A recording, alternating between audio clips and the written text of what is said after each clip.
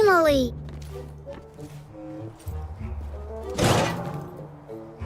You're such a pest outsider, making me stand watch here. This Demon King's great talents are meant for leading hunts, not keeping tabs on that gloomy man. That's because you have a special gift for acting by stealth, Your Majesty. Look at us, all big and clumsy. We'd be spotted by Henrik in no time. Smart of you to have recognized my greatness. Wait, that's just a roundabout way of calling me short. No, not at all. You're the tallest and mightiest. The towering Ice Lake gates were practically built for you. Shh, he's coming out.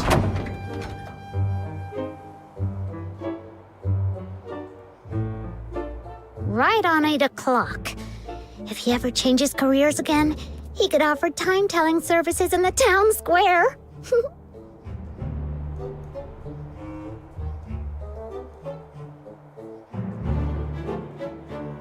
Stick to the original plan. Snow and I will tail Henrik. An outsider, you sneak into Henrik's office through the chimney. We'll meet up at your doorstep afterwards. Got it.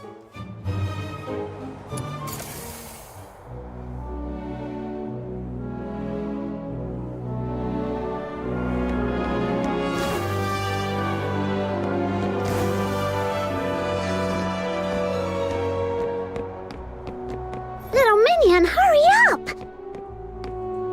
Shh! Keep it down or he will notice us.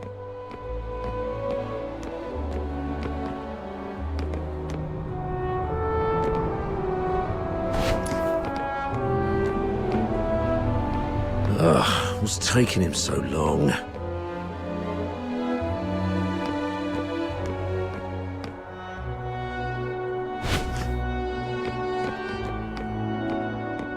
He stopped. We need to find a place to hide.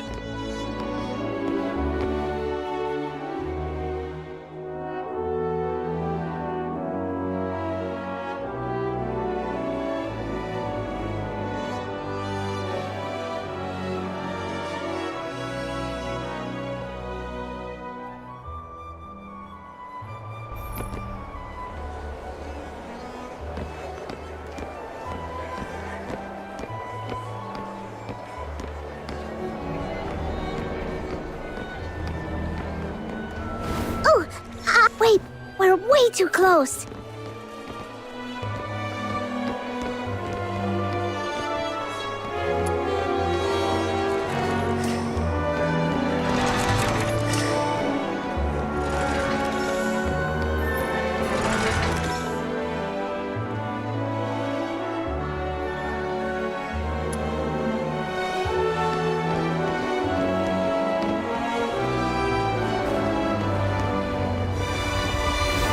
Wait, we're way too close. Wait, we're way too close. Wait, we're way too close.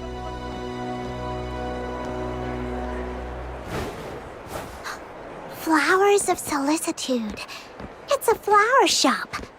Wait, is he going on a date? Let's grab a seat across the street and wait for him to come out.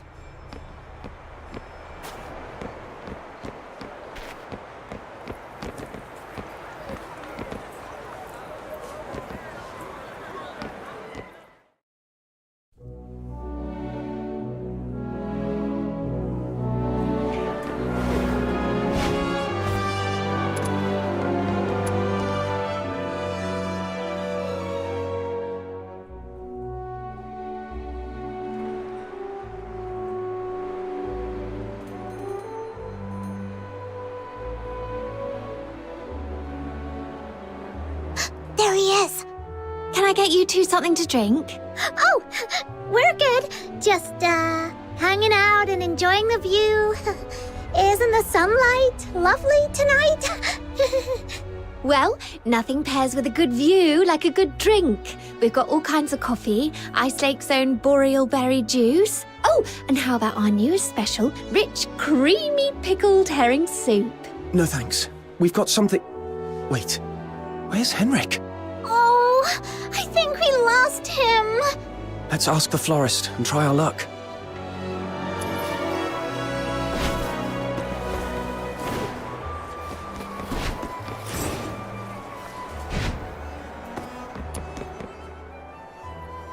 Hello.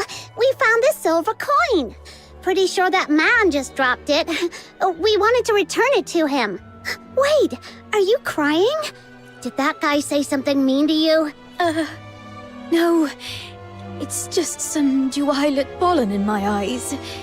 Thank you for asking. If you mean the gentleman in white, I believe he's by the pond, northeast of here. Got it. Thank you. Wait, you...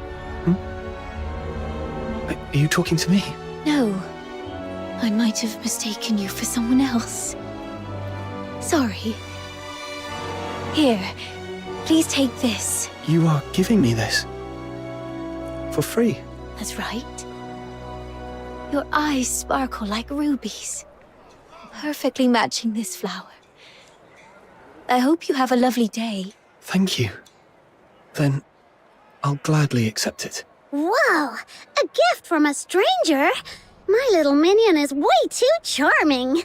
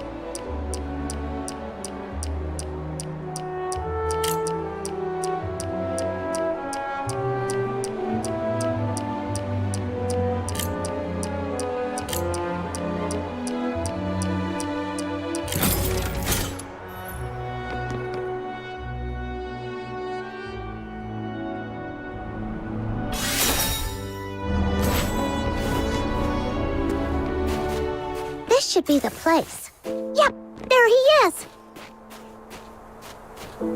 Tools without spirit simply won't cut it.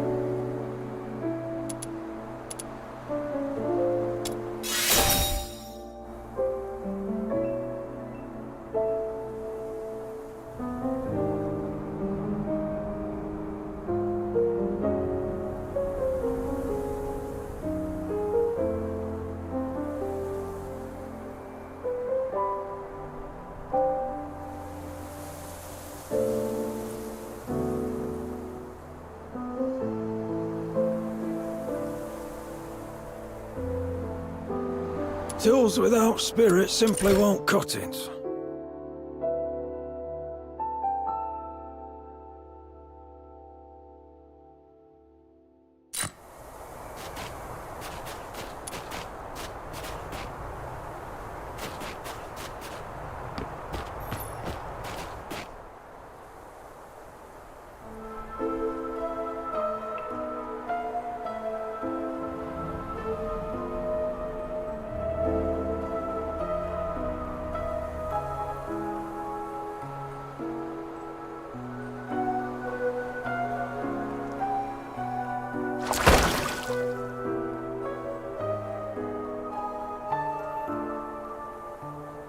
Did you see that? Henrik just threw something in there. This has gotta be his horrible secret. You stay here. I'll go fish it out.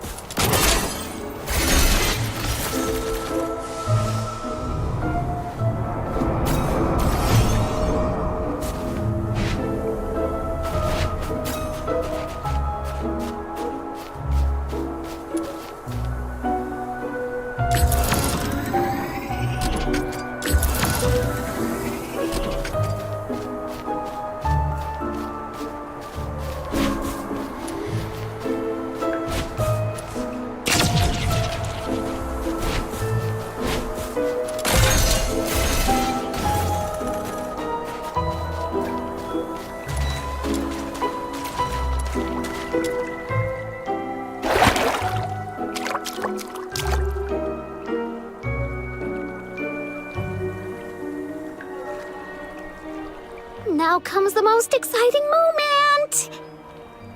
Through great trials and hardships, the Demon King and her minion finally retrieved a precious treasure from the deep waters. With hopeful hearts and anxious breaths, they opened the box, only to find... Huh? It's empty!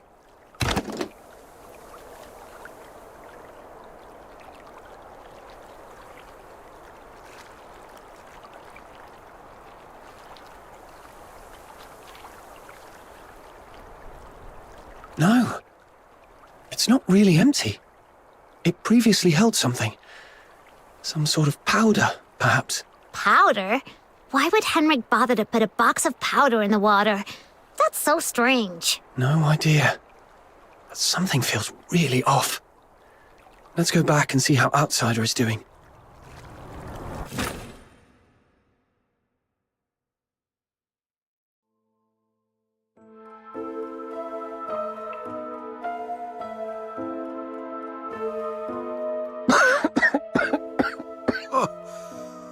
I got all covered in soot. Fina's going to make a fuss about it when I get home. Anyway, finally made it in.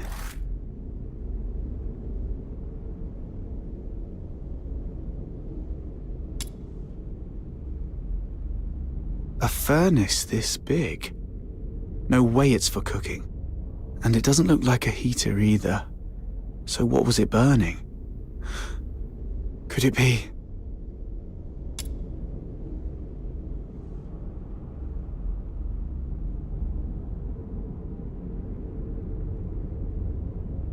The Slumber Project. What's this? September 3rd. Carolina Brown.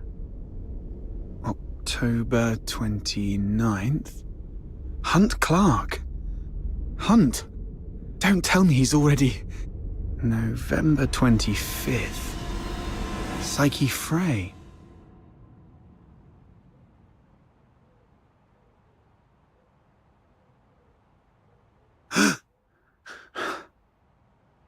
Mr. Henrik, you're back. Here's a cup of hot water for you to warm up a bit. Drat. Henrik's back.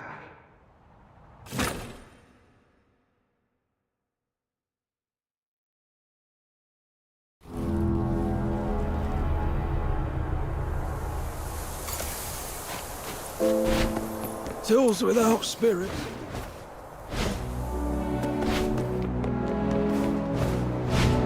Where could he? I hope it will bring...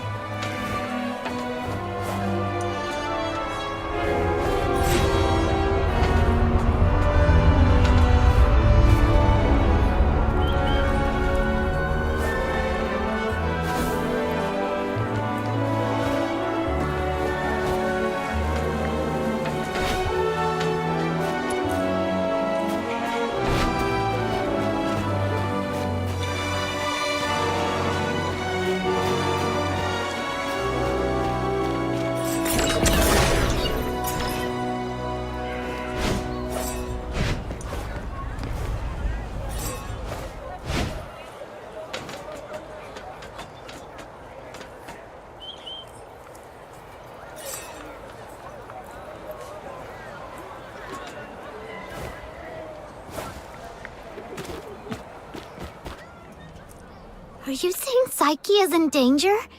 Hunt appeared on that list after he went missing. I fear things didn't end well for him. And I'm worried your friend Psyche might be next. Henrik came back at a bad time. If I had just a few more minutes. It's my fault. I wasted too much time with that chimney. Damn it. I knew he was up to no good. What do we do now? Psyche is a good girl. We have to find a way to save her. I'm going to the Hypnos house right now. Don't rush into it. We still have 5 days. So let's go back and get prepared first. No. It's always better to act sooner rather than later to save someone. I can't just... Just stand there, helplessly watching her leave. Right? How did you know? Just a guess. You seem pretty shaken up, tossing all caution and reservation to the wind all of a sudden. She means a lot to you, doesn't she? Imagine being thrown into a foreign land all alone, feeling unwanted and helpless. Then someone reaches out and encourages you to hang in there for good things to happen. If this person were in danger, you'd do anything to help too. Maybe you're right. The bitterness of failure after trying beats the endless regret of, why wasn't I braver back then? But remember, being brave doesn't mean acting recklessly. Being brave is saying, I'm aware of all the possible endings of this path, and I accept them all. And I tread this path with no regrets, and nothing will change my mind. Thank you. I've calmed down. I'll make some preparations. But tomorrow, I still need to go see Psyche. Don't worry, I've eased things with Henrik. I'll just pretend I don't know anything. Okay. We'll also need a plan after we rescue those lodgers. You're not familiar with Ice Lake, so I'll handle that.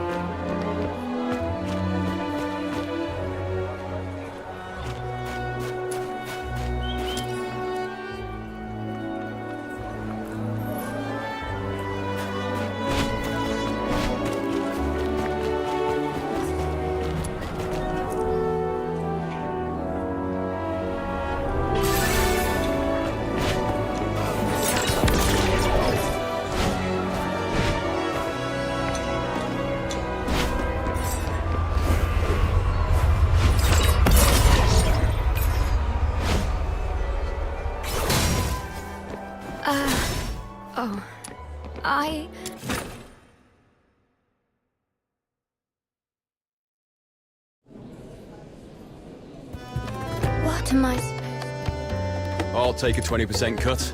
You keep 80%, as usual.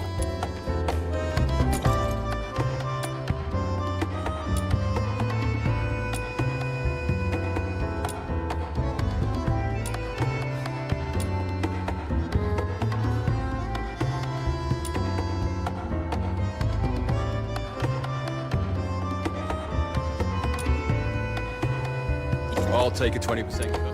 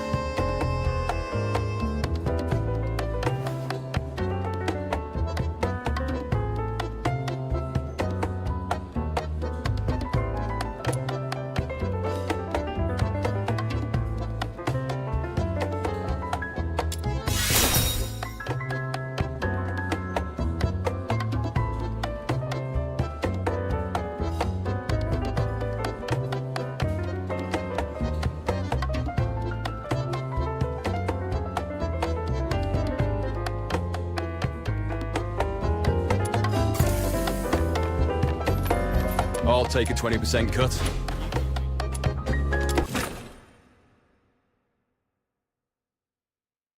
Treasure the intel, never miss the thrill.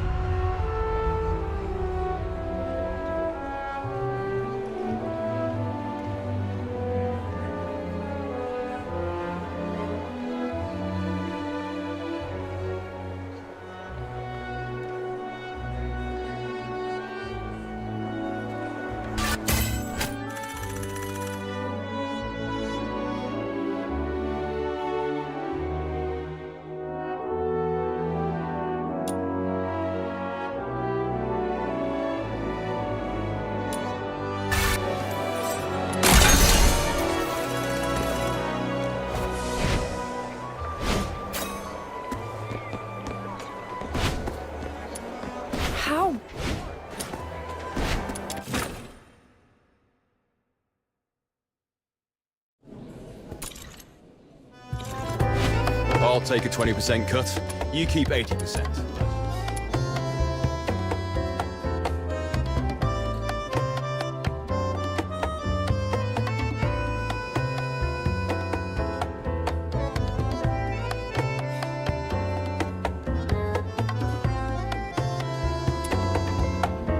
I'll take a 20% cut.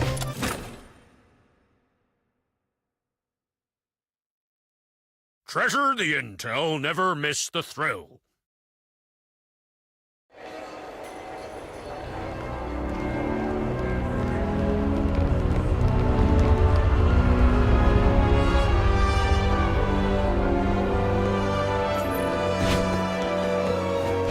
How?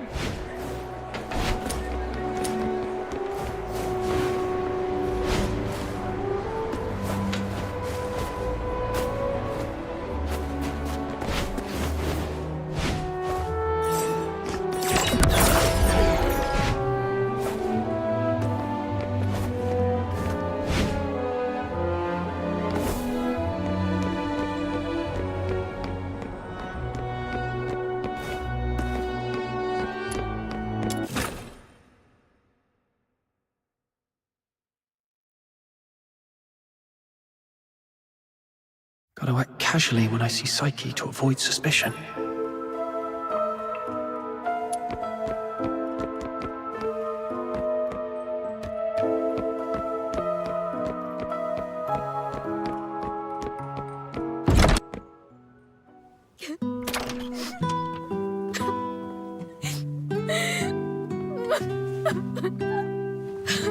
Psyche?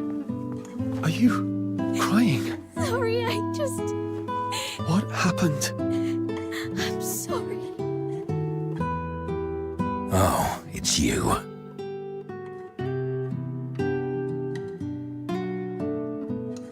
What's going on? What happened to Psyche? She's sick and needs treatment. And she needs some time to rest. It's nothing serious, but please leave her alone for the next few days. Psyche, would you like to go out for a walk with me? Let's go outside for some fresh air. Don't be afraid. I want to go to the Lamenting Lake. Sure, I'll go with you. Mr. Henrik, may I go out for a walk? Don't worry, it won't take long. I promise to come back shortly. Go ahead. But remember what I've told you. Otherwise, you know what will happen. I understand. If anything happens to Psyche, you won't have a second chance to leave Ice Lake. Keep that in mind.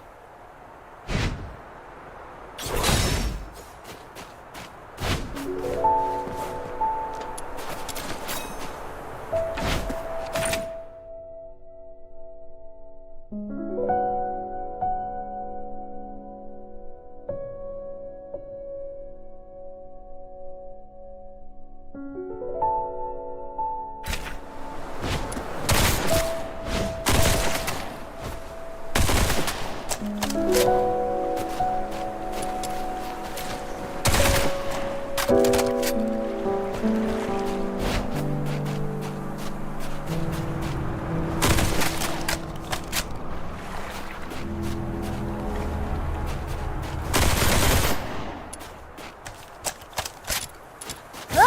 not you again.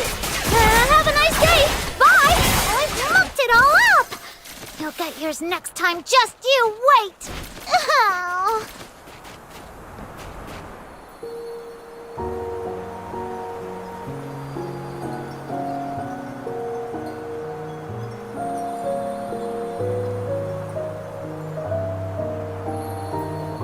The sun should be setting by now.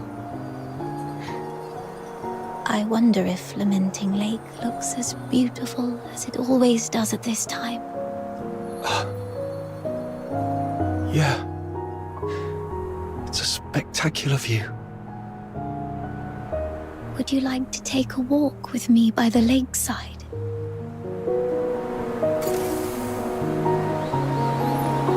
Be careful. The snow's a bit thick here. Could you go first, then? I'll follow in your footsteps. That way, I won't slip.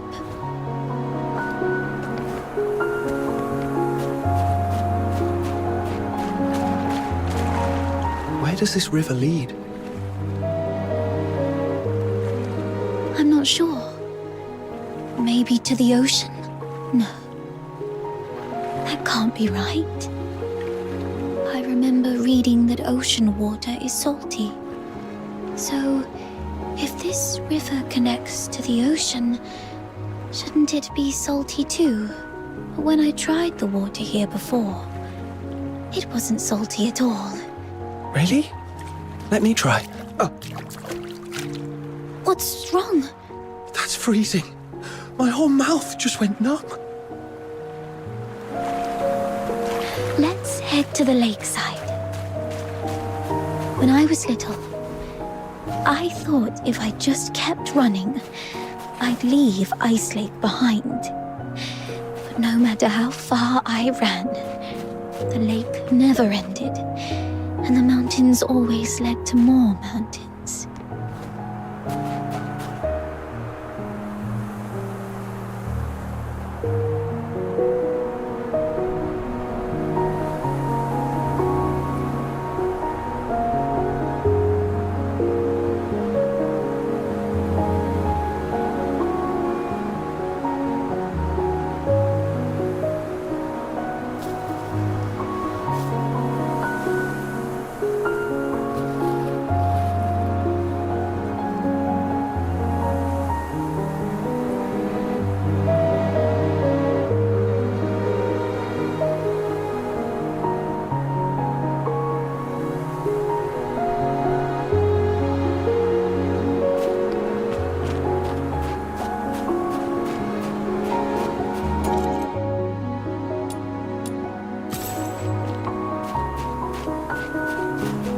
This flower looks familiar. Really? Let me feel it. Ah, it's a star frost. Though the petals are smaller and the scent fainter, it's the same kind as the pot of flowers in my room. Would you like to pick it as a keepsake? No, just knowing it's here is enough for me.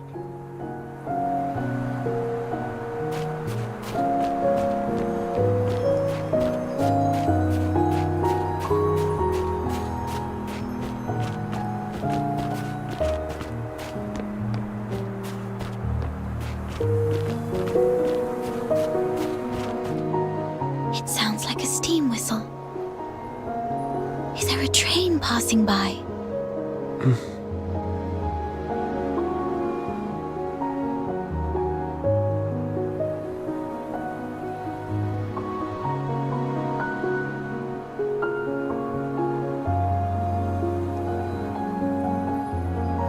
That's nice. Do the passengers have lights on? Are the windows looking pretty and warm, like tiny flames in a fireplace? Psyche, when did your eyesight start to fade? When was it? I don't really know. I thought it'd be the same as before. Just blurry for a while, and then it would go away. But now it just... Let's not talk about that.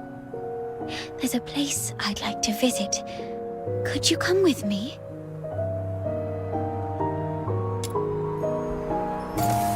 It's by the Lamenting Lake, near an old tree stump. My dad once took me there when I was little. It's been so long.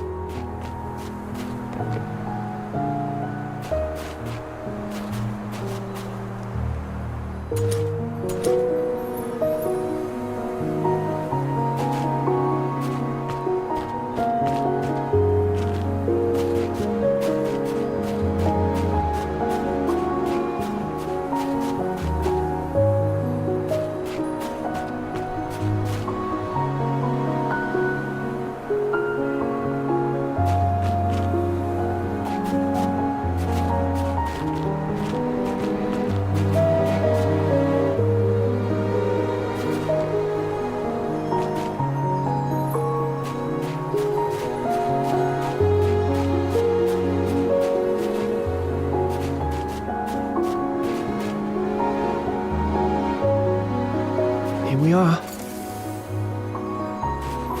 There should be a small box buried near the roots. Could you help me find it?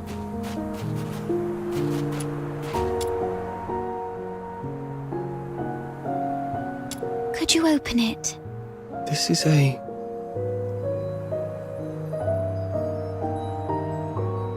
It's called a camera. An amazing treasure. Dad gave it to me when I was 4.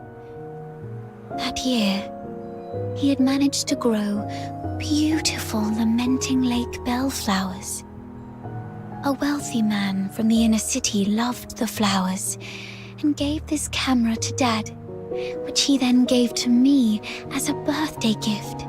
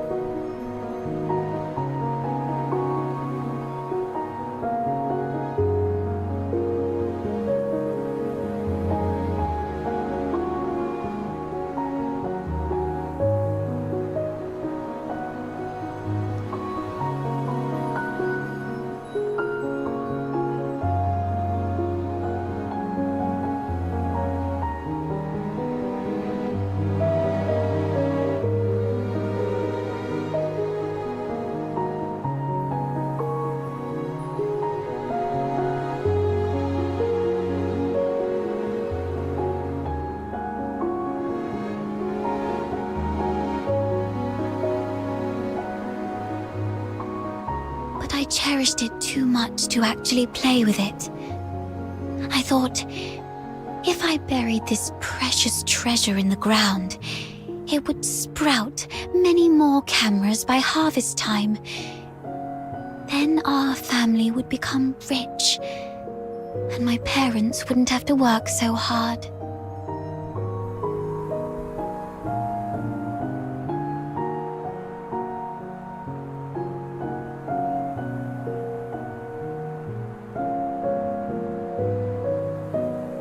So I came here alone and sewed it.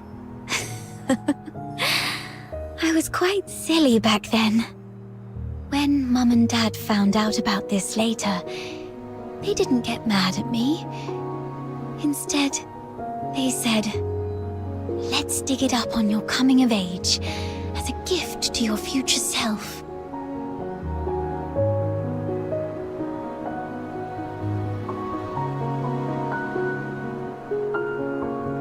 Thank you for keeping me company these past days, but I don't have anything valuable to give you.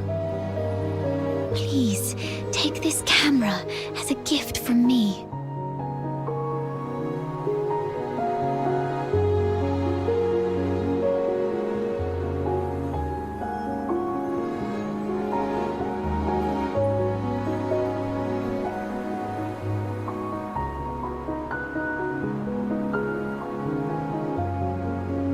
I no longer need it because of my eyes, but your journey is still long. Please see the world for me with your eyes. Since we're already here, how about a little stroll around the lake?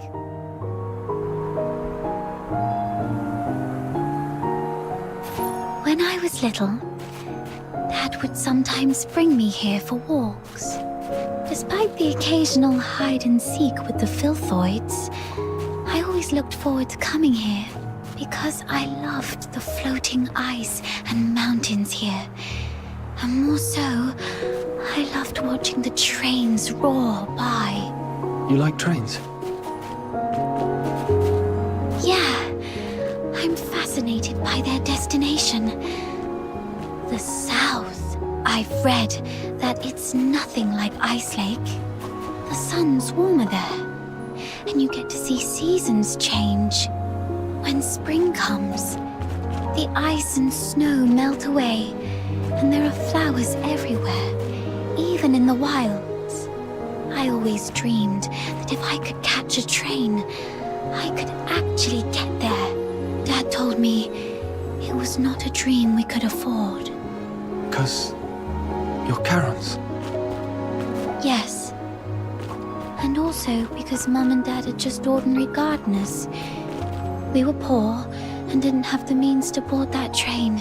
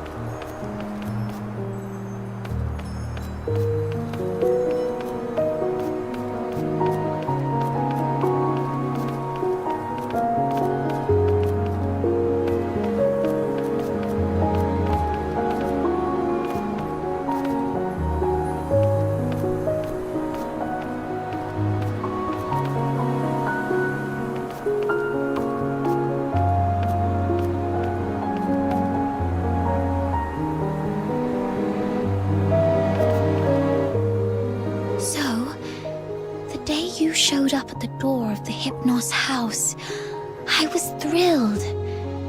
I'd never met anyone outside Ice Lake. I've always secretly wondered what your homeland is like. Have you seen the ocean with your own eyes? Is it as large as 100 lakes put together? If only I could also see it for myself. Look at me. Almost 18 and still daydreaming like a child. Listen, Psyche, it can be more than just a dream. Besides Berry, you were the first one to be so kind to me. I've always wanted to do something for you. There's no one else here, so tell me, have you been under threat?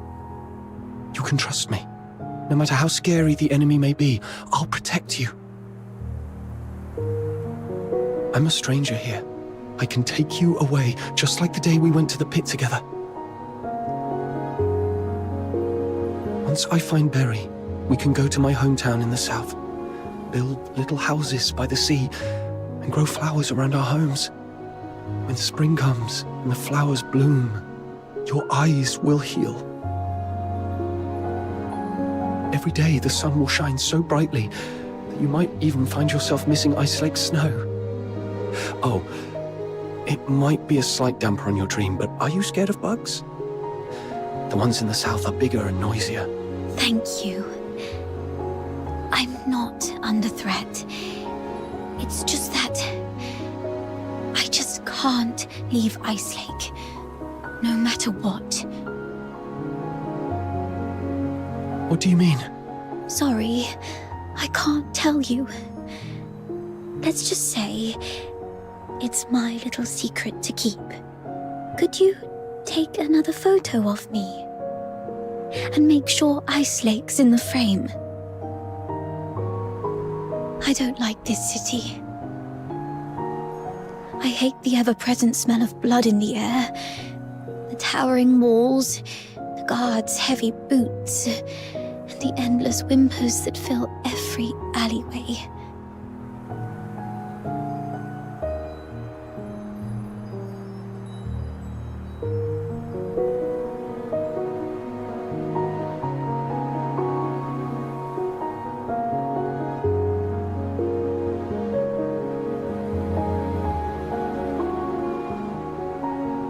But it's still where I grew up. My one and only home.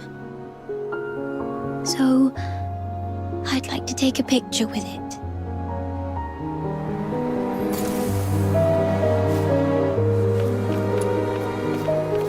Okay.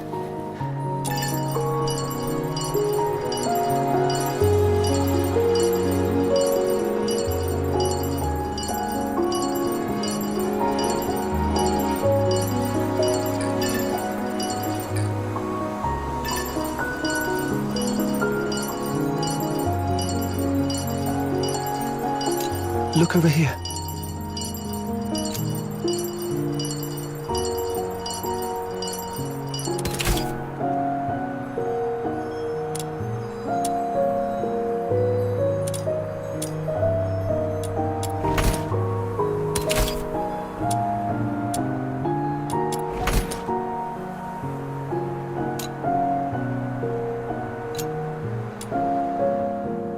Say cheese.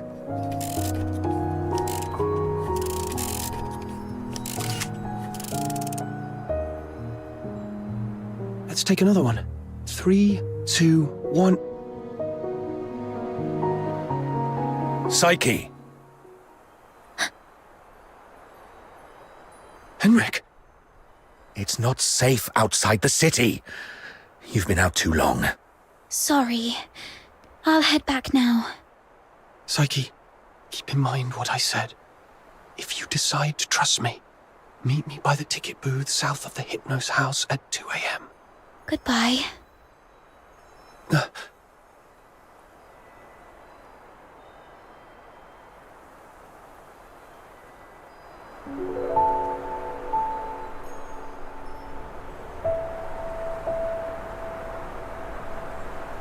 Can't leave Ice Lake. What does she mean by that? Not a clue. Just have to go back and see what happens. That guy over there looks familiar. Have I met him before?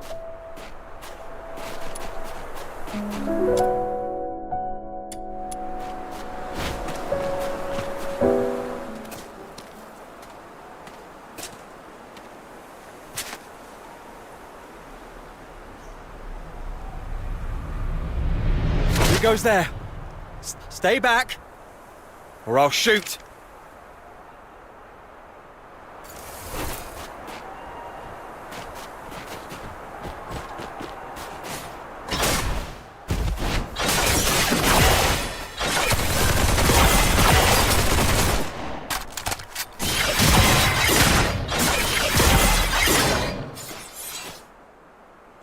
All right, I surrender.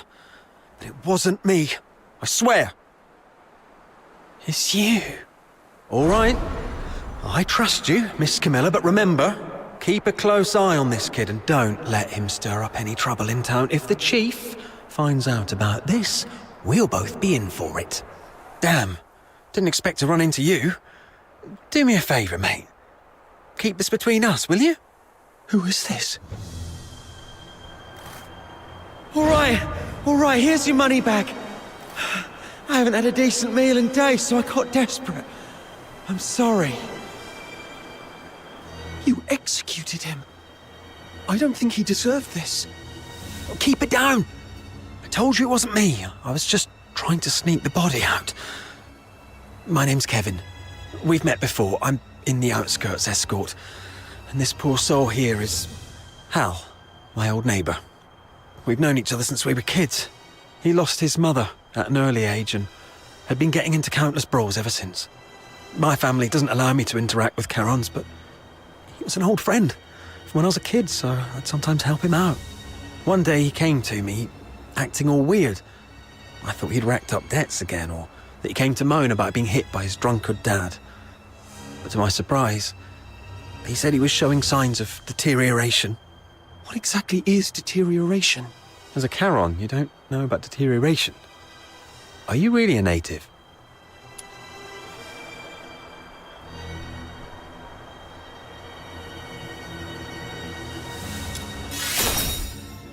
Oh, right. Camilla did mention something about that. Makes sense then. So, deterioration is a peculiar disease that only Charons might suffer from. Once you've got it, there's no cure. You folks usually awaken some kind of power around your teens, but not everyone's that lucky. There are always a few poor wretches who somehow get it wrong and turn into filthoids, but way stronger than the regular filthoids out there. A whole escort might not even be able to take one down. If a deteriorator appears in the city, the entire neighborhood is doomed. Now you get why most Solars hate Charons, right? They say it's the evil magic running through their veins that brings all this disaster. And the deteriorators, they're seen as the worst of the worst among all Charons. Honestly, I'm not entirely sold on this, but how come such a rare thing had to happen to Hal?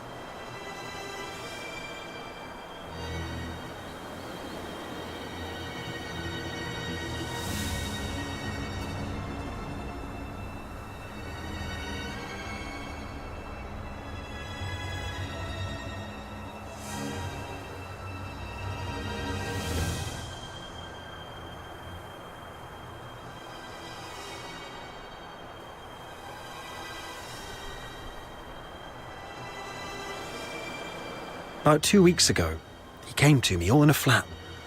But what could I do? Harbouring a deteriorator is as serious a crime as sheltering a member of the Forsakens. One slip and you're done for. All I could do was give him some food and tell him to sort himself out. Later, I heard he got nabbed for stealing, and when they found out he was a deteriorator, they took him straight to the security bureau. Like I said, there's no cure for deteriorators, so what else could happen? They get handed over to the escort, and then, well, you know, he pretty much had it coming, but still, we were friends for a few years. I couldn't bear the thought of him lying in a cold morgue, so I sneaked him out. I was going to bury him by Lamenting Lake, right next to his mother. Hold on, I'm curious. What symptoms would appear between the onset of deterioration and its full development? I wouldn't know. But I have heard that some would turn extremely violent, and some poor souls would gradually lose their senses, like going blind or deaf or something perhaps. This is all just hearsay, though. If you're curious about it, best ask a doctor. But it seems to me you've awakened already successfully. Why do you care? I got a little dizzy and didn't see the step. Thank you. I suddenly couldn't see clearly back there and ended up startling that monster. I'm so sorry. Psyche, when did your eyesight start to fade?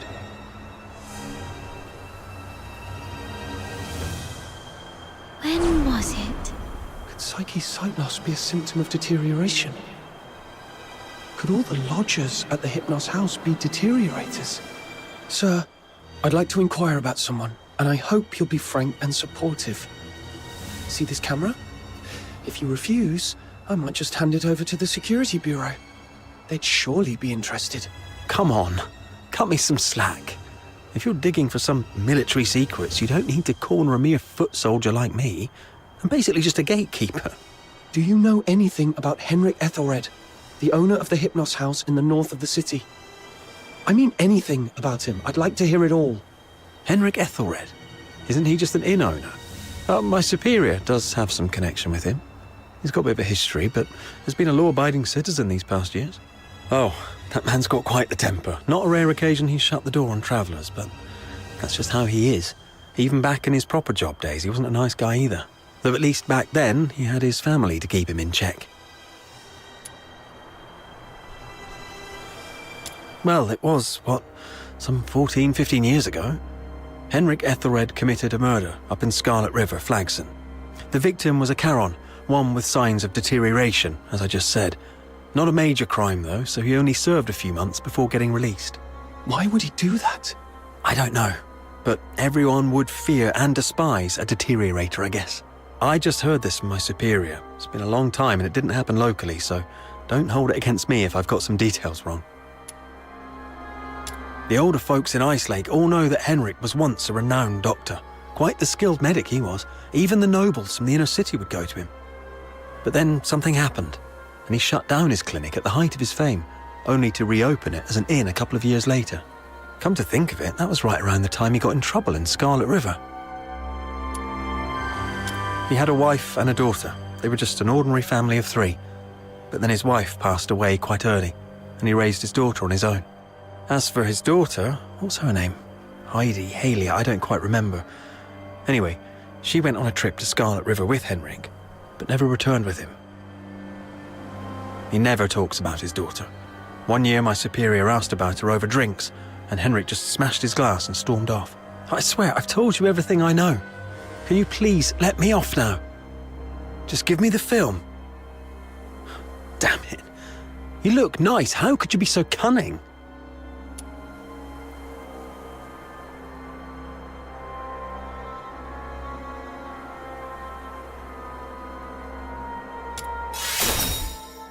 Well, take care, sir. Hey, you just gonna leave like that? Where are you going? Oi! You promised not to tell anyone, didn't you? You have to stick to your word.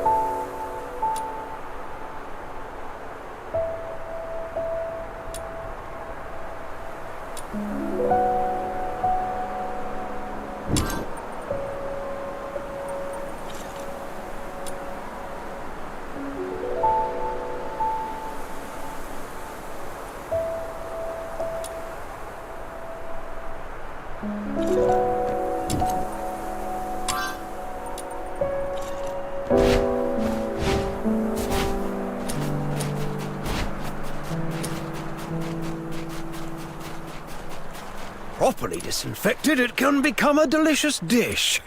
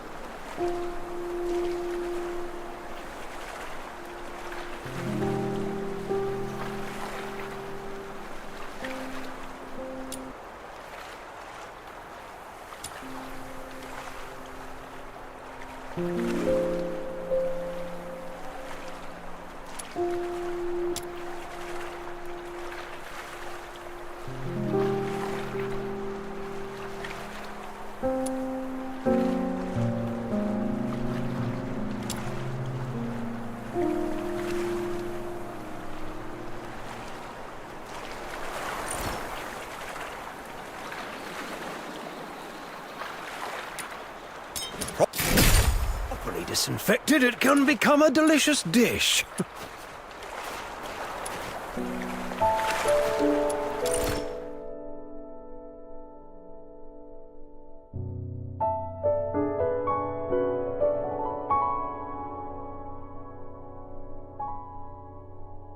Properly disinfected, it can become a delicious dish.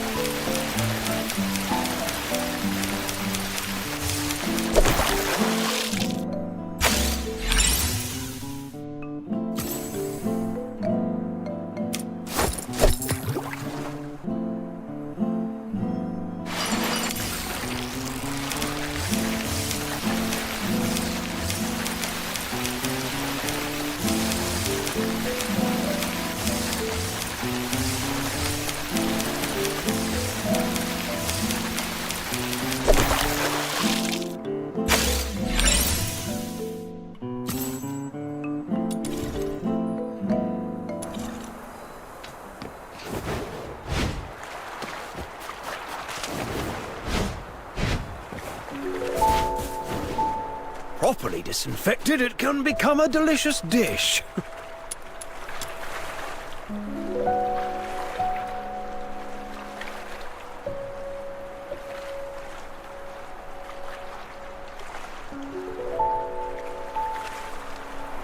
Properly disinfected, it can become a delicious gift.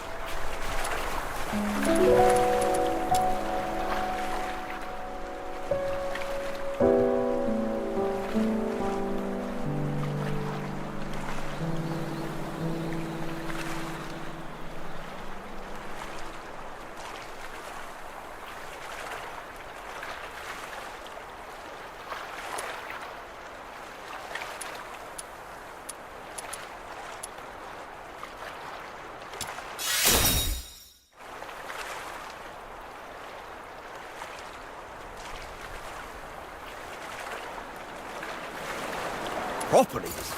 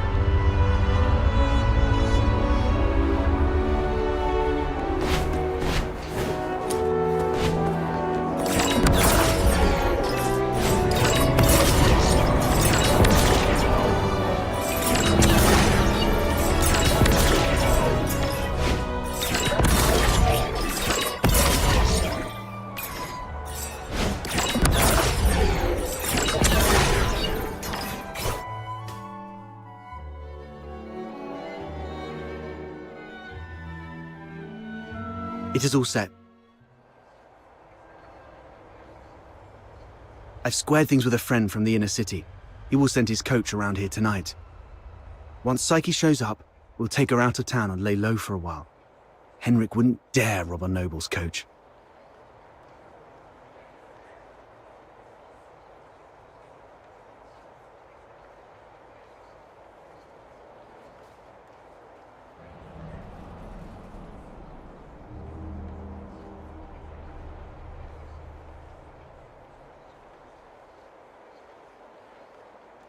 After that, we'll have to play it by ear. You really have a wide network, don't you? Ha! Gotta make the most of all the crap I've been through these years. But are you sure she'll come? I'm not sure. Anyway, if she doesn't show up, we'll go with plan B. We break into the Hypnos house and confront Henrik. Ha! Sounds like the story of a hero from some pulp novel, but don't get your hopes up. Even if we manage to save Psyche today, she won't last much longer. Remember the thing we saw in the pit? That's her inevitable fate. One thing at a time. Right. Speaking of which, aren't the deteriorators usually handled by the escort? What on earth has Henrik gone through to end up doing things like this? I might have figured out why. Henrik used to be a doctor, but he shut down his practice for some reason. He had a daughter, but she went missing in Scarlet River, and Henrik murdered a deteriorator in Scarlet River. Right. More importantly, these 3 events happened in the same year, so they must be connected. And the lodgers at the Hypnos house are likely all deteriorators. I see what you're getting at. Henrik's daughter was likely killed in Scarlet River, possibly by a deteriorator, sparking Henrik's deep-seated hatred towards them, which hasn't faded even after so many years. So, he somehow managed to control some of the deteriorators and administer his own brand of justice. That's your conclusion, right? Yes. But regardless of what he's gone through, or what the deteriorators will eventually become, we must... Did you hear that? Screams from the direction of the Hypnos house. Let's go!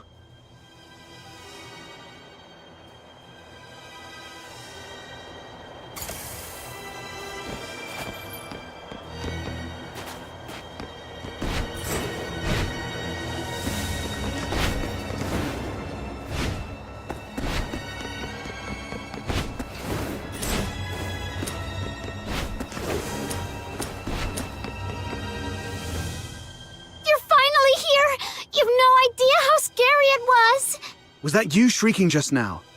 What happened? I was just keeping watch here as you asked me to, and just like you expected, Psyche came out. I ran to her, ready to take her to you, but she suddenly lunged at me looking all scary. Lucky I was quick on my feet, but was that really Psyche? She was nothing like her usual self, more like a wild beast. Oh no, the deterioration started.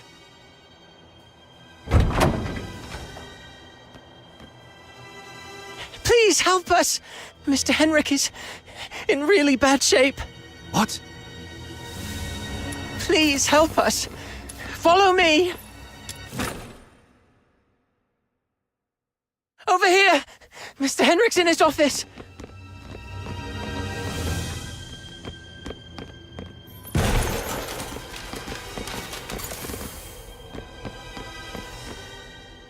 Henrik?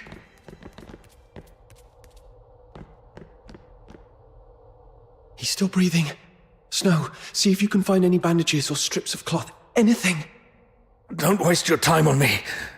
I deserve this. Please. You... Don't bother, he's a goner. Let him finish his last words. You have to stop Psyche. Stop her. The Hypnos house shelters deteriorators. Those abandoned by fate. Their destined end was supposed to be a cold bullet. Right. In Hyperborea, any Charon showing signs of deterioration will be taken away immediately to prevent them from turning into filthoids. Wait. Are you saying Their families didn't have the heart to see, so they hoped that I could help end their misery in a decent, gentle way.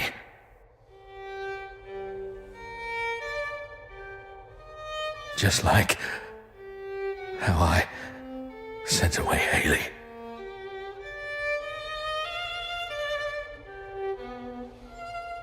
Are you saying the deteriorator who was killed in Scarlet River was your daughter Haley?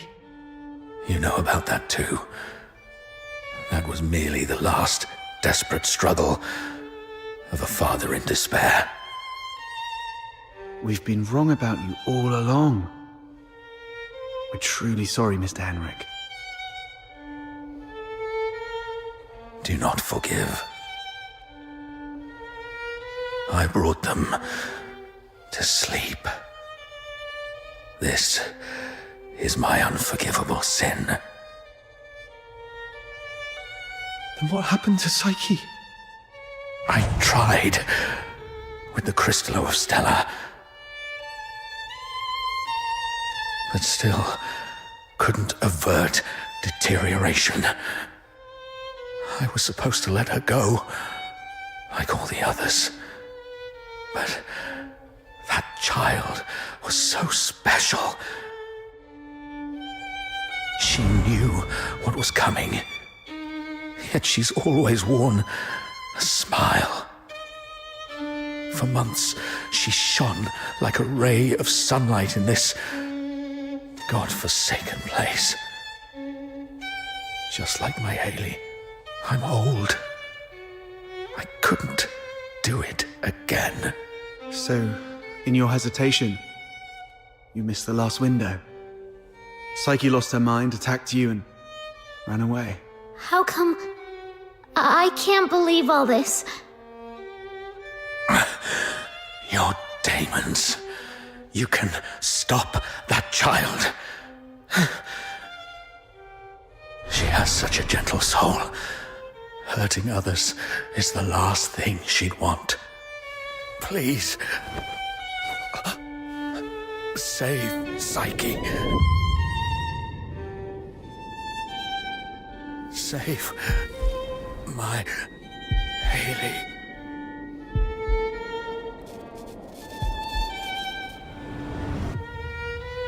Mr. Henrik! Let's go. We must hurry.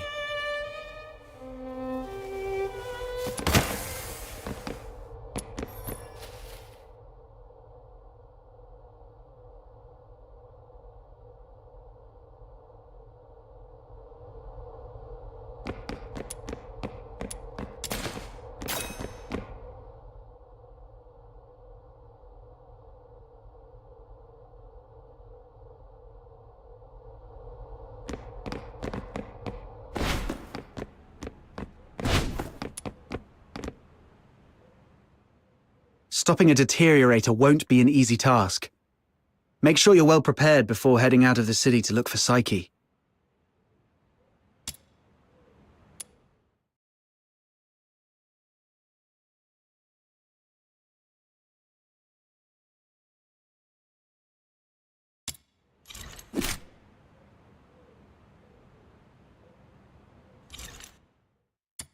Are you off to find Psyche? Please take this with you. Psyche often gave us flowers. Even though some of us can barely smell or see them clearly anymore, she kept doing it, saying flowers bring good luck. But by the time I wanted to return her kindness, it was already too late. Please bring this flower to her. It's her favorite. And let her know that everyone at the Hypnos house is waiting for her. I will. I'm going to do everything I can to save her. Or at the very least, stop her from doing something she'd regret.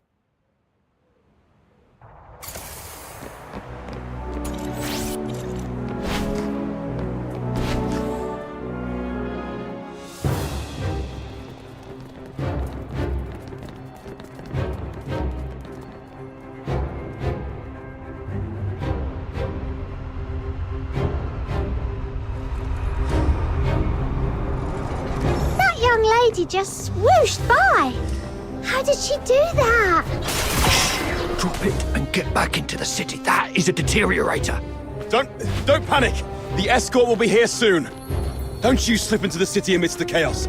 Show your travel permit first. Please, let us in. We accidentally lost our travel permit. All you can. Butterflies? How come there are butterflies in such coldness?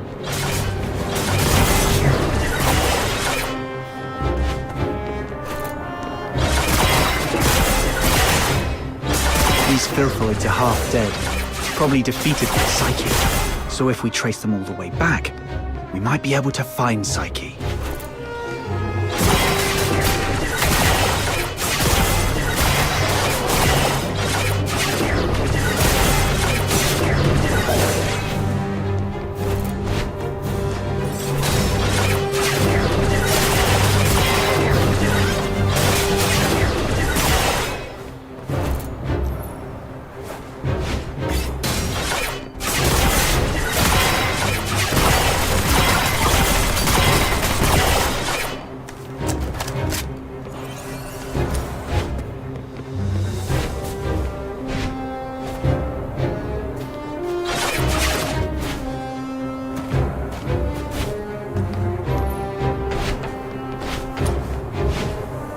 It's okay. We already know where Psyche is gone. All we have to do is follow her trail. Right. As long as we can find Psyche, there's gotta be a way to save her. Thank you.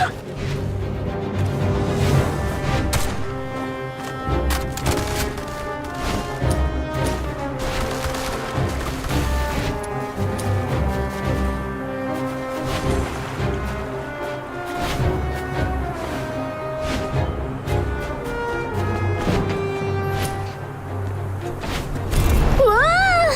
The wind's gonna blow me away! Stay behind us, Snow. Make our move when it calms a little. And if the wind gets strong, we can stay behind the rocks to take a little break. Don't rush in.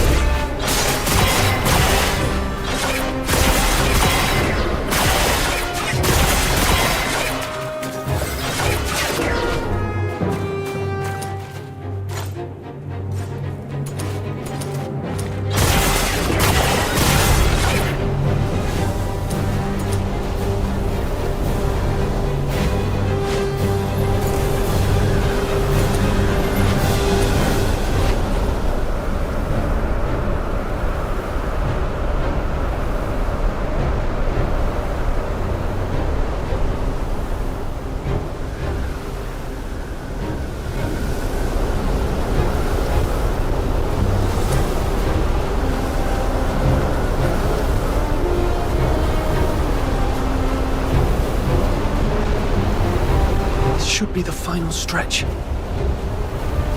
Psyche, wait for me. I'm bringing you home.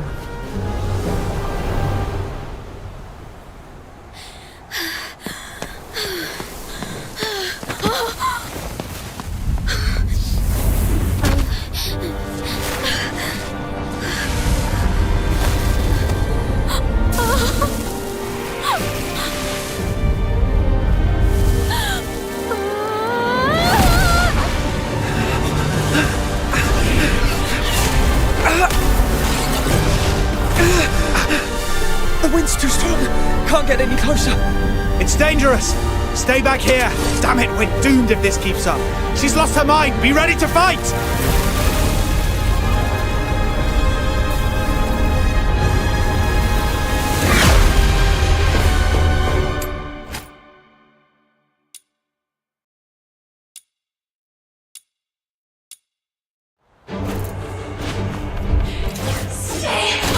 Psyche, can you hear me?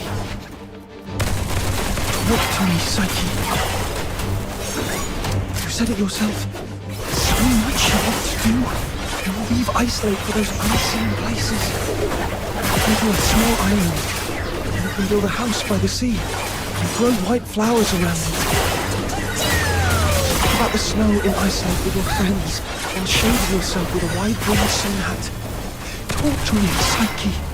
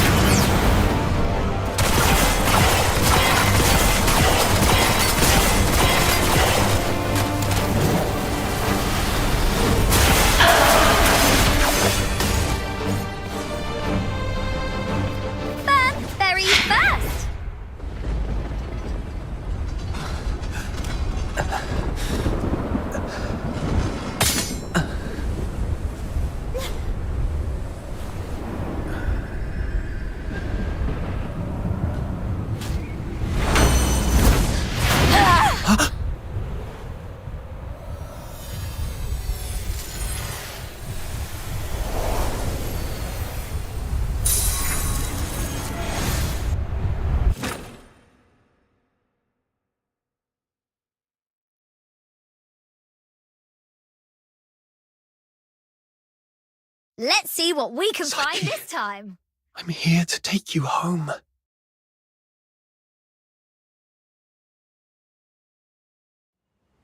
Is this my home?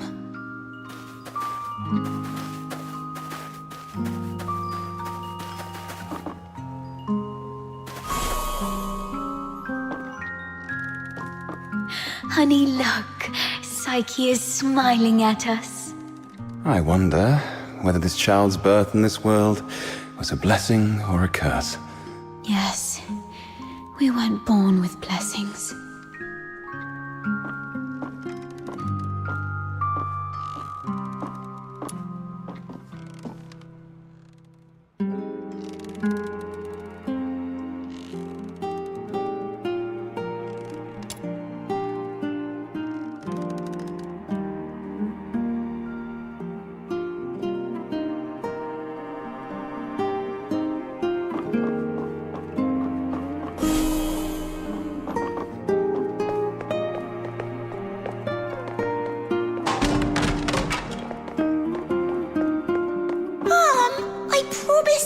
I'd bring her home today to play with blocks.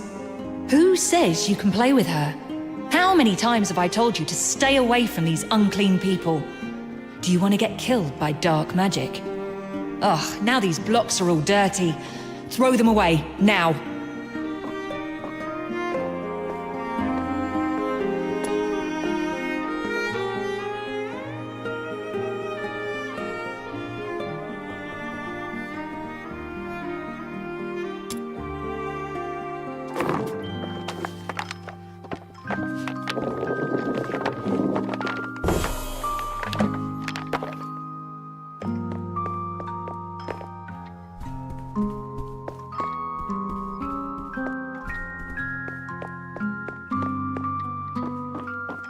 Day, feeling wronged and confused, I bathed all night until my skin bled.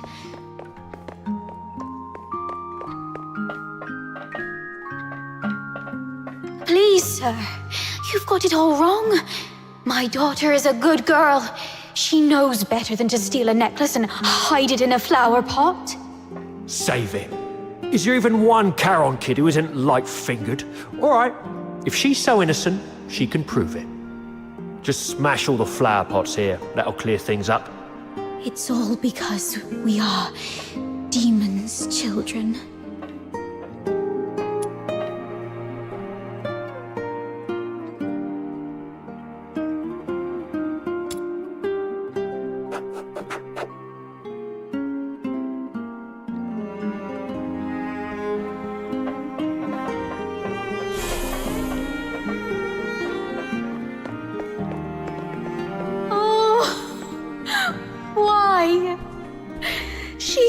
Such a kind child.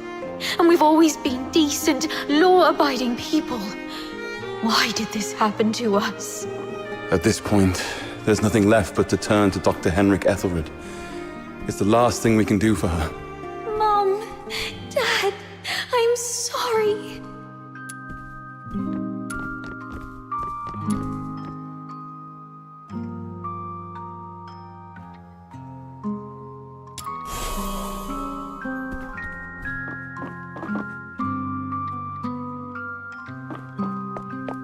It's all meaningless.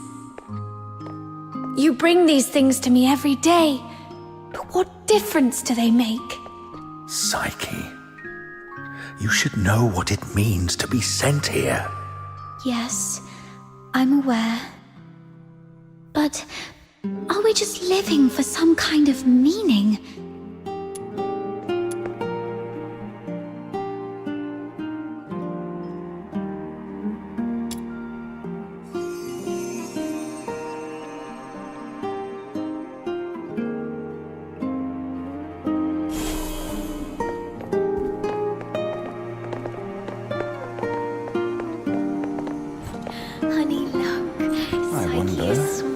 Child's birth in this world. Mom, I promised Psyche I'd bring her home today to play with blocks.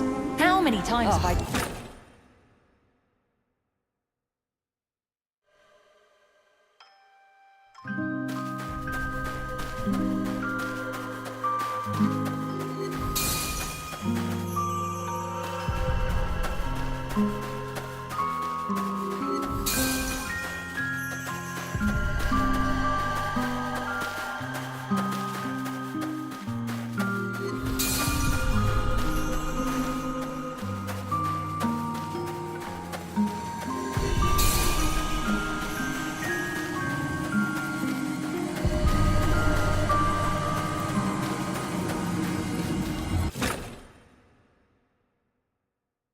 You've witnessed your entire life, a cursed beginning and a meaningless end.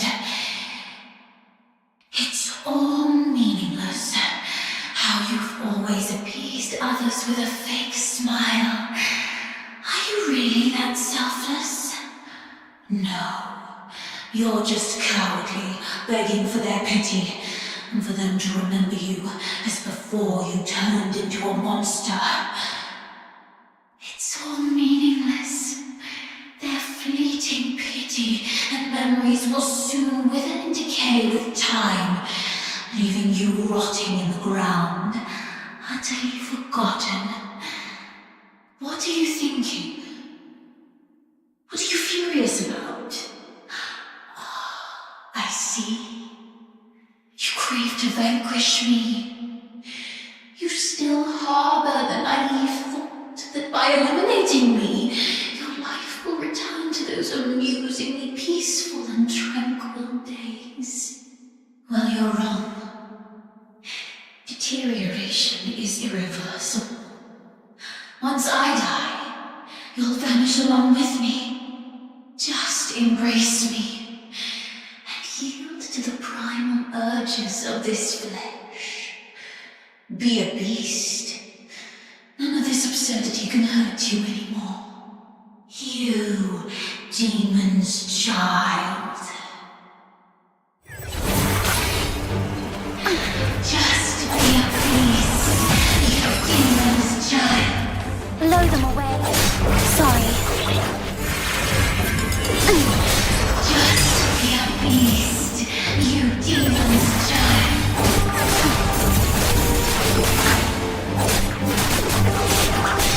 Just be a beast, you demon's child. After fighting alongside you, I have no regrets.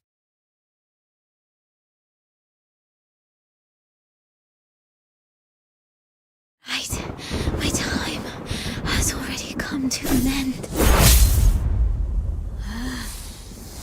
It's you. Stand up! Don't yield to this cold, unfeeling world!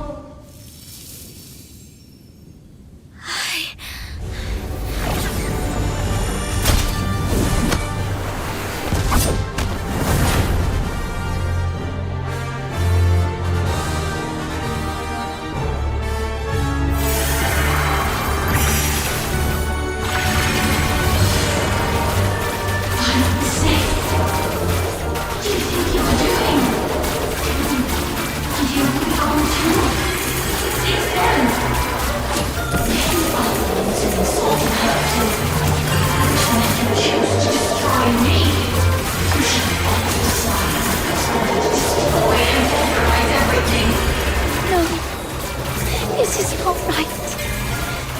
As I remember. Psyche, pinky promise. We'll be best friends for life. I'll remember that you lived in this world. We'll wait for your return.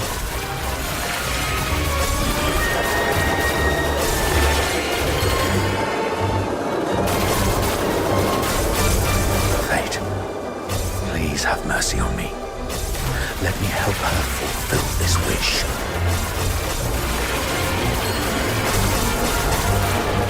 Take this flower with you. It will bring you good luck.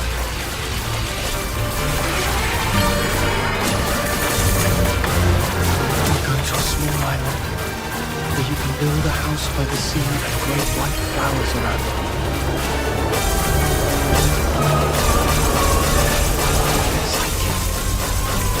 I'm here to take you home.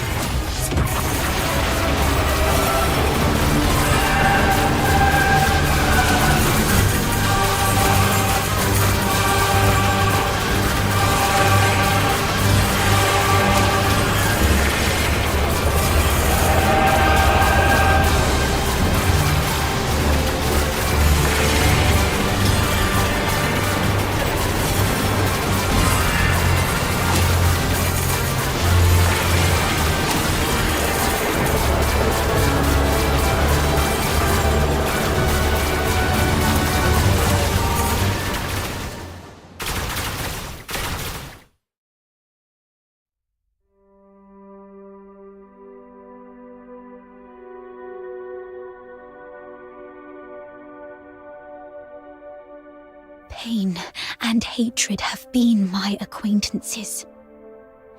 They've wearied and aggrieved me.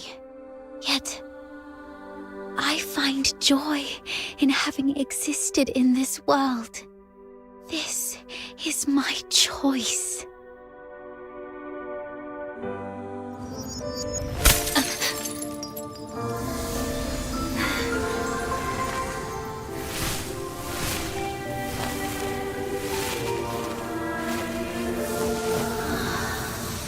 Psyche, do you remember what your deepest wish has always been?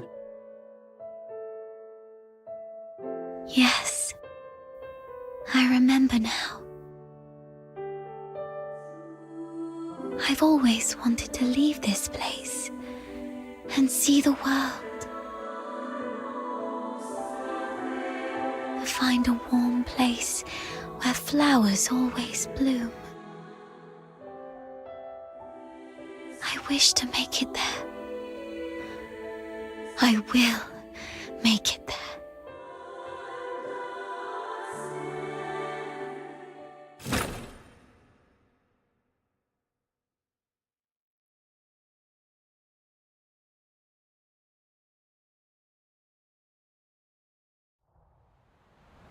Psyche, I'm here to take you home.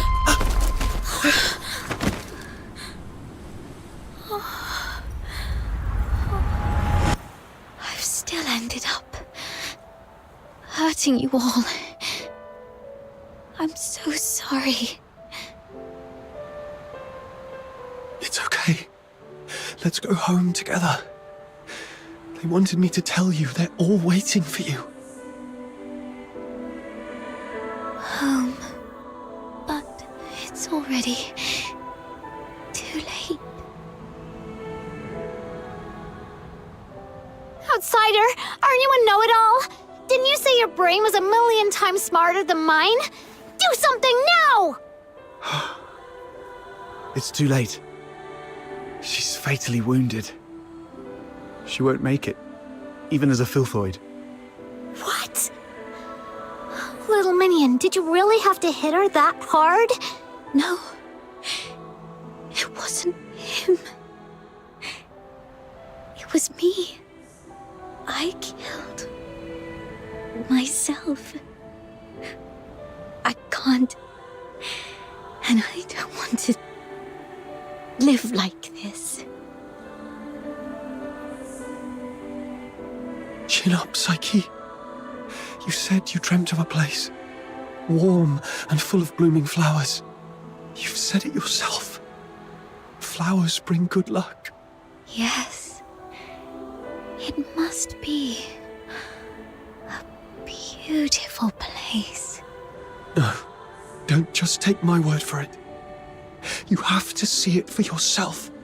Do you know why I love flowers? 'Cause they're seeds, carried by the gentle wind, travel to distant lands, over city walls and mountains. Nothing can stop them. I have one last wish. I'm all ears.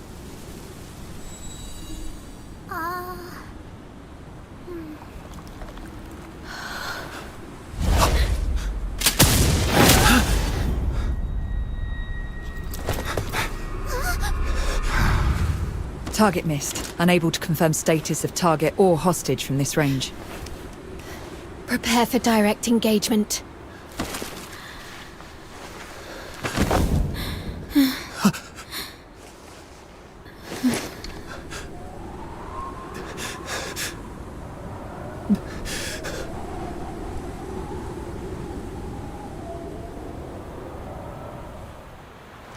Mom, the deteriorator. It's already...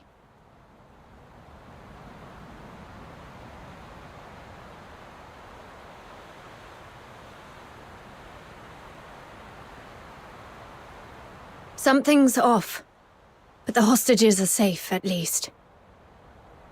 Rhythm Fisher, warrant officer of the Cocytus Escort, 6th Legion. The filthoid is highly dangerous. Although it's ceased attacking, it may only be in temporary dormancy. Return to the city immediately. The escort will take it from here. No need, ma'am. We took care of it before you got here. No point wasting more bullets. Took care of it? I see. That would explain why the target was more stable than a typical filthoid. Although... was it just the two of you? You look like fox hunters from your outfits, am I right? Precisely. That's not it. Ma'am, during my earlier scouting, though from a distance, I saw these Charons using magic. They might be accomplices of the Deteriorator. These low-life beings, all wicked sorcerers, they should all be... I'm not saying... I was just referring to them, Mum. I'm not saying that all Charons are... Anyway, I didn't mean anything by it. Punishing the guilty shouldn't affect the innocent. We appreciate your support of the Legion. Please, come with us to the Security Bureau. We shall offer you handsome rewards. Dispose of the Deteriorator ASAP to avert public alarm. Don't touch her. She was trying to keep away from the crowds. That's why she ran towards the outskirts so desperately. Even in her last moments, she was still trying to do something for others. What do you mean by dispose of? How could you even... What did you say? Are you all right? Should I arrange a military medic for you? Not at all, ma'am. My friend is just a bit shaken up. We'll be fine after a few warm drinks at the Asphodel. We'll talk about the reward another time. Got another commission to attend to.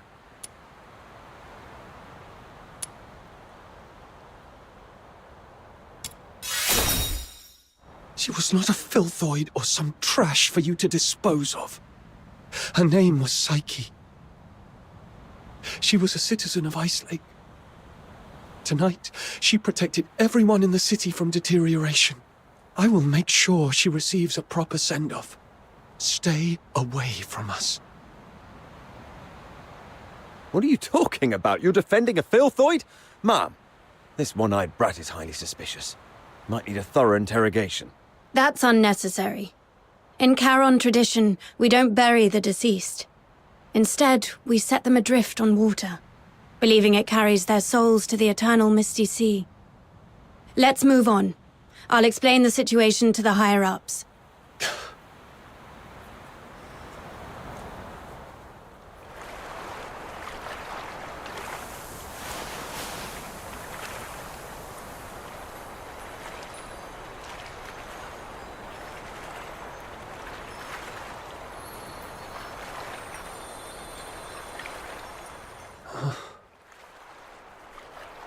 I thought you wouldn't act so recklessly anymore.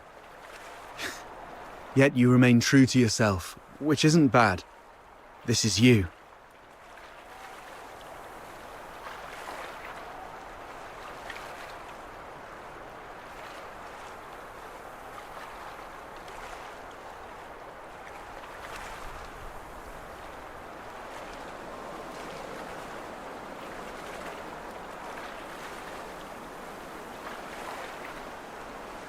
We've just said goodbye to a brave young lady. I can't let you risk yourself as well. Thanks for covering for me back there. There's nothing to thank me for. After all these years, I've changed from a hedgehog to a rat, living only to see another day. Don't end up like me. A hedgehog retains its dignity. So, it's better to leave the groveling to the rat. Oh, there is one more thing. I'd never heard of any deteriorator regaining their self-consciousness, but Psyche briefly did it. With her last bit of sobriety, she shattered that filthy beast with her own hands, telling everyone that she would not surrender. Did you make that happen? The magic you were using, it was resonance, wasn't it? How did you... Relax. I'm not going to press you about your past. But remember what I'm going to say. This power of yours will spell disaster for you in the Empire. I remember the last person who had this kind of power plunged the whole Empire into bloodshed and chaos, and their end was utterly miserable. they ended up swinging from the gallows in the Square of Dysmania. So, just use your power with utmost caution. All right. It's okay to let it out, man. The wind here is so strong, I can't hear a thing. Even if I hear some noise, it's just the sparrows chirping. I've seen this kind of thing countless times. But I tell myself, you've only got one night for tears.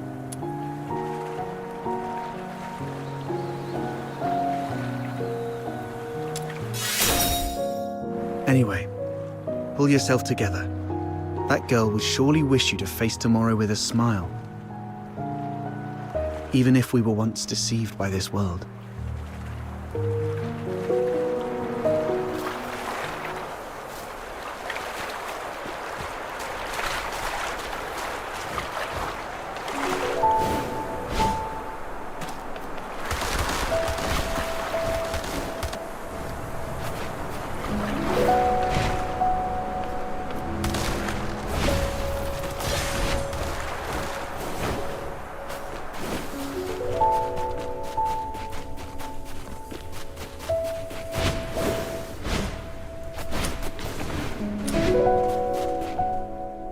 May your soul find peace in the depths of the misty sea.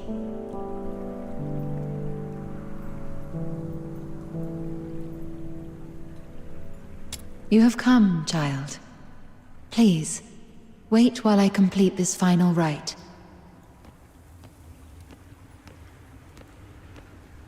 May you be reborn within the bosom of Mother Embla.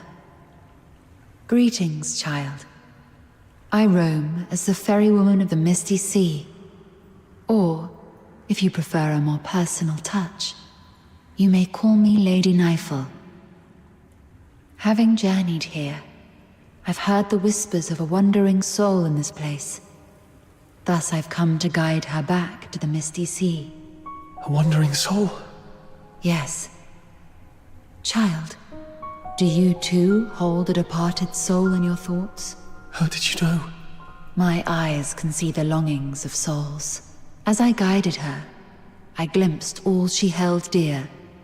And among these visions, I saw you. She was a friend of mine. I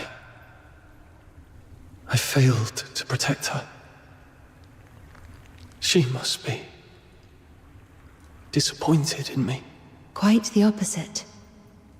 Many souls I've witnessed depart with intense grievances and bitterness, their cries thick as the fog along the riverbanks. But her voice was very gentle. It bore no sorrow, anger, nor resentment. Only expressions of gratitude and blessings. Perhaps those were meant for you. But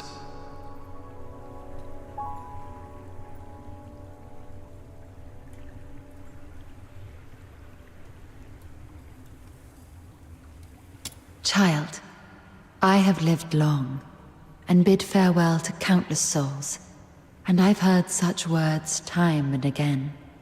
Just as plants succumb to wildfires and bugs perish in storms, impermanence is a part of life. Sooner or later, death touches us all.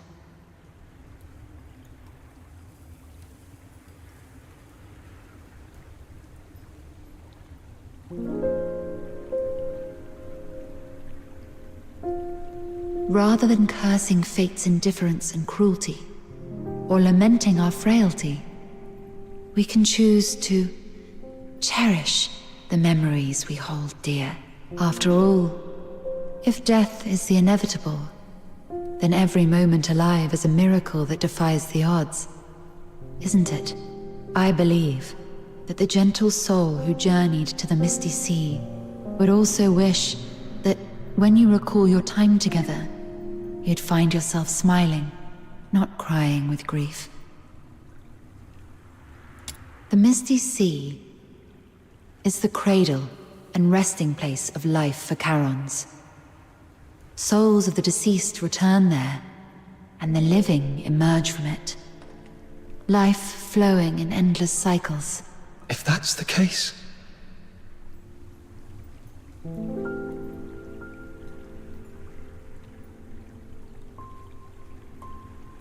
Were it someone else asking, my answer would be this. The cycle of life and death is a universal law, not to be defied by human might. However, child, I sense you are bound by an unusual destiny. One day, when you have garnered enough strength to confront this world's unveiled truths, and even challenge its very laws, perhaps then might you step into the river of life, to its terminus, the misty sea, where the departed souls await beyond the veil of time.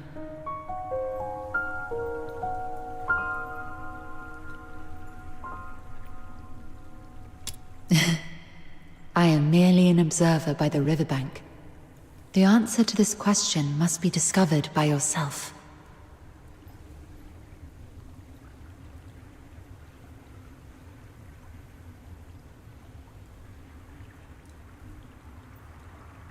If your heart truly yearns for it, then proceed on your path.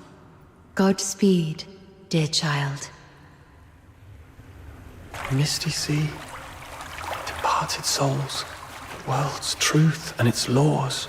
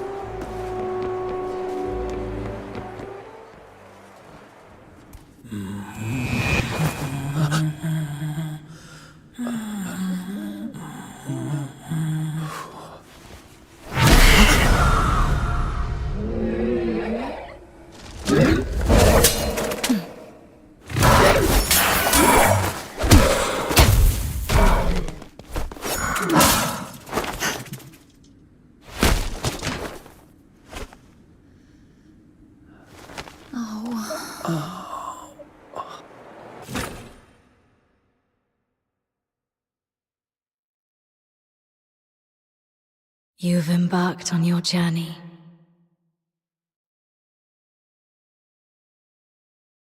Perhaps you've explored new places and have met new friends. You seem sad. Yes. I had a sad dream. Well, I'm not sure if it was a dream. I feel like I've lost something important. Trying hard to hold on to something, yet it slips away like sand through our fingers.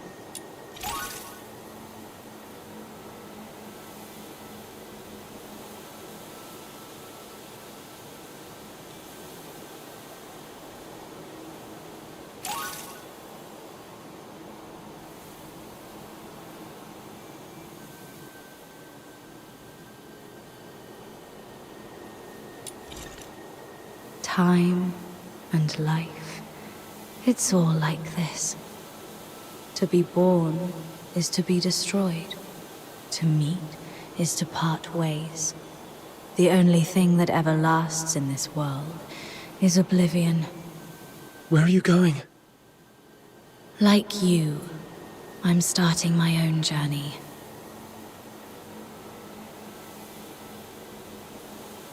Wait! Who are you? My name is... Our paths may cross again one day.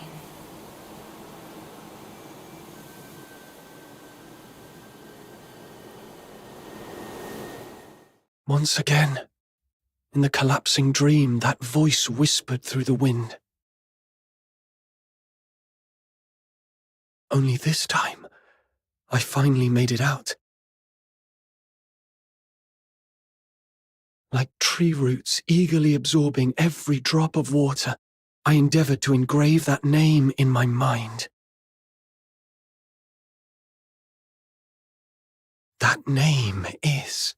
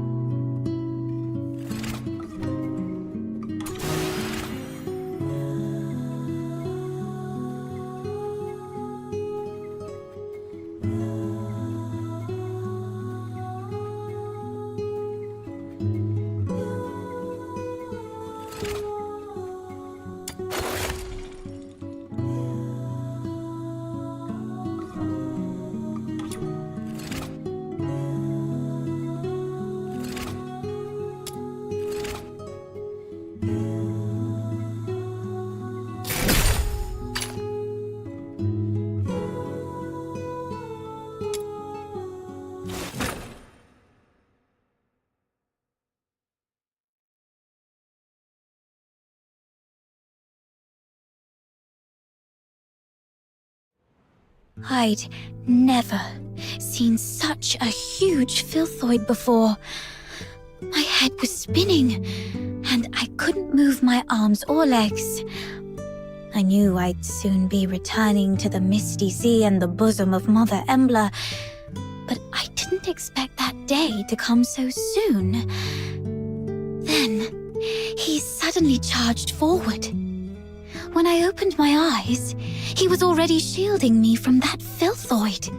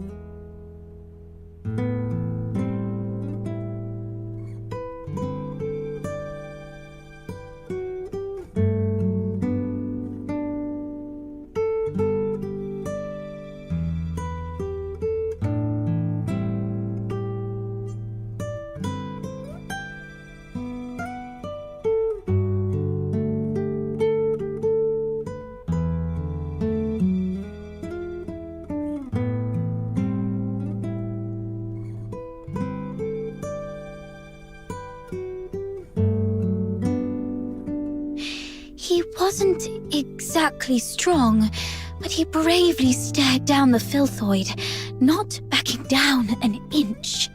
And then that giant filthoid leapt up, slammed down, and you both fell. Then you fought side by side and took it down. Then a man named Outsider popped up. And then... Oh, Elisa. No spoilers, please.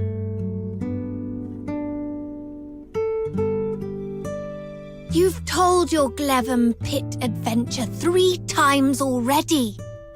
I wish I had a coin for every time you told that story. Well, I haven't told Fred yet, so, right, that's what happened in the pit. Oh, you must really like your new friend Psyche. Because you're especially talkative today. Not that you're ever really quiet. Am I? I've indeed never heard this story before. Let Psyche finish. All right. Now, where was I? Oh, Elisa already finished the second half for me. Oh, I just thought of something I haven't told you guys.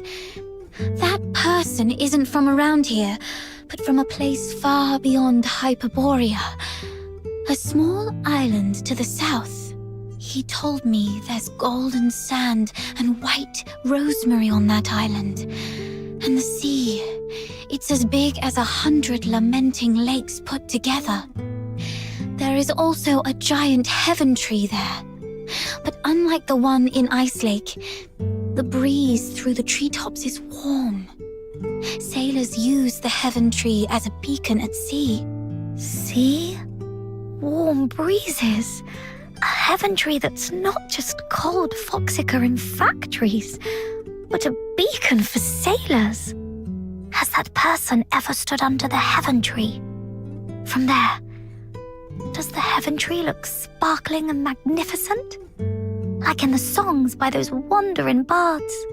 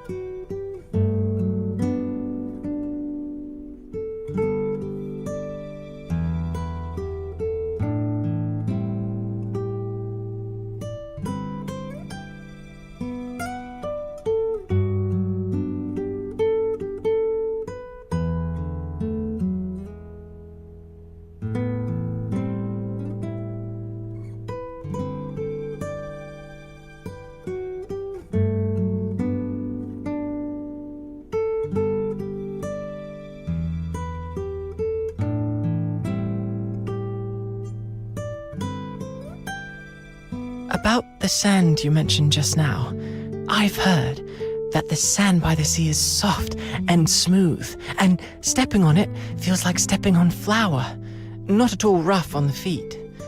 And the sand is also very clean because of the waves, so it doesn't dirty your feet, right? He didn't mention any of this. I'll ask for you all next time.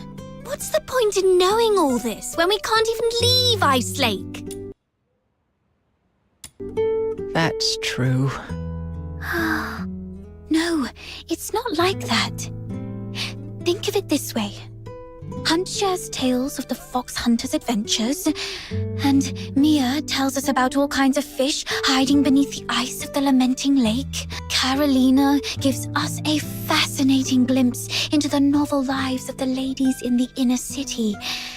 Elisa offers unique takes on old fairy tales, and Fred shares clever cleaning tricks. Even if we don't get to experience all this firsthand, it's still wonderful to hear them from those who did. Oh, it's really cool to learn so much when our lives are about to end. So we can take all this knowledge straight to the grave. Don't you find that ironically cruel? You do have a point, but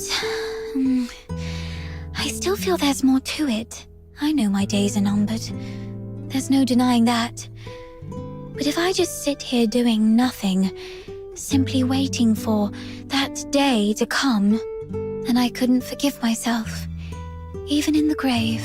So I tend flowers, read, go on adventures, and share stories with everyone. I always feel that I should busy myself with something, anything.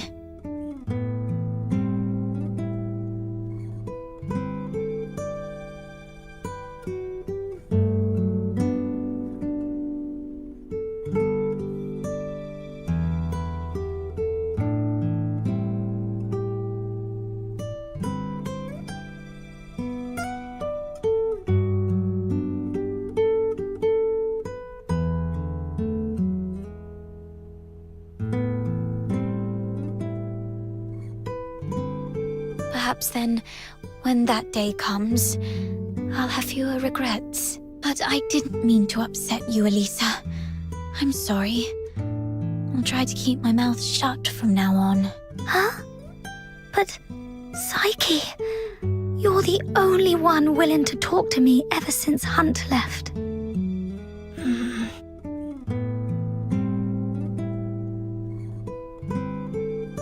Don't worry about it. I was just speaking off the cuff. I'd actually miss your chatter if it was gone. Okay. I'm glad you're not upset, Elisa. Next time you see that person, could you ask about the golden sand for me? And about the heaven tree? Sure. I'll keep all this in mind. I'll ask for you next time I see him.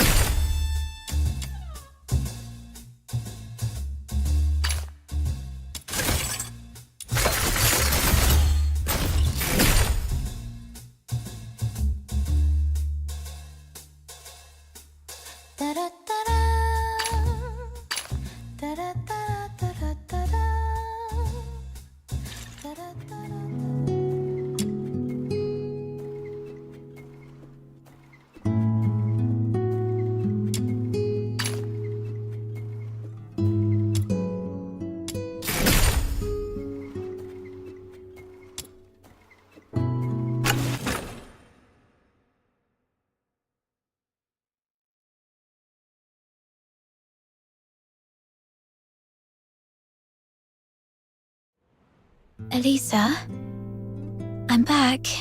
I brought you some bread. I bet you've skipped the meals again. I'm not going anywhere until you finish it. Why waste food? We're all going to leave the world soon anyway. Don't say that. Do you see that plant over there?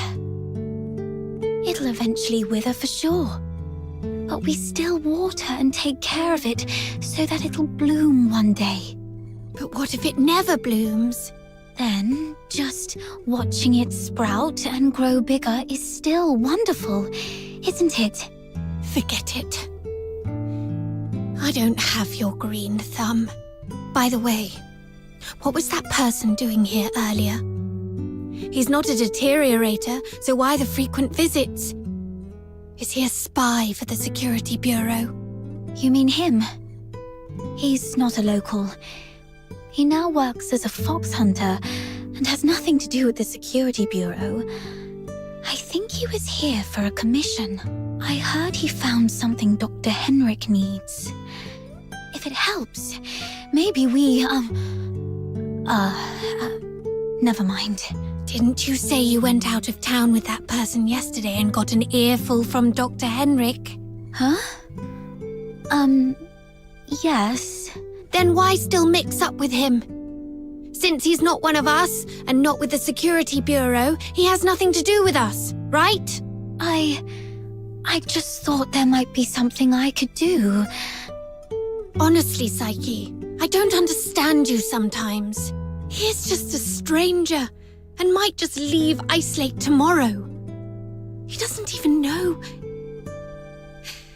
what will happen to you. You know it.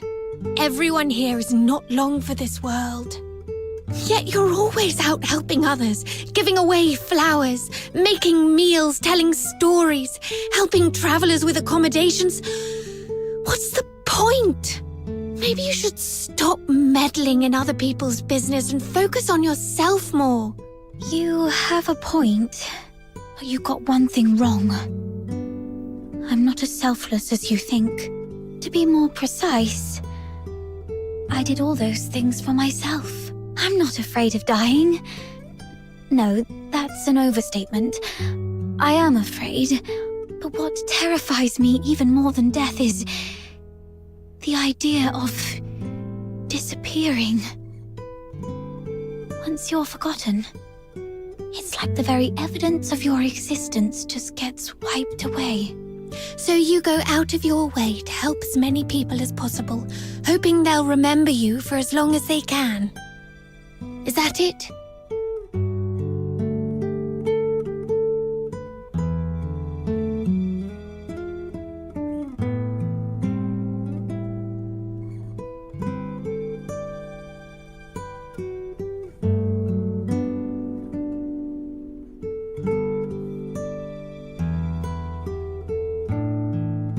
Yes, I'm actually very selfish. You're right. He will leave one day. He doesn't belong here. I've always known that he is different. Unlike us, trapped in Ice Lake forever. And that's exactly why I want to be friends with him. So that he will carry memories of me while going on wonderful adventures around the world. I've read about the never-setting sun in Asgard to the north, the cloud-capped Tower of Elysium down south, and further east, the star-bound ships of Huashu. But you'll be gone by then. But I'll live on in his memories. That way, it's like my life continues with him. How do you know for sure that he will remember you? I'm not sure. I'm not as smart as you. I don't understand many things, and I don't know how to make people remember me more. So I just try my luck, like chatting with him, listening to his problems, and helping out with things. Hopefully, that will leave more of an impression in his memory. It's really just a shot in the dark, though. You can be such a fool sometimes, Psyche. Maybe give him a gift. But please, no more of your flowers. Huh? Then what should I get him? Something that won't break or go bad easily, that's for sure. It should be durable, special, and easy for him to carry around at all times. Ideally, something practical. That way, it might always remind him of you. That's a great idea. I've got it. I have the perfect treasure to give him. Thanks, Elisa. You really are much smarter than me. All right, you need to eat the bread now. And I'm going to water that plant. Where's the watering can? Ah, there it is. Oh, why did I even say that? Guess I'm also a fool. Never mind.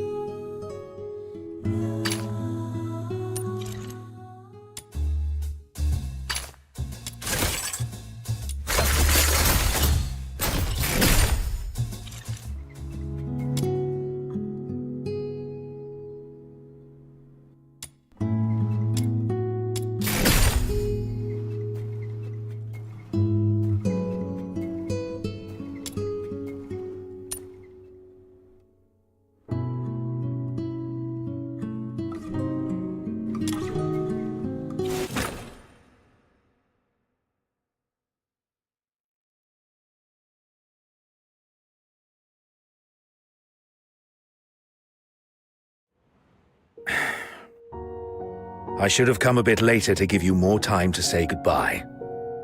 Dr. Henrik, do you mean... I mean that, kid. It was hard letting go of him when he grasped your hand, wasn't it?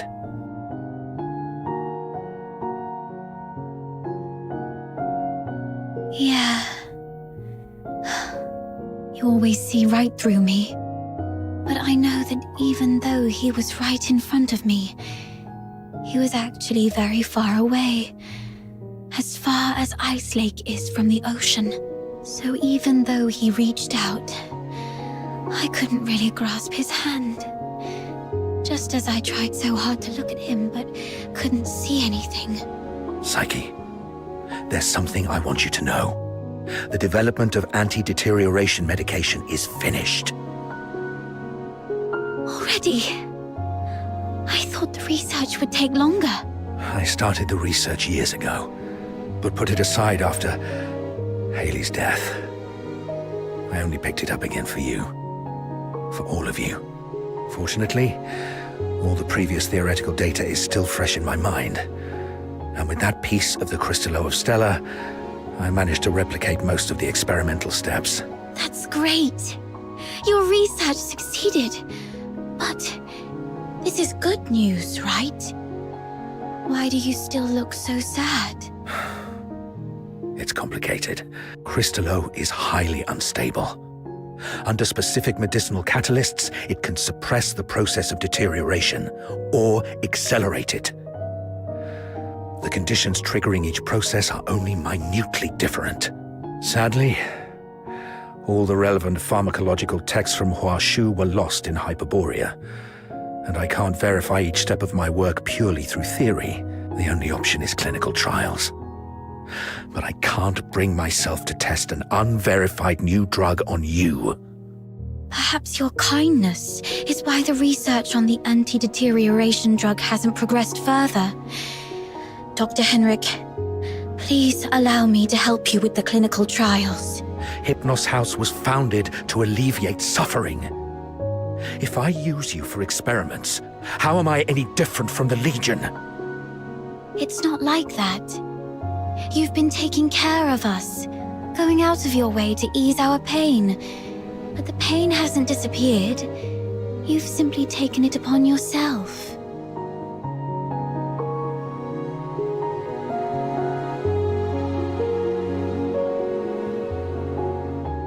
So please, let me share some of that burden. It's more complicated than you might think. Do you realize what could happen if you take that medicine? I'm not sure if I get this right. Do you mean it might work, but also might not? There's a 50-50 chance.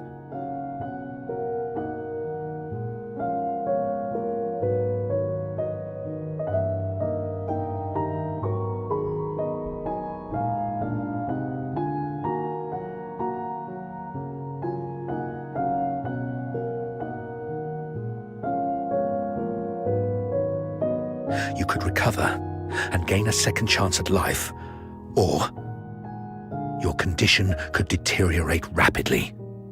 You might even be robbed of your last moments. Dr. Henrik, I've made up my mind. The anti-deterioration drug is a chance to ease the pain of us all. Even if the chances of success are slim to none, I'd still like to help with your research. Besides, I feel like I've changed. I'm not who I used to be. What do you mean? I've changed ever since I met someone and went on an adventure. I've become much greedier. I now yearn for more time, more of everything. I wish to hold someone's hand and escape Ice Lake, to travel to far-off lands. I wish to grow older, so that one day I'll become a wrinkled old lady, sitting in the square, feeding birds and sharing stories of my youth with children.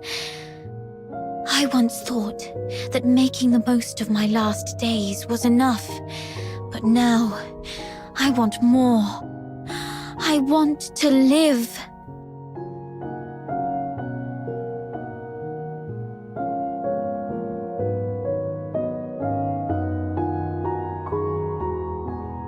So, Dr. Henrik, please allow me to help with the research.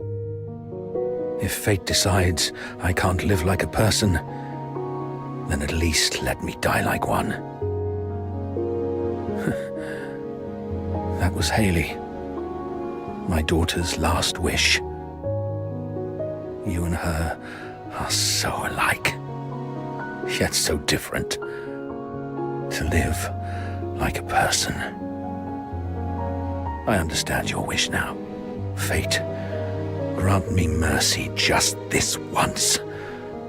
Allow me to help her fulfill this wish.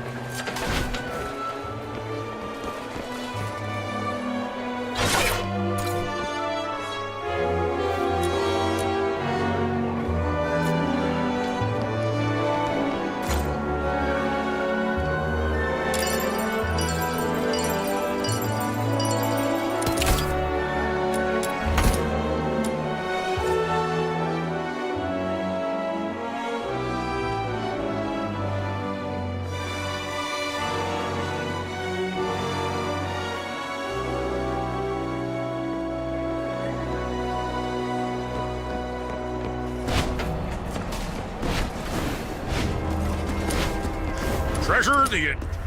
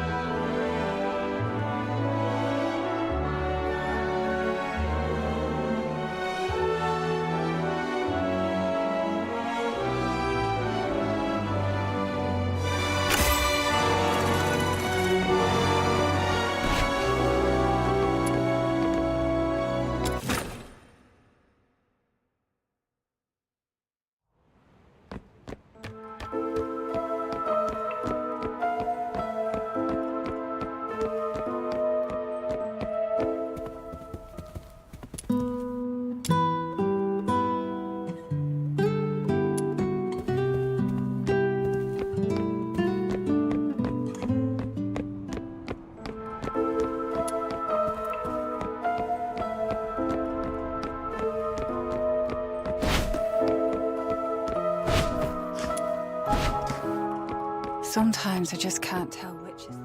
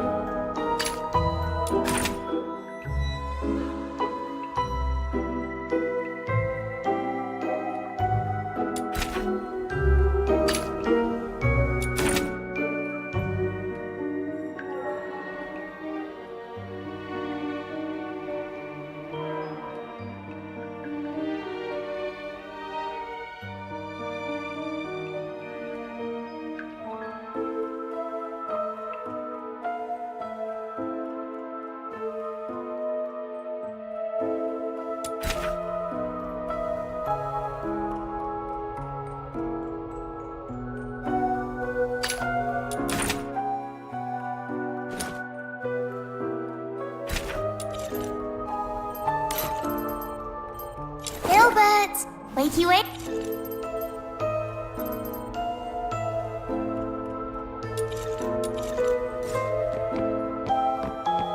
Sometimes I just can't.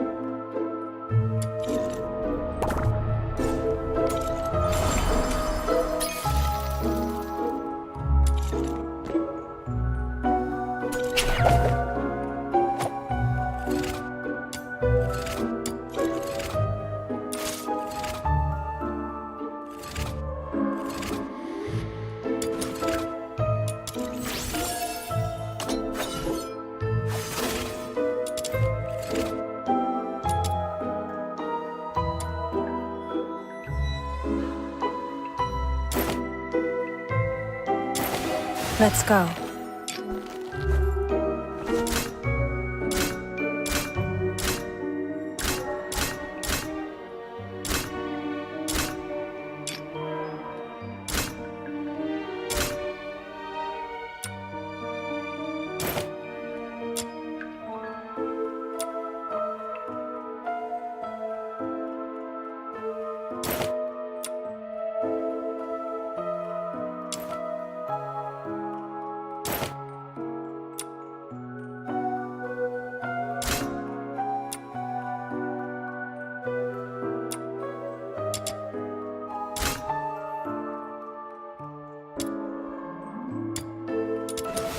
Let's go.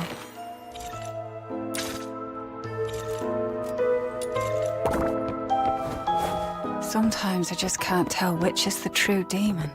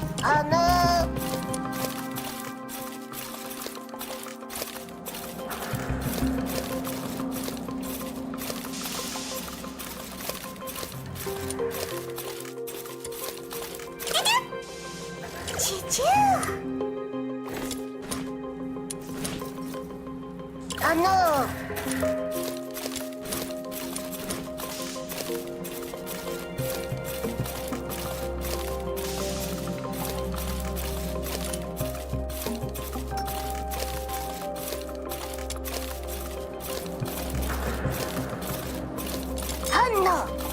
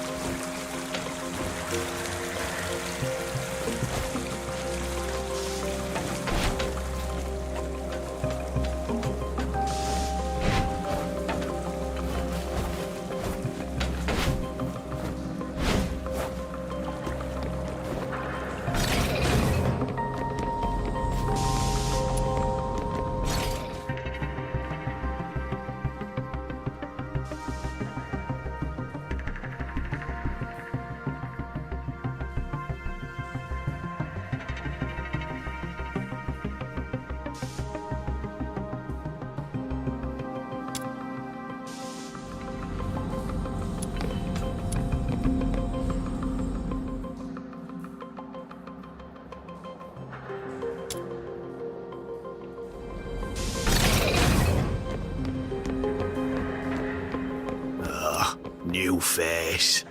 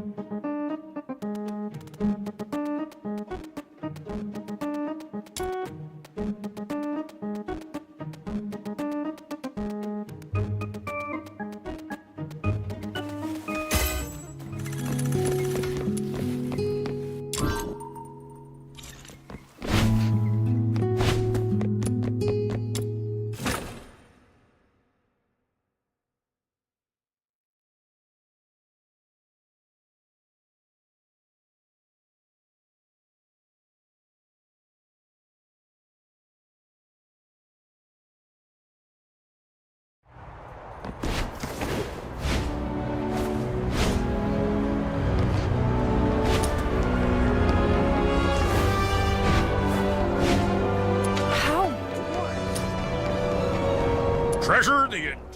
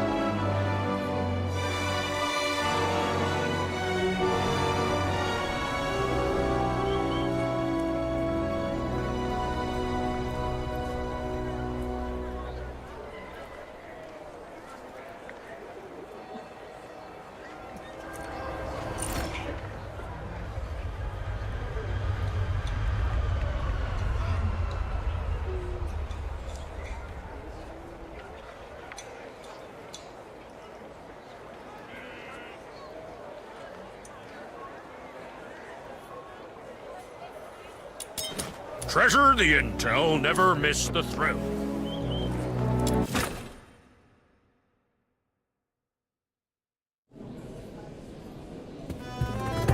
I'll take a 20%. Lately, quite a few fox hunters have reported spotting a little girl wandering outside the city with an unusually large pig. If I remember correctly, didn't you mention something about a giant pig not too long ago? You wouldn't happen to know anything about it, would you? Yeah, her name is Truffle, and the giant pig is her best friend Filbert. Truffle and Filbert. I see. I've heard she's been going after a group of Genimon poachers. Calls herself something like Genimon Hunter? Or something along those lines. Yep, I gave her that name. Since meeting her, my little minion and I have made so many Genimon friends. But it's been a little while. How come she's still out there? Little minion, let's go check on her.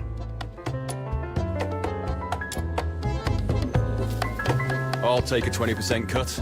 You keep 80%, as usual.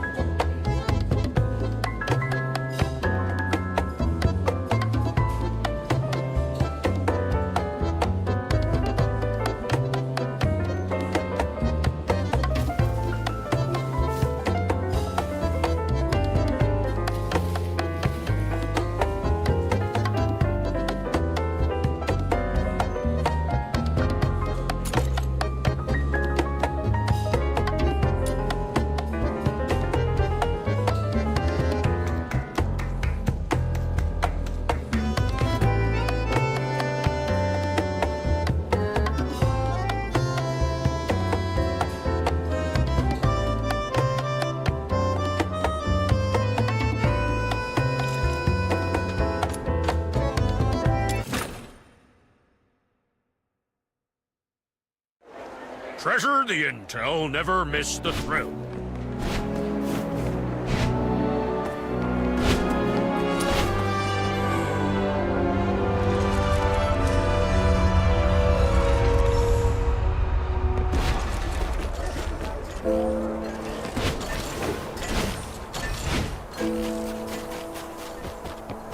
It will inevitably fall back.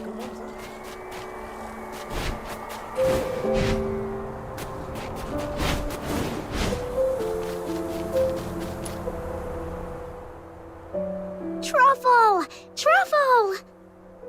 Oh, hi, Snow. And you, sir. Long time no see. Yeah, it's been a while.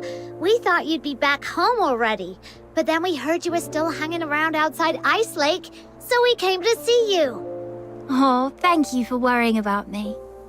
Actually, I found out that the Genimon Hunter's hideout is probably in Ice Lake, so I was trying to get in. But the guards at the city gate are so mean. The moment I get close, they freak out and start yipping travel permits like startled puppies. So I've just been hanging around here, keeping watch on those bad guys. But I can't stay here forever. Sounds like if they don't learn their lesson completely, they'll surely go back to their old tricks once you leave. I've got an idea to get you into the city, but it'll require a little bit of acting on your part.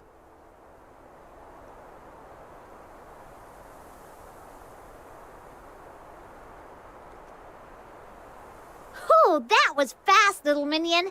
What is it?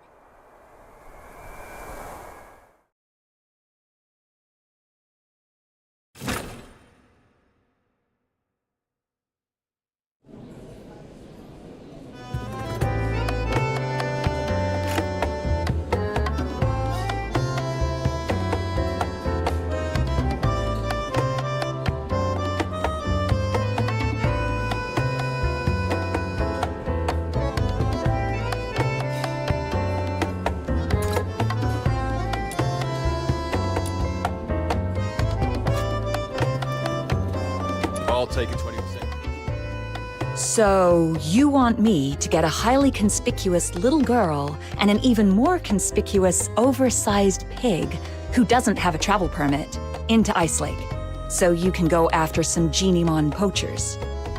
Yes. I believe in you, Miss Camilla. This should be easy for someone of your caliber. I run a business, not a charity. Technically, I shouldn't agree to your absurd request. That said, you mentioned her name is Truffle, her friend is called Filbert, and they came from a faraway place. That reminds me of something I heard before. I suppose I could do her a favor, but once she's in the city, I can't vouch for her safety.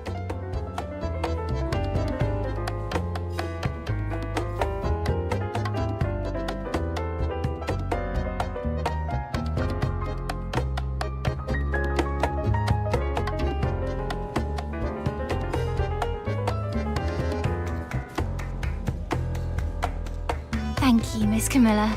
I was a little nervous back there and ended up calling Viva Winery Wawa Winery. Sorry.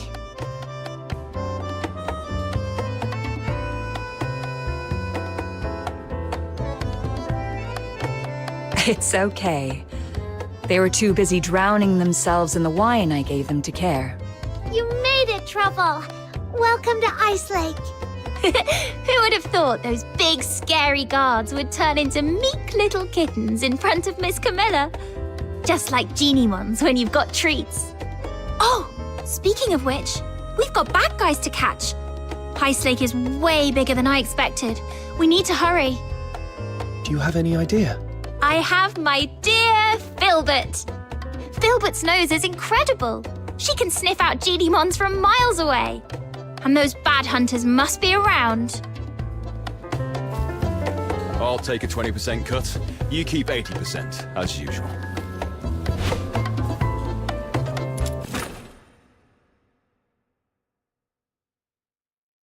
Treasure the intel, never miss the thrill. All right, let's go higher. The scent spreads farther up there.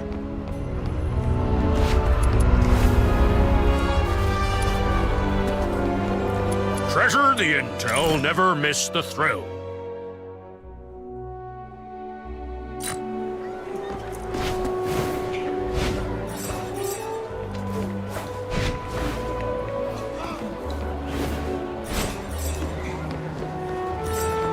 Oh! Filbert's onto something! Over there!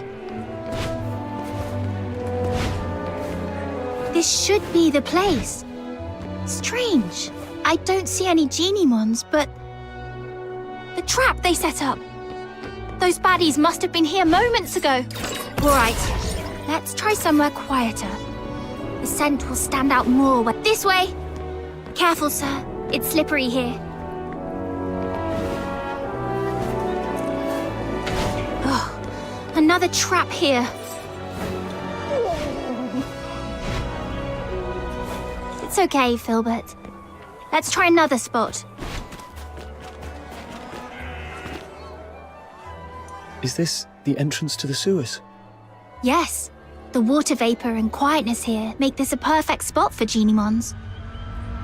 But the 2 previous spots were already wiped clean.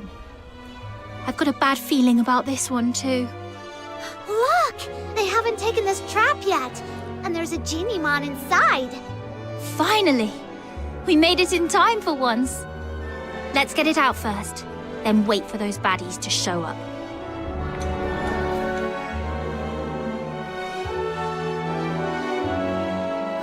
Don't be scared, little one.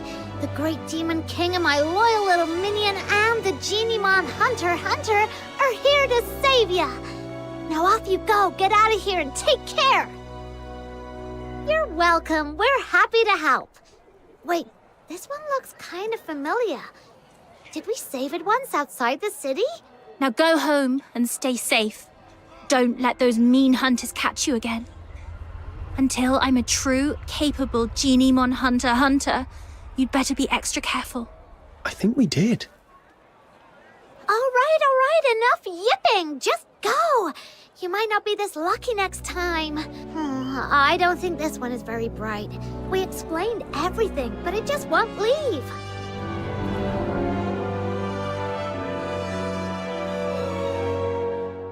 Wait, did it just slip back into the trap?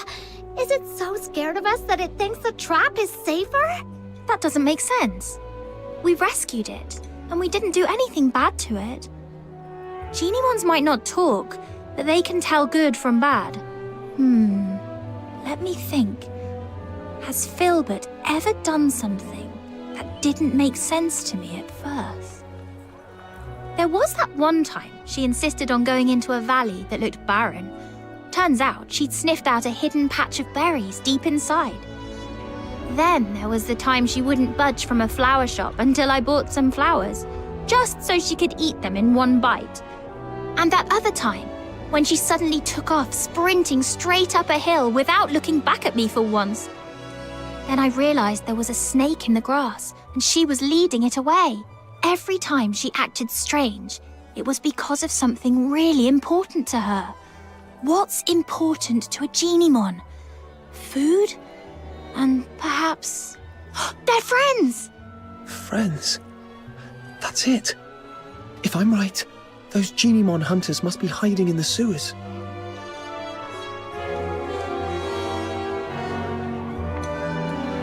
This Geniemon can smell the scent of its captured friends from here.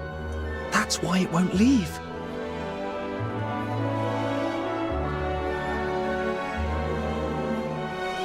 That makes so much sense. In that case, we can wait right here. And as long as those bad hunters show up, we can follow them and teach them a good lesson. So, is this Geniemon smart or dumb? I mean, it's got the brains to want us to save its friends, but it also just walked right back into a trap.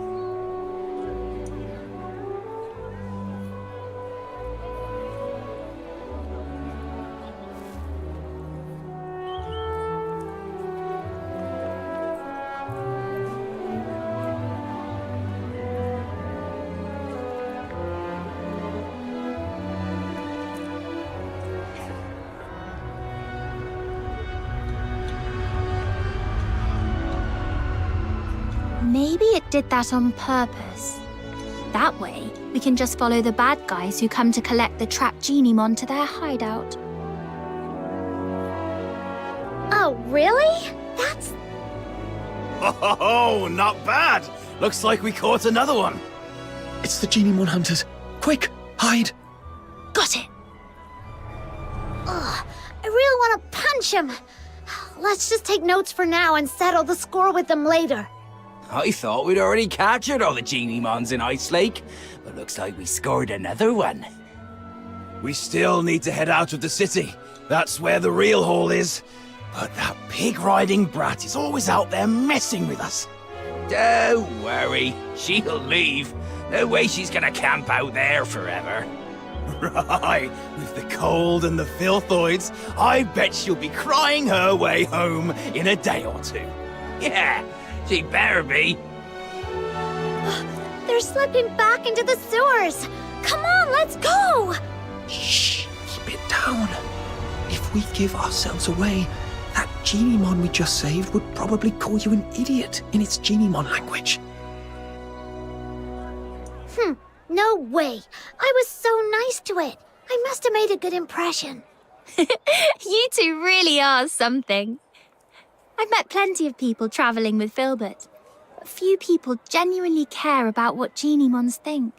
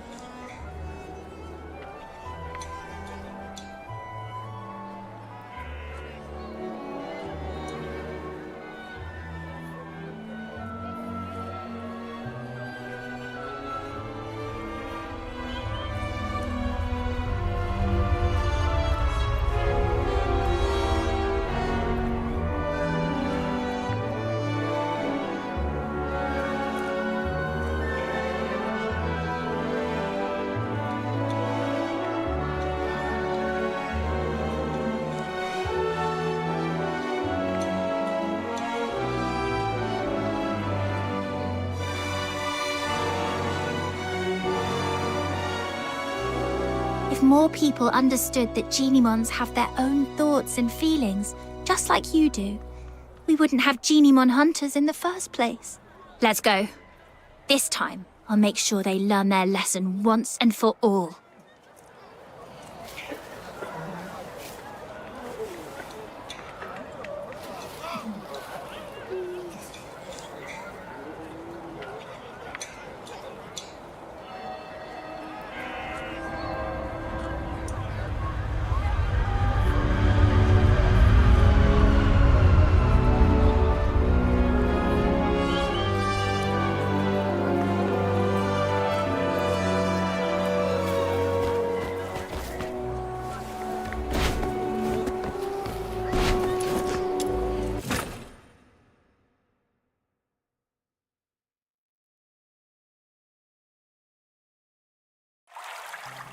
I didn't realize there would be so many tunnels in the sewers. Filbert, can you pick up a Genimon scent?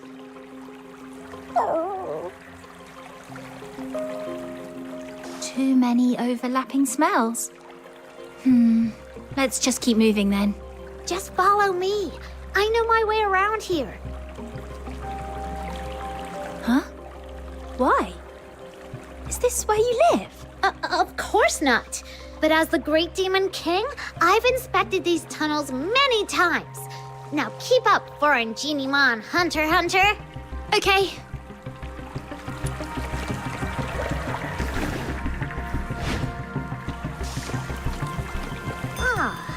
This mark wasn't here last time I checked. Looks like something the Genimon we just saved might have left behind. Let's follow it.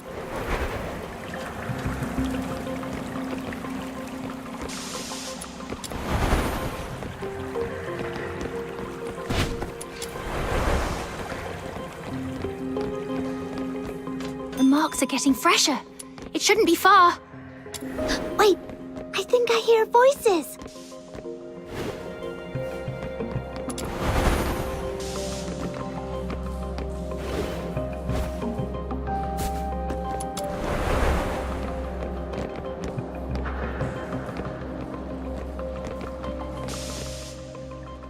We hit the jackpot, you know.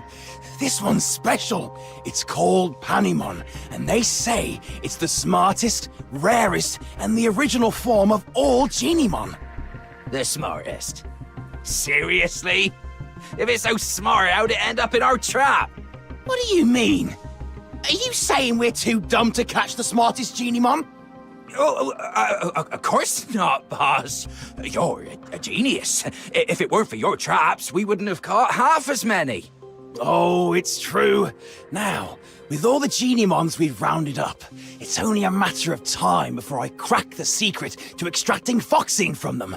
And once I've finished my thesis on it, I'd like to see who dares laugh at me for dropping out of the Alchemy Academy again. Boss, I don't care much about all that thesis stuff. I just want to get my share of the silver coins. Sure, easy. It won't be that easy from now on. Who are you? I am the pure white redeemer, Demon King of Light. I am the Genimon Hunter, Commissary Truffle. And Filbert, the special commissary. Oink, oink.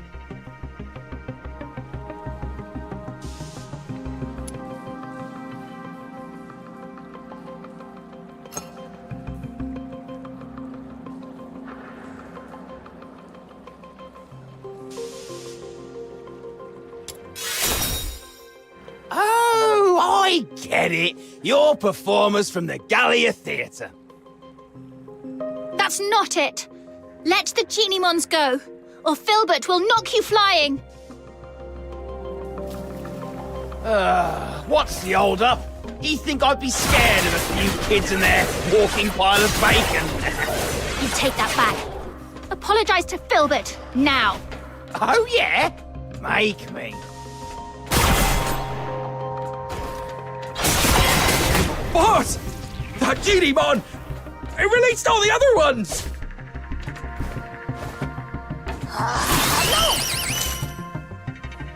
Lord, great Genimon Hunter, and mighty Demon King of Light, have mercy. We're sorry. We'll leave the Genimons alone. Well, no need to be so terrified. As long as you promise you'll never lay a hand on Genimons again, Filbert and I won't hurt you. I promise. I swear. Same here, and I'll keep an eye on Boss. If he so much as thinks about catching another Genimon, I'll turn him in myself. All right then. But you also owe them an apology. I'm truly sorry. I let greed get the best of me. I wanted to study Genimons, but I couldn't even write a proper research paper. That's why I turned to this. Go ahead. Take your revenge. Hunt me like I did you. Well, you do seem genuinely sorry. We'll believe you for now. All right, sir, Snow, what should we do with the Genimons? There are so many of them. It'd be impossible to sneak them out of Ice Lake. But we can't just release them here. There's no steady source of Foxine energy for them to survive. How can this be? Are you saying that even though we saved them from the poachers, we still can't make sure they all survive? That's right. Unless we can get enough foxine for all of them. That would require every household in Ice Lake to chip in at least one piece. But most people are afraid of Genimons. There's no way they'd agree to help. We need a plan. I haven't seen it yet, but just thinking about it, I'm getting goosebumps already.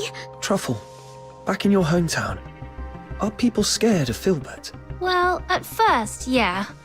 No one had ever seen a pig this big before, so they were a little scared. But once they saw how she helped me find food, how smart and hardworking she is, they weren't scared anymore. Right. Fear comes from not knowing. But if people see what Genimons are capable of, how they can help, then maybe that fear will disappear. Truffle, Snow, let's take them to the Asphodel.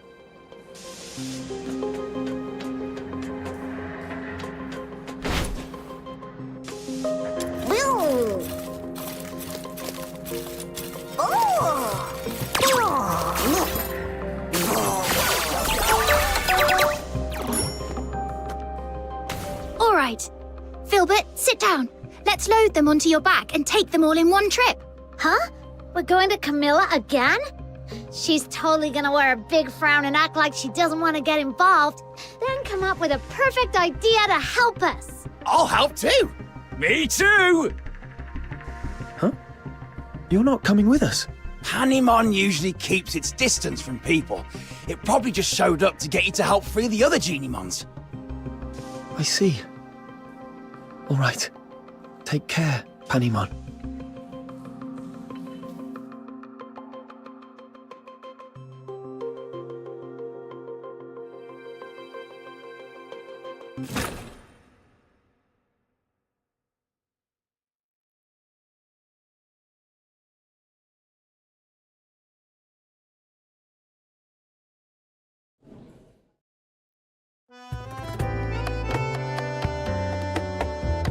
Camilla, I'll have a Zapiro special. Nothing beats a drink warmed by real flames on a freezing day like this. I gotta admit, when I first saw this little thing, I thought it was evil with that weird flame. It turns out that flame's perfect for heating a nice drink. Who'd have thought? Oh, the folly, Wells, the wretched, wretched folly. You see only the fleeting comfort of a warm drink, but Zapyro's flame, it doesn't merely warm the body, it carves through the abyss, it ignites the eternal night, it is the fire of my muse! Zapyro, 3 syllables of pure poetry. The spark of my words, the pyre of my soul, my sin and my salvation.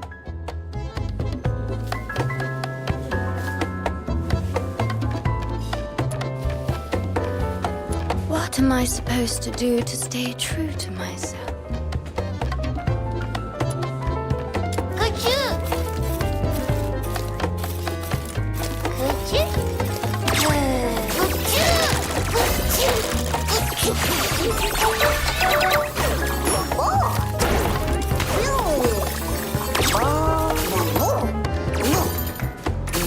I'll take a 20% cut. You keep 80%, as usual.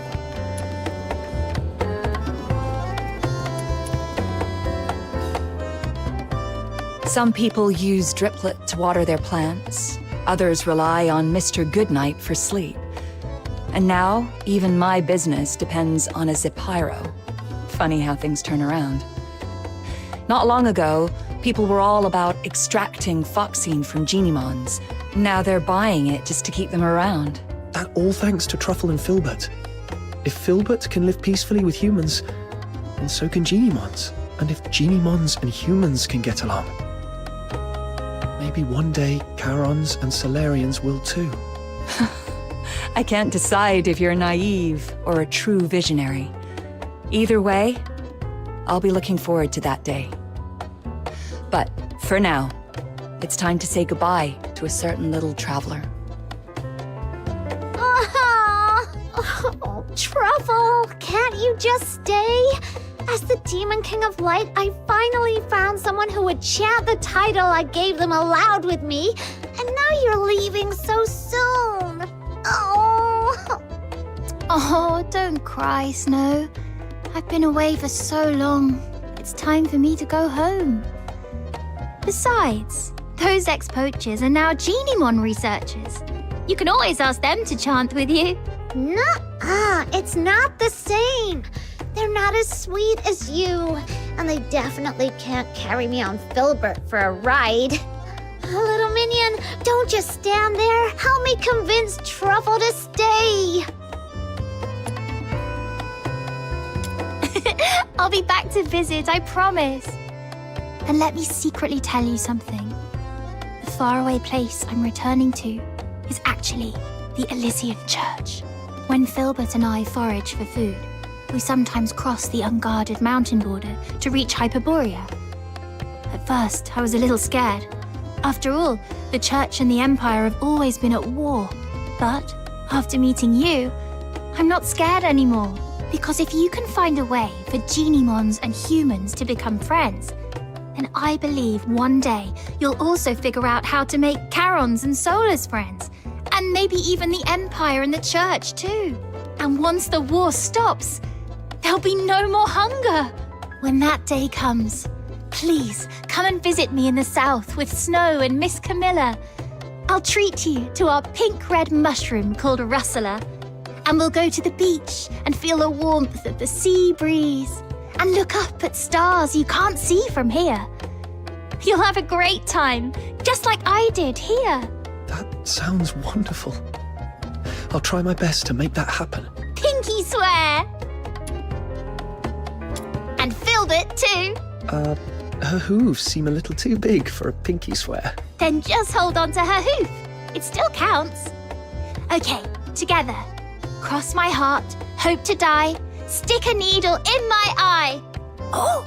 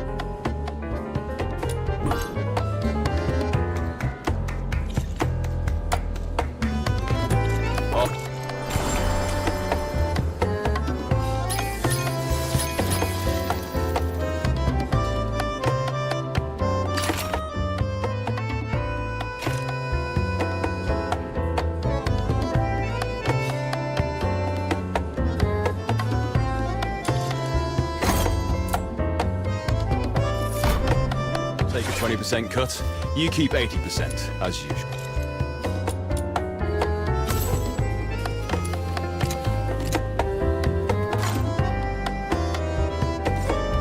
I'll take a 20% cut. You keep 80%, as usual. I'll take a 20% cut. You keep 80%, as usual.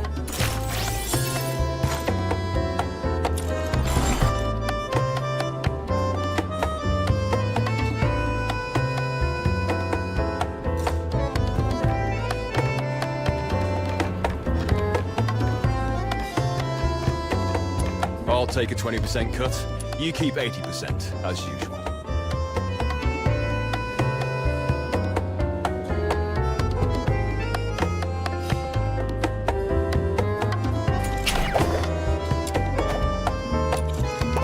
I'll take a 20% cut.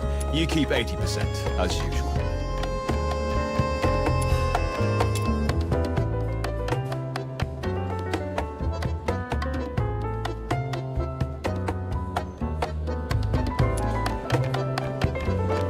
I'll take a 20% cut. You keep 80%, as usual.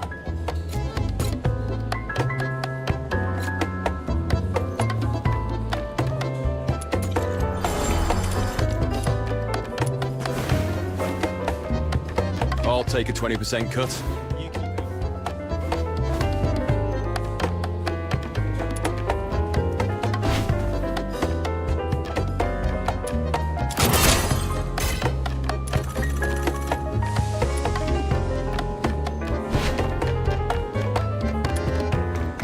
I'll take a 20% cut.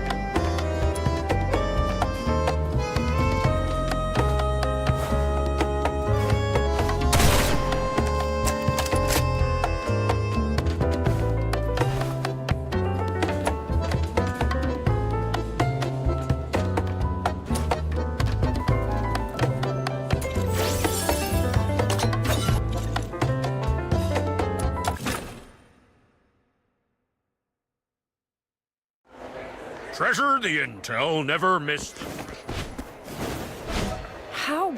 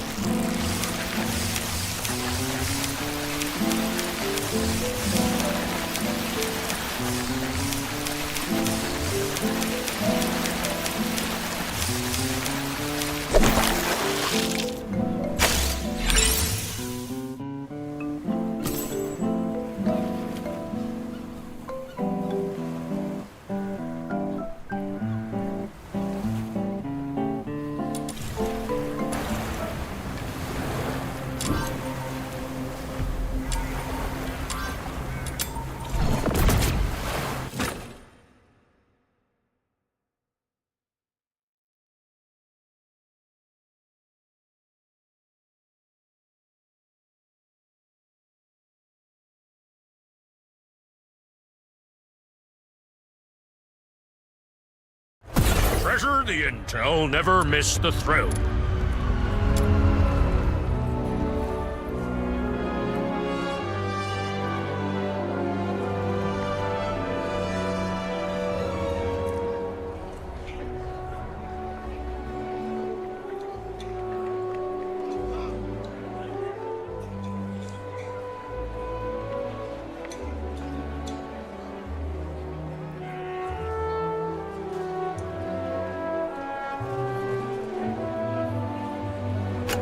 Come to the Fishermen's Mutual Aid Society. Let's hook the fun.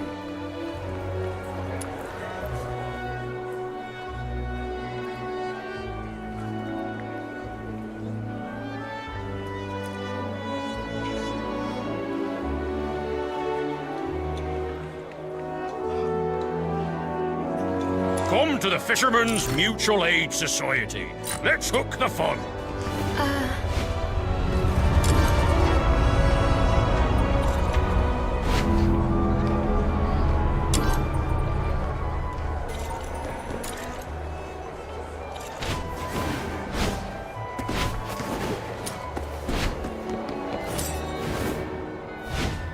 The rain hurt me.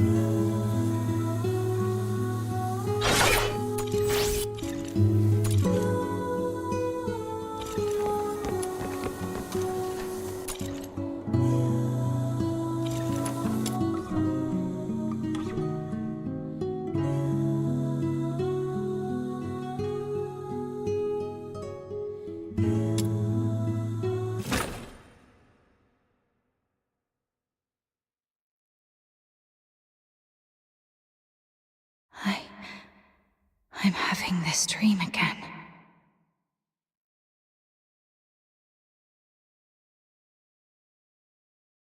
That giant beast blocked your path. Its grip tightening around your throat.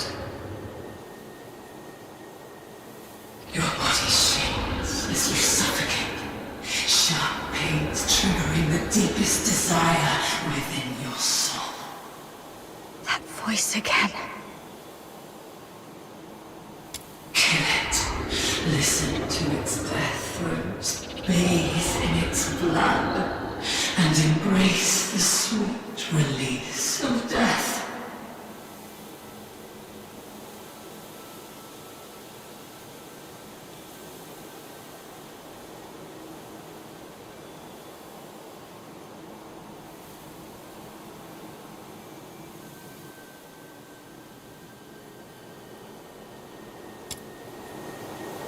Anyway, I must get out of here and get rid of these terrible thoughts that cling to me like a plague.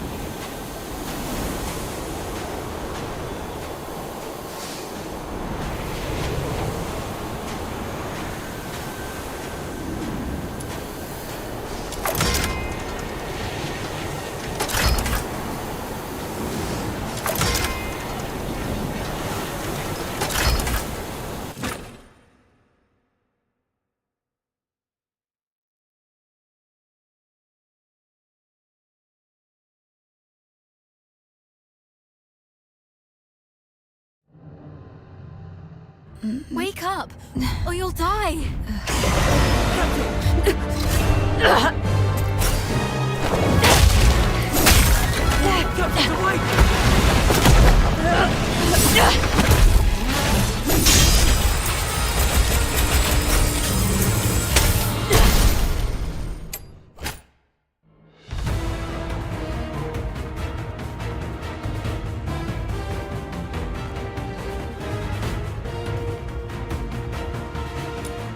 Captain, you're finally back with us. That filthoid is on its last breath. Keep it up and finish it. Urian, retreat to the rear with me. Your wound is opening up again. Trust her.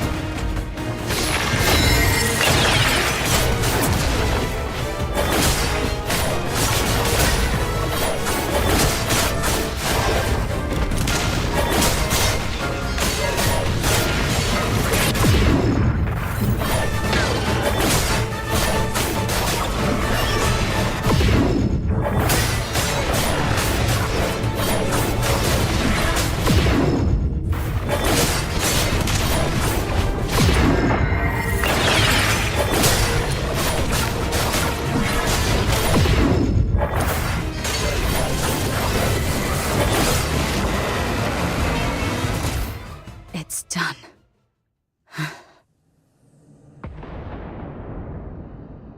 Your hands are drenched in wet, slimy filth, uncertain whether it's the filthoid secretions or its innards. Yet, a sudden joy tingles through your soul, bringing an inexplicable elation. Do not resist, because I am what you actually are. I am your instinct for death. One day you shall follow my lead and obey the ancient will.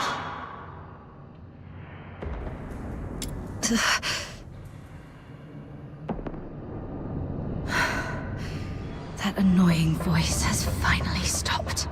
I should go check on the others.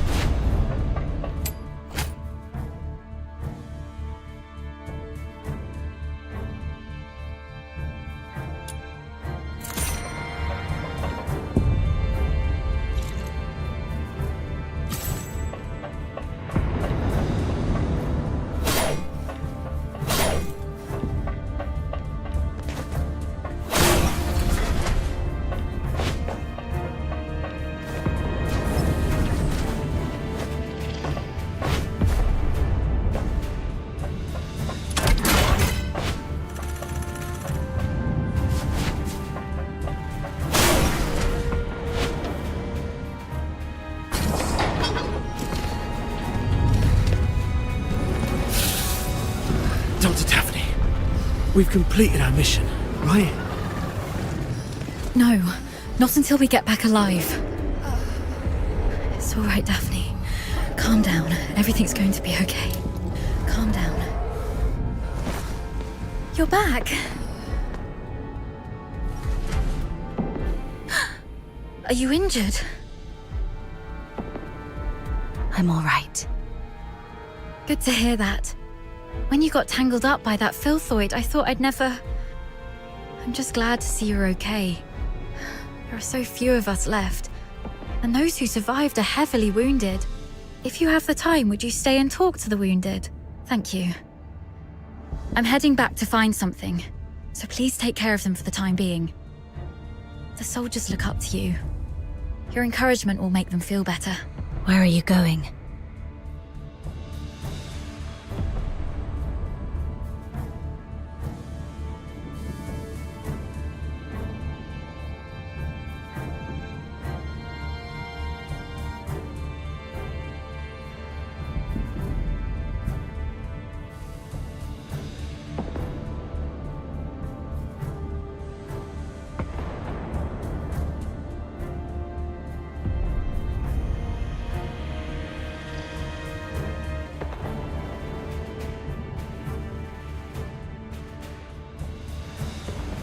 The battle map shows several warehouses near our location. We might find some first aid kits there if we're lucky. I'm already out of coagulants and painkillers, but some of the soldiers haven't been treated yet. Their injuries can't afford any more delays. You should stay. I'll go.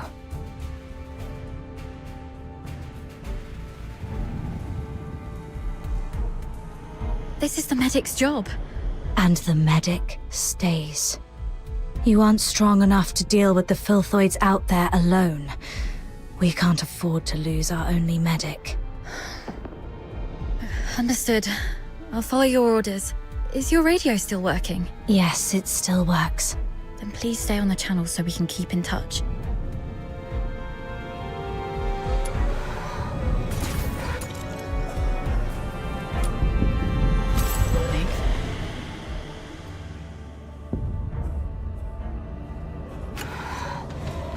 Gotta make them all fall asleep.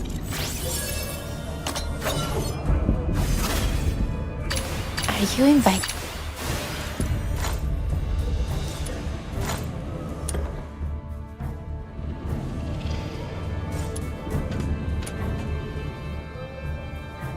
Damn those freaking rotters.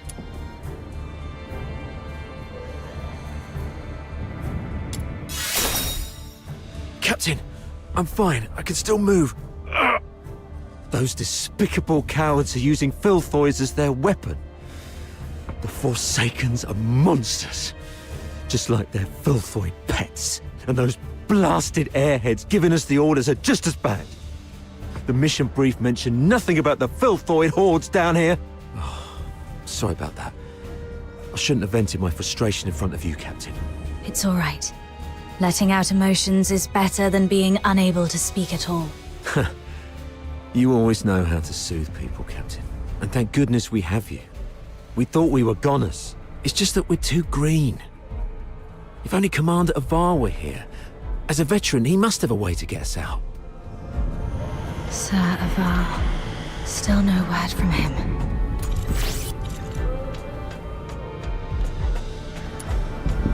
Wonder how the... Oh, fall asleep. I can't feel my arm. Damn those filthoids. Damn the Forsakens.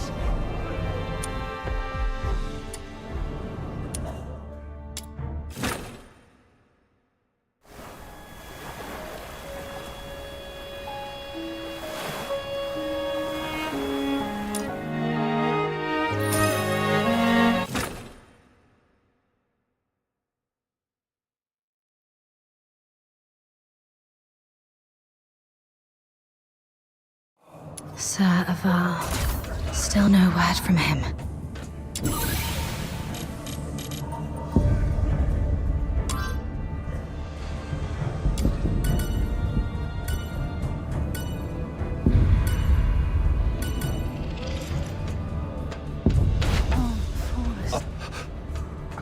Damn. Doctor? Dr. Daphne? We're stuck in this bloody dump. Please, Dr. Daphne. If I don't make it, do me a favor and bury me.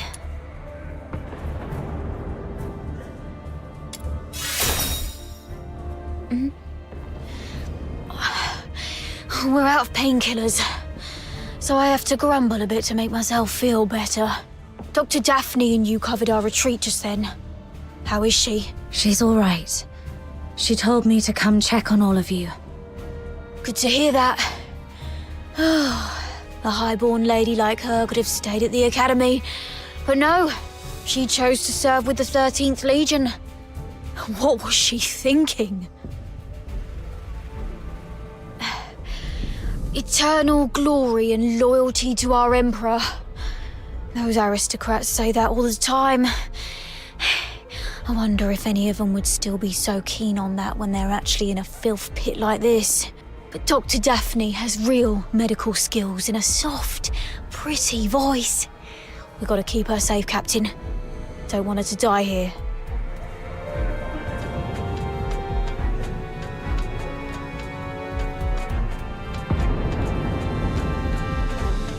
Thank goodness our captain is all right.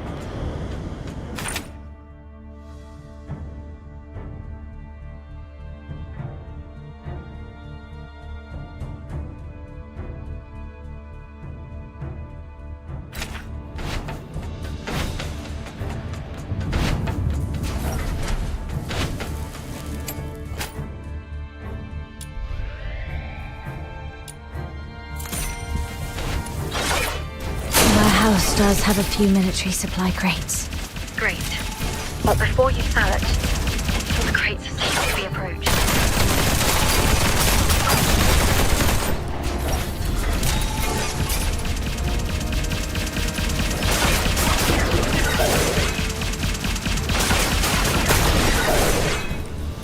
I got it.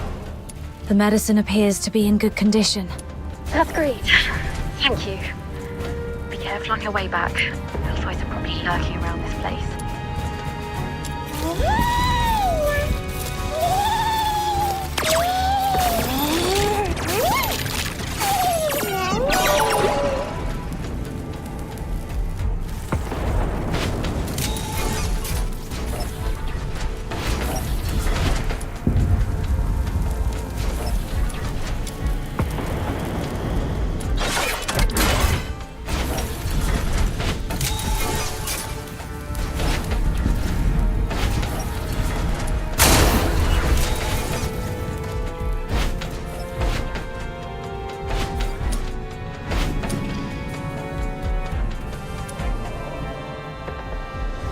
You're back! Great.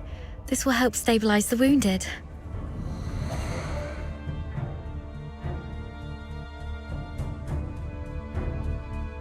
Any news from the Snow Wolves?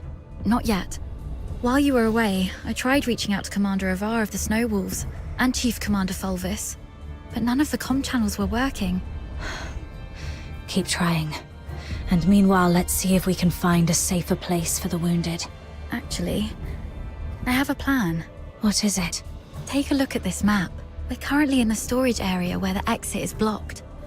However, there are some underground tunnels that we haven't checked yet. Most Imperial cities and fortresses have elaborate networks of underground sewers.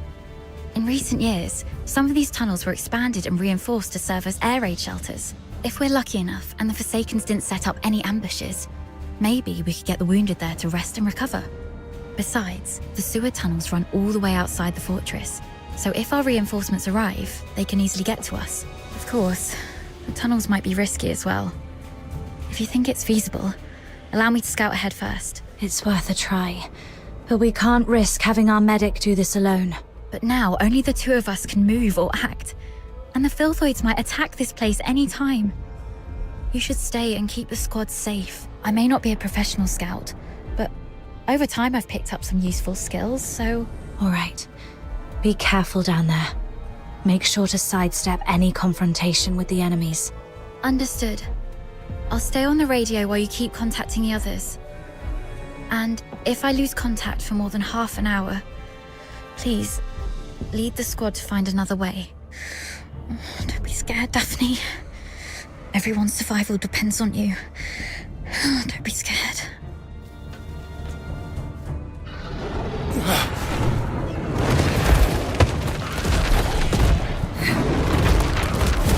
Filth Boys! Daphne, protect the wounded. Yes, Captain. Hang in there. I'll try contacting the Snow Wolves. Try and get back in. Copy. Copy.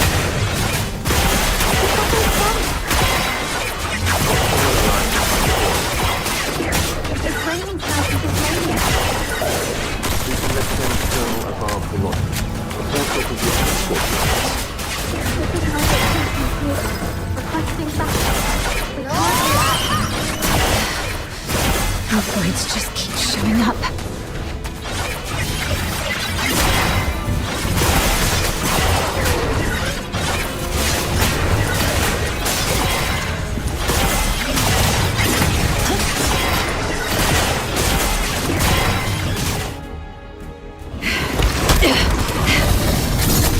Hang in there, kid.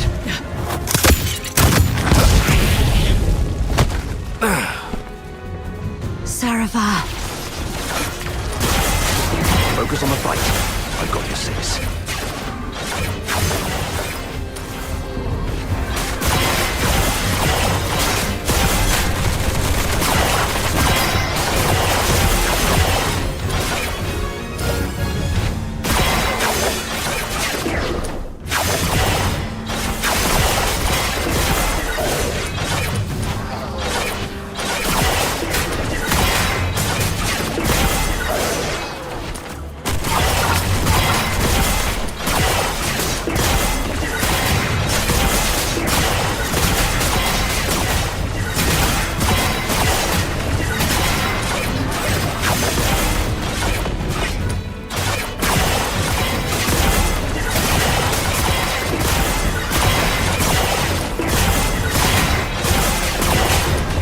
Take out that Forsaken guy first.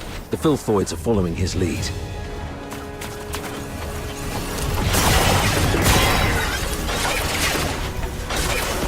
Don't tell me you're the only Griffin left alive. Where are the rest of your squad?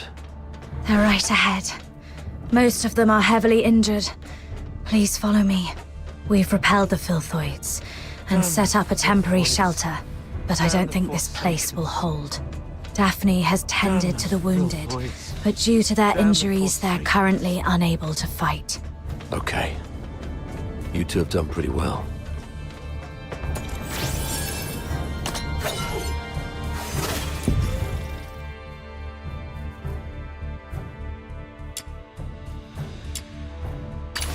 Gilbert! Wakey wakey! Gilbert! Wakey...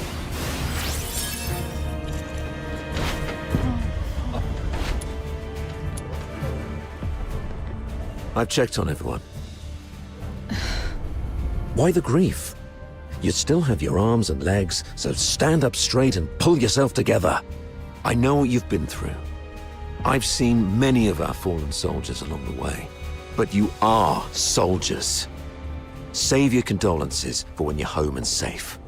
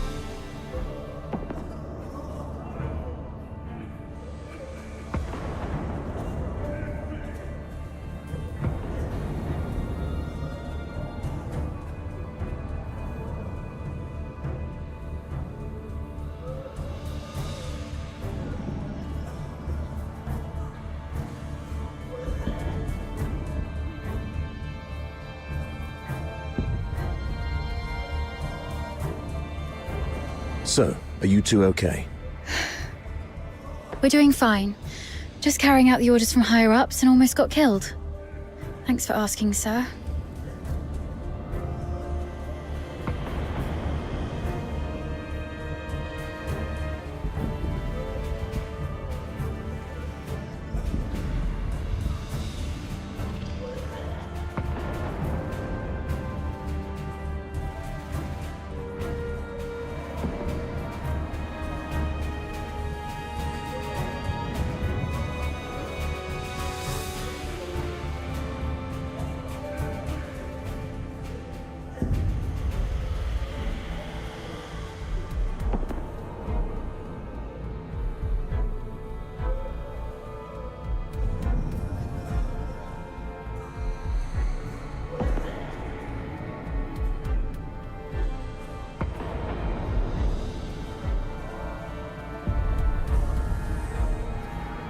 Dav...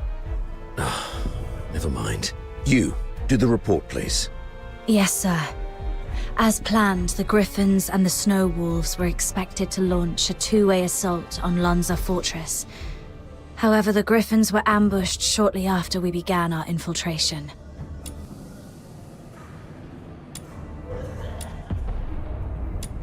The passageways between the zones were blocked. We lost contact with some of our men, and the rest have suffered heavy casualties. Our comlinks have been severed too. We're essentially trapped here. Actually, the Snow Wolves went through the same situation as yours. Keep this between us. Don't let the wounded know.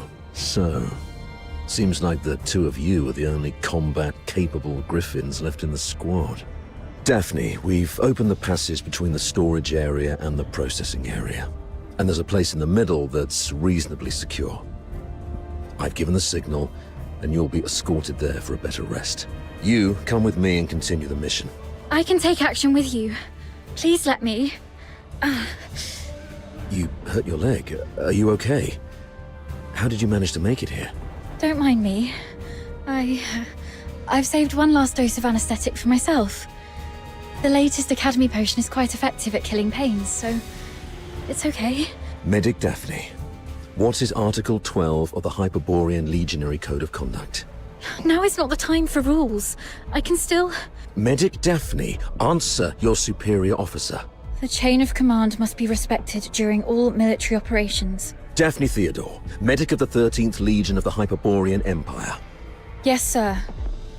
Hold all actions and stand by. After joining up with the Snow Wolves, proceed with the wounded Griffins to the processing area for rest and await further orders. Is that clear? Sir, yes, sir. Okay. You, follow me and proceed with the mission. Yes, sir.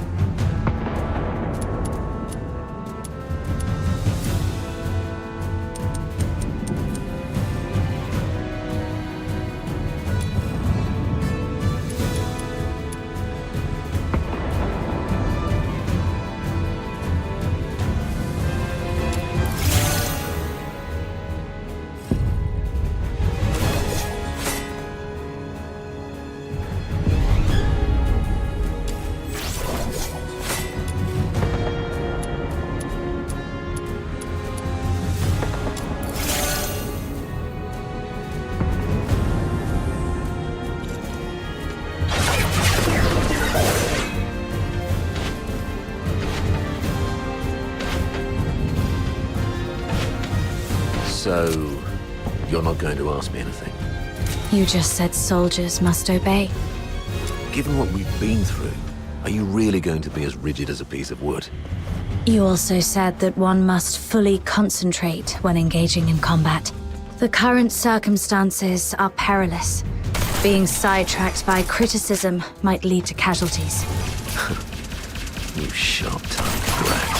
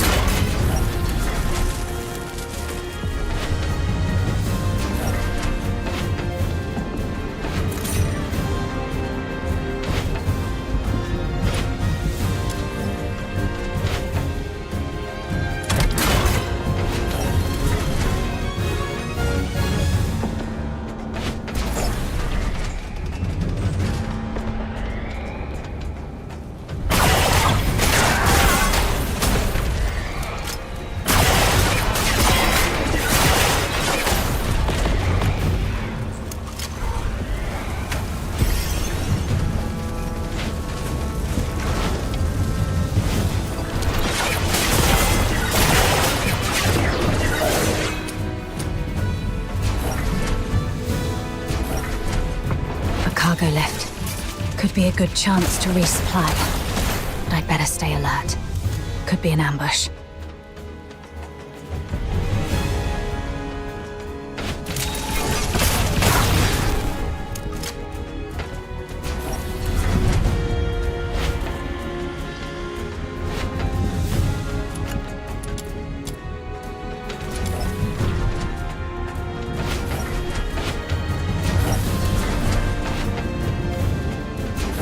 Let's sort through the situation here first.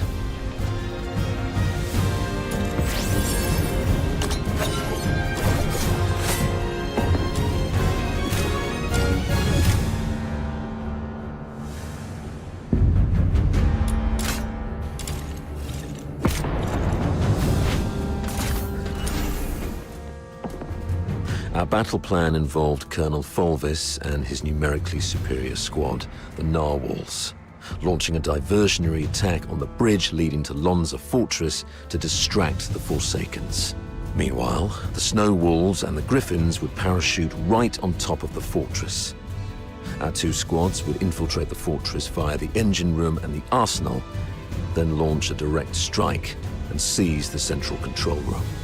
However, The Forsakens predicted our moves. yes, either they have intercepted our communications, or there is a spy working for the Forsakens in the Legion. Regardless of how our plans got out, the Forsakens were undoubtedly well prepared. They used the fortress's defense systems to ambush us, and even lured a bunch of filthoids here. We planned for an infiltration strike, so none of us were equipped with heavy weapons for large beasts. The only option was to throw our lives at it. Given that Lonza Fortress was designed by Imperial engineers, you might know how to disable its defense systems, right? You literally slept through your cryptography courses, didn't you? I cannot believe you're still sore about that, sir. Never mind. Acing those courses wouldn't be much help in this case anyway. The Forsakens have modified the mechanisms in the fortress. We don't have time to go through each hard point and crack every code, but disabling the systems first would be the right call. So we should reach the engine room next. Cutting their power will shut down the systems, giving us the time to rescue our trapped soldiers. That's our main objective in the next move. Operating the devices there requires 2 people. Thank God I took you with me. Hold on, we're getting a call. Hello? Does anyone copy? What's the weather like in Hyperborea today? It's raining tonight in Dysmania. Commander Avar. Is that you? I'm Vic. Avar listening. Give me a report. After we split our forces, Monica and I took the path along the outer perimeter. We're about to reach the engine room. Engine room? Are you trying to... I'm calling you specifically to give you an update, sir. We'll make an attempt to shut down the power unit. The engine room is probably full of traps. Cease your actions and stay where you are. The captain and I will get to your place in about 15 minutes. Please, let us try, sir. Every moment we delay puts our comrades in greater danger. You... And one more thing. Since the captain is with you, may I ask how the Griffins are doing? My brother Simon is in that squad. We have yet to secure his body. What? He means Simon's got some injuries, but the medic has taken care of him in a temporary shelter. There's no need to worry about him. Understood. Thank you, sir. Your way with words. Take my advice. Never try to comfort anyone, okay? Loud and clear, sir. Vic, Monica, hang in there. We're coming.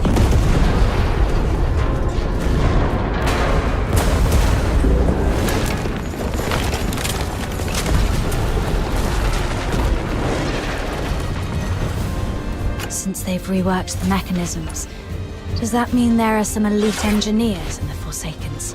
Of course. I've repeatedly warned the bigoted higher-ups not to take the Forsakens as mere illiterate barbarians.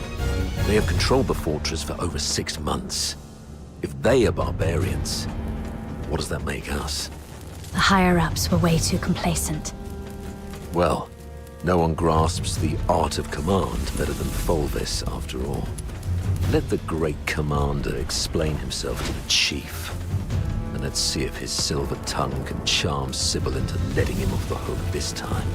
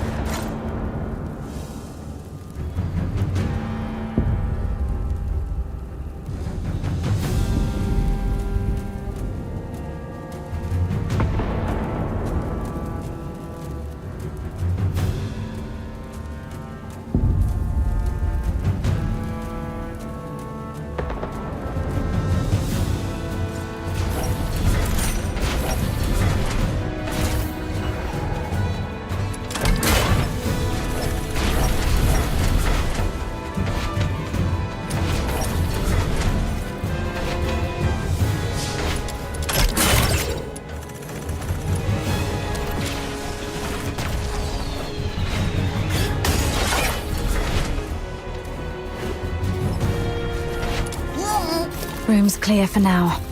Time to access the control panel.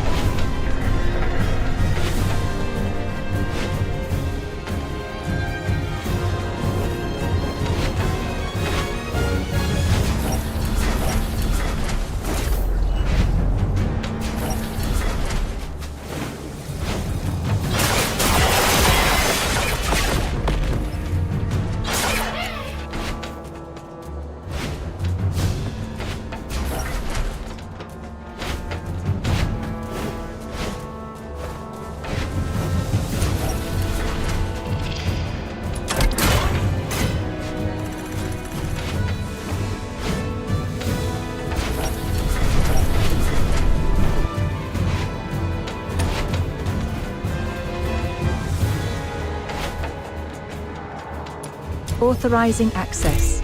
Please wait.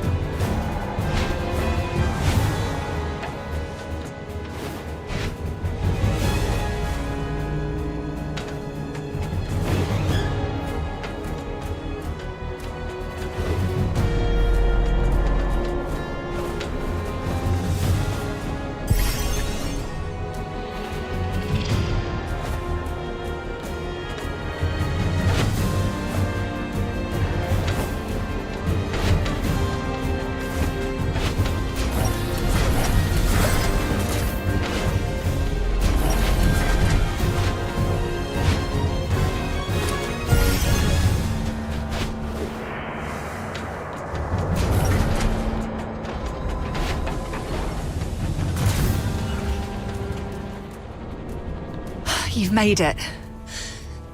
Vic's down there. He was trying to shut down the Foxica tank, but he got locked behind a door.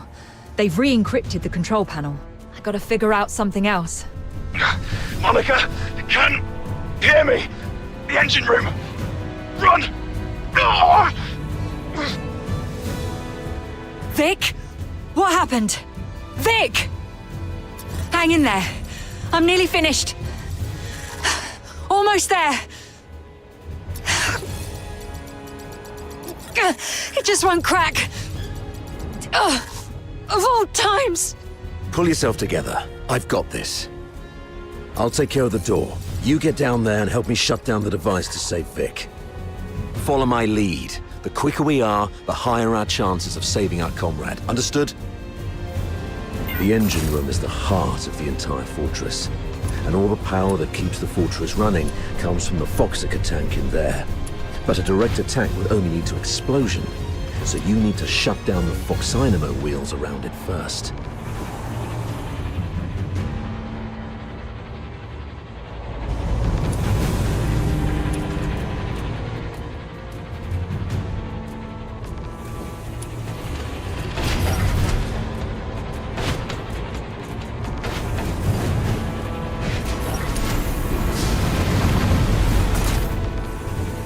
You should be able to recognize those wheels, aka the blue ones, right?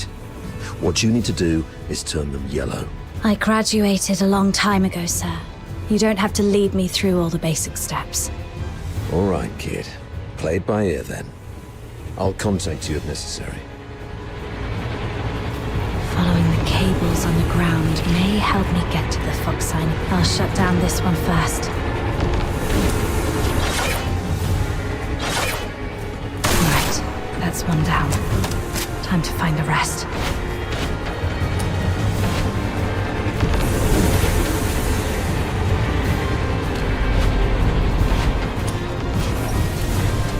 That should work.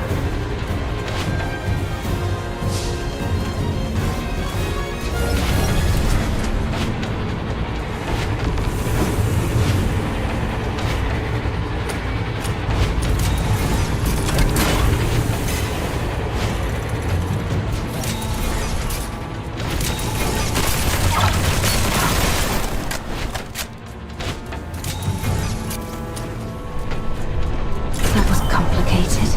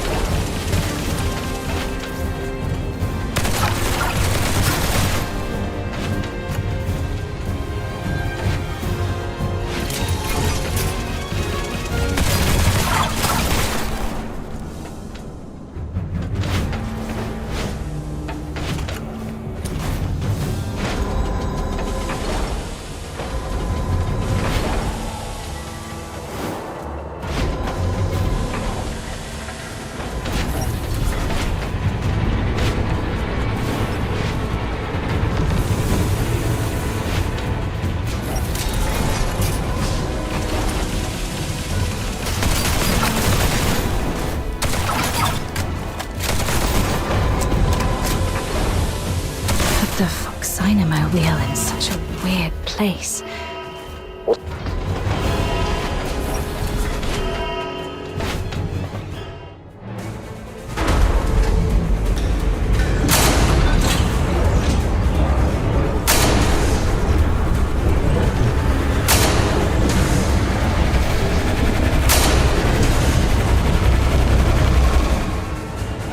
Damn it!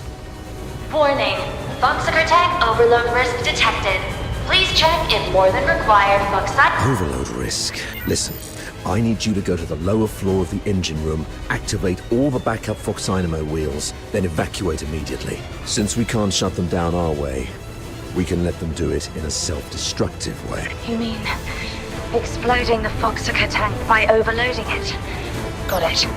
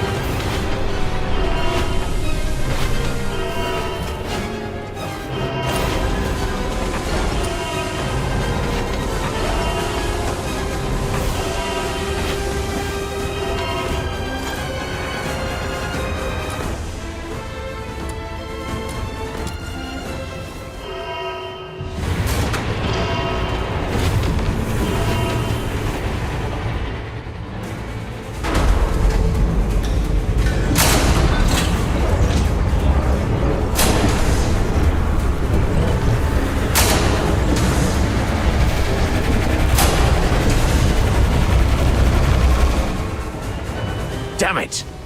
Warning. Foxiker tech overload.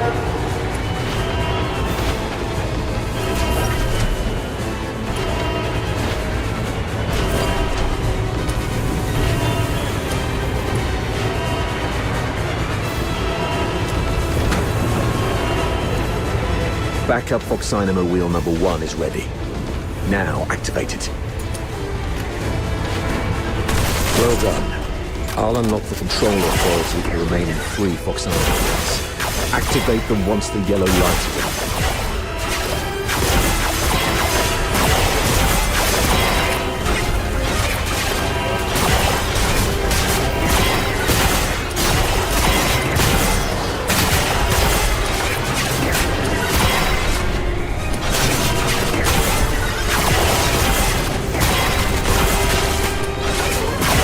is on.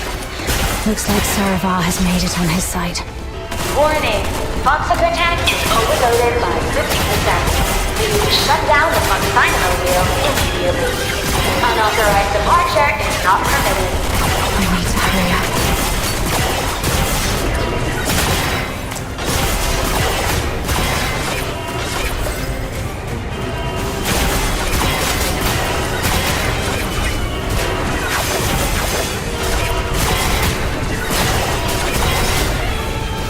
Number 3 is also ready. Go get it.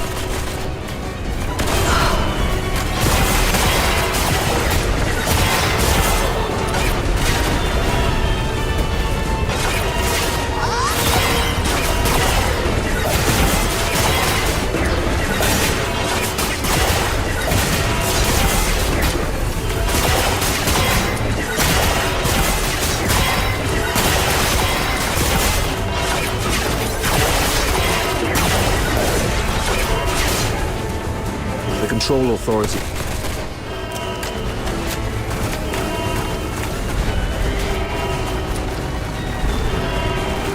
Run! Get behind the safety door. Warning.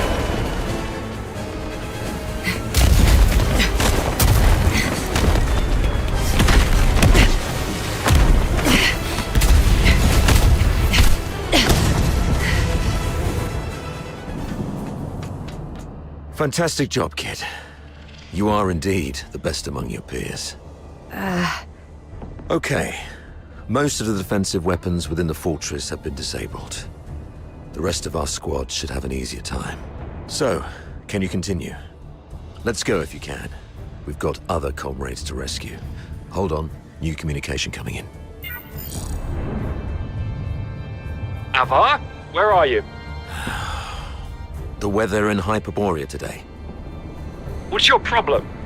Can't even recognize the Chief Commander's voice. Weather? It's raining tonight. I've seen marble sculptures in the gallery with more flexibility than your mind. Now, report on your squad.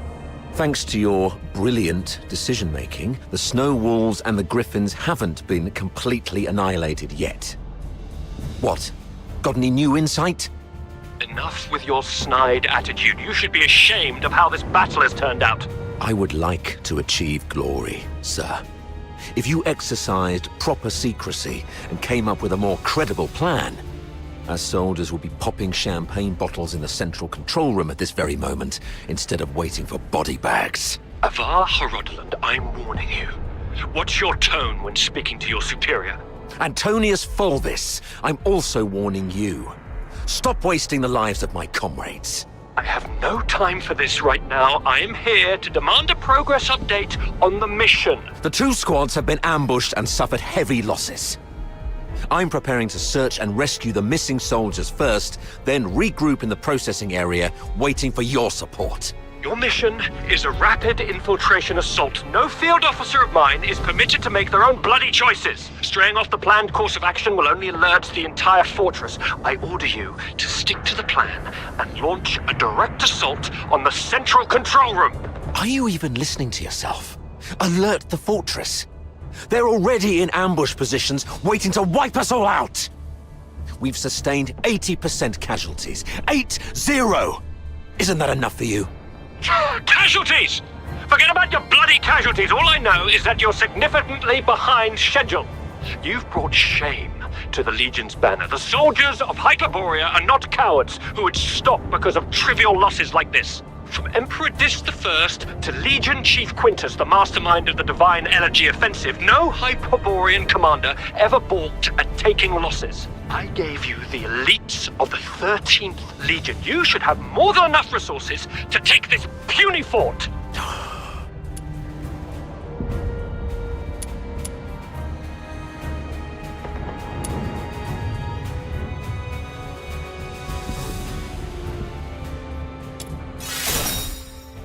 Commander Fulvis, if we all fall here, your tactical acumen alone won't stand a chance to take this fortress. And you'll surely have to answer for such a failure. We are your soldiers who fight for the glory of the Empire, not your enemies. And who is this? Oh, it's you! Avar's favorite protege, and the captain of the Griffins, I presume. What's the hurry? We have concluded our tactical meeting. Reinforcements from the narwhals are on their way, and I'll be gracing the front with them. Stick to the plan. You hear me? As Hyperborean soldiers, you fight until your last breath, or face the consequences. Serapha.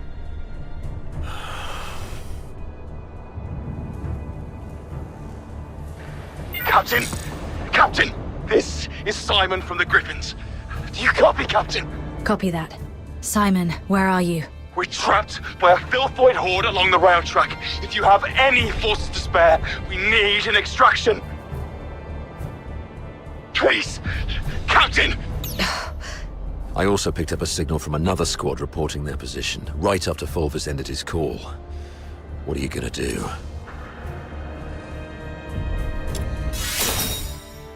You, kiddo.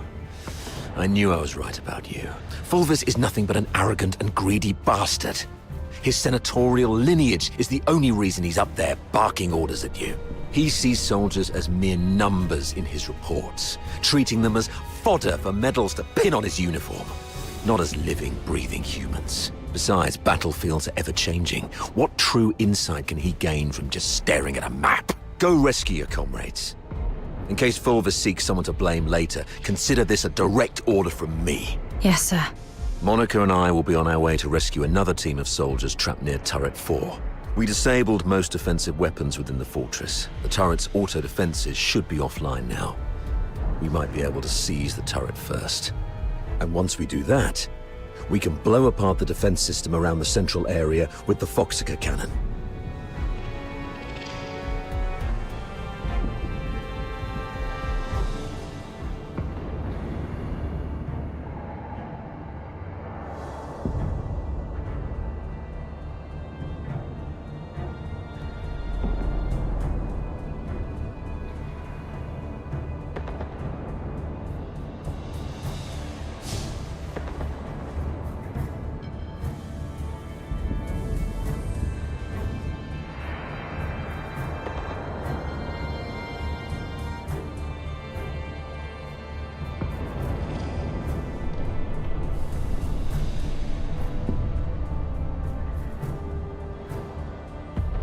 It's settled then.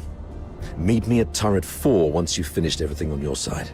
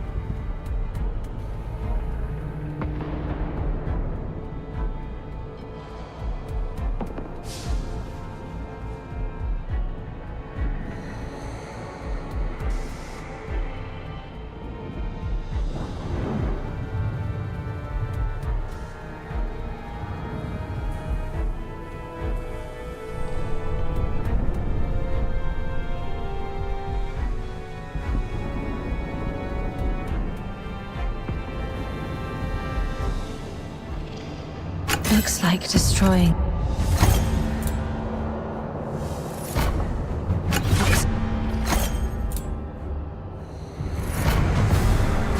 Knocked everything offline.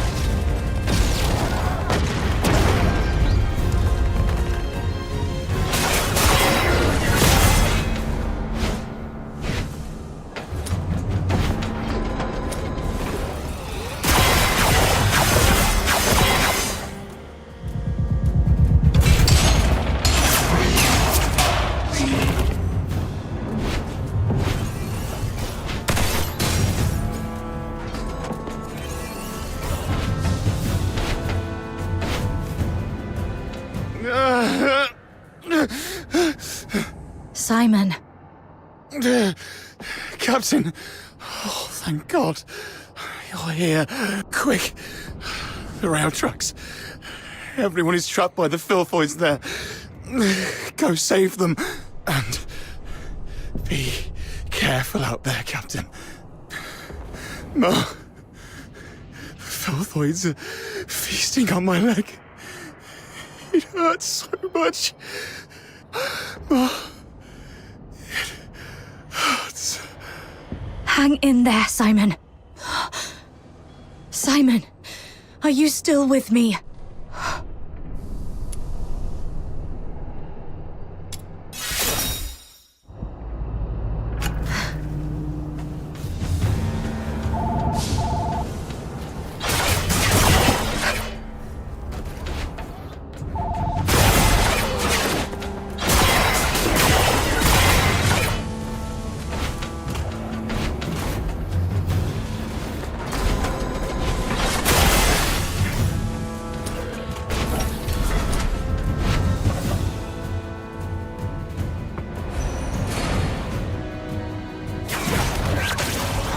These beasts.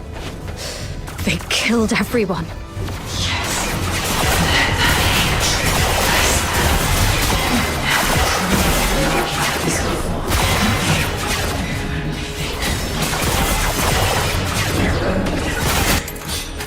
And maybe they understand the fire roaring in just wait. Again and again. No!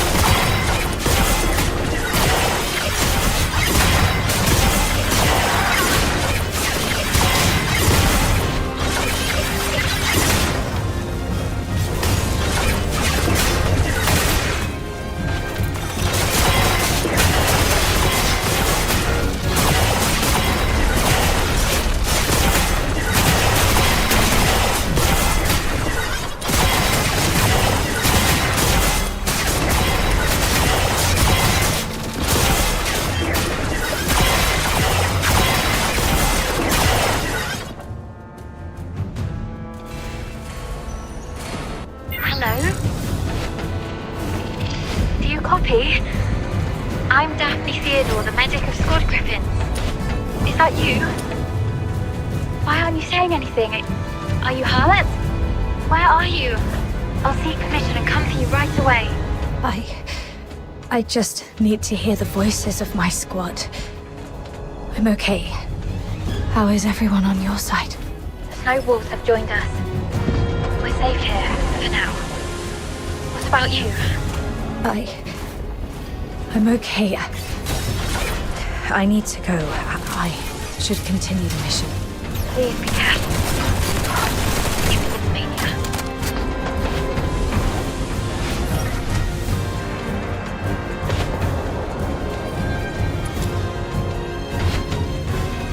Hang in there. Captain's on the way.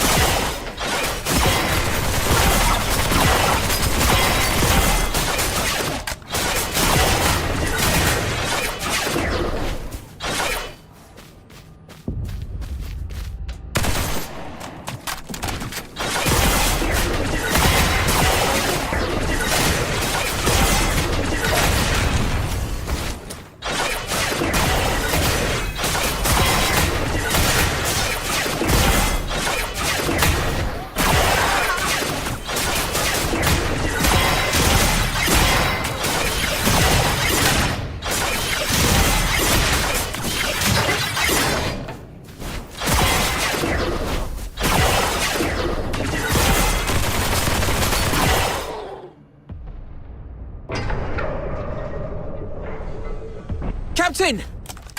Captain, over here!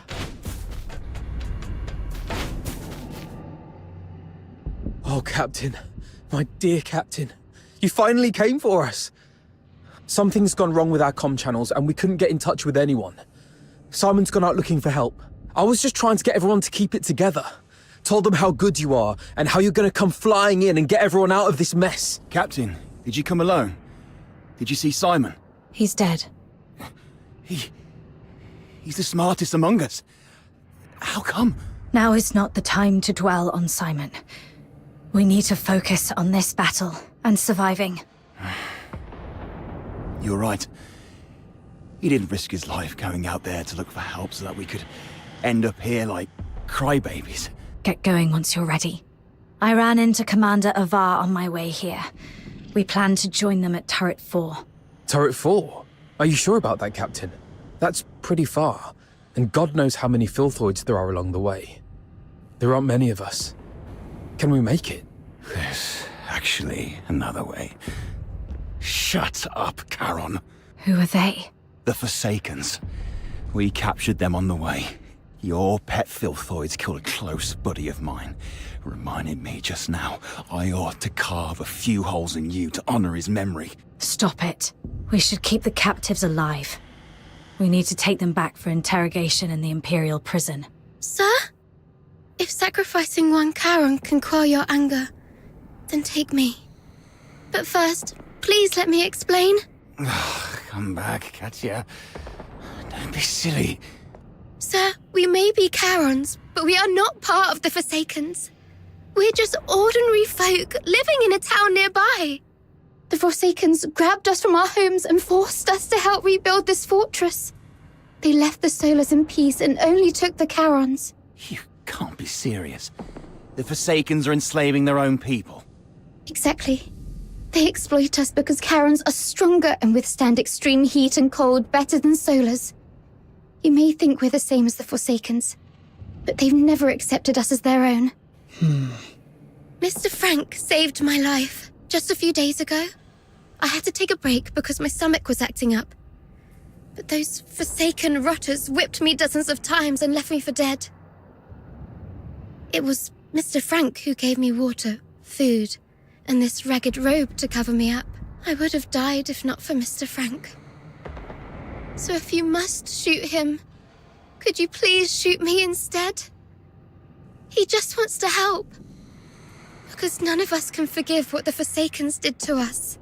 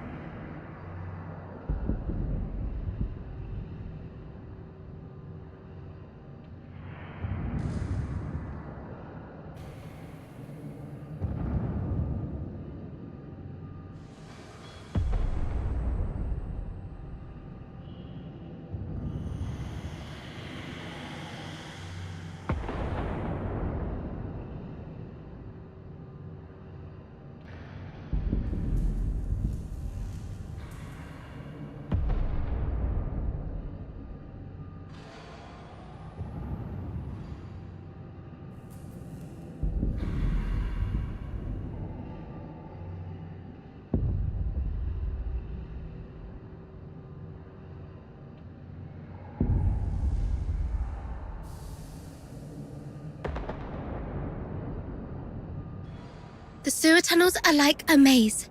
You'd easily get lost without help. The Forsakens always get Mr. Frank to fix the sewer valves, so he knows the place like the back of his hand. Let him live and he'll get you where you need to go. All right. Marco, lower your gun. Holster it, that's an order. Leon, frisk him. Yes, sir. Just a few days ago, I had to take a break because my stomach was acting up. But those Forsaken rotters whipped me dozens of times and left me for dead. It was Mr. Frank who gave me water, food, and this ragged robe to cover me up. No need to frisk her. Yes, sir. I've heard you're familiar with these sewers. Please lead the way then. Stay alert and keep a close watch on them. If anything seems amiss, we'll pull out immediately. Thank you. You're talking to me? Yes. You didn't let your man frisk me, and I really appreciate it. It's rare to see an Imperial officer respect the dignity of a Charon girl like me. Your kindness will reap a just reward. This way, sir.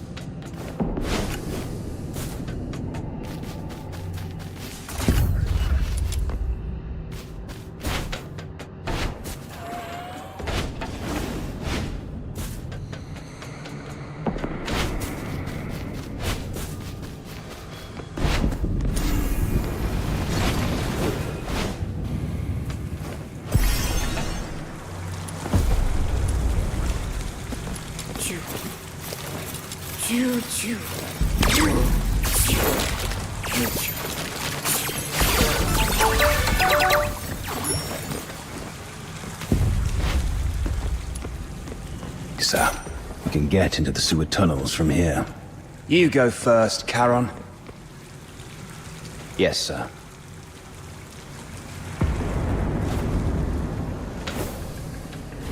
Sir, steam produced by the condenser is dangerous. We should not stay too long. The hot steam. Watch out! There's a condenser up ahead. You'll get hurt if you get too close.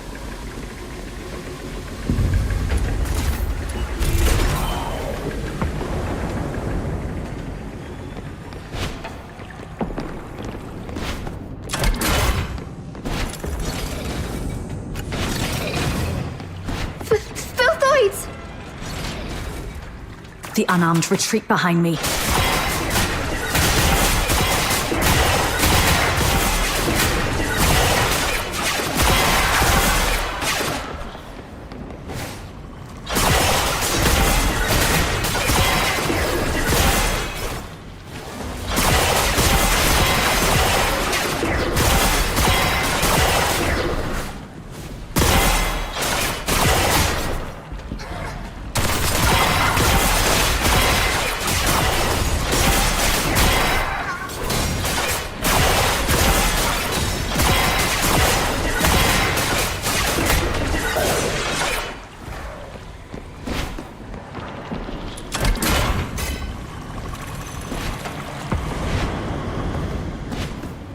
Thank you for saving our lives. It turned out not all Imperial soldiers are... Oh, sorry. I mean, I used to think that Imperial soldiers were no different from those forsaken rotters.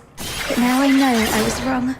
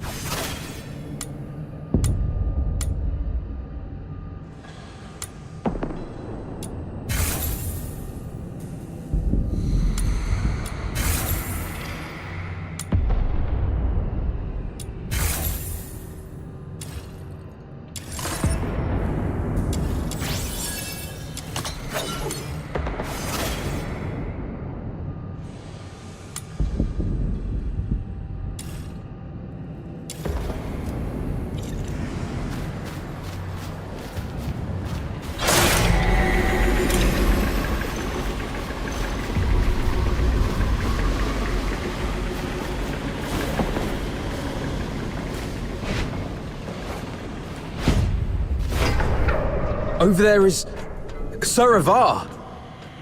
Nice. We can safely join forces with them.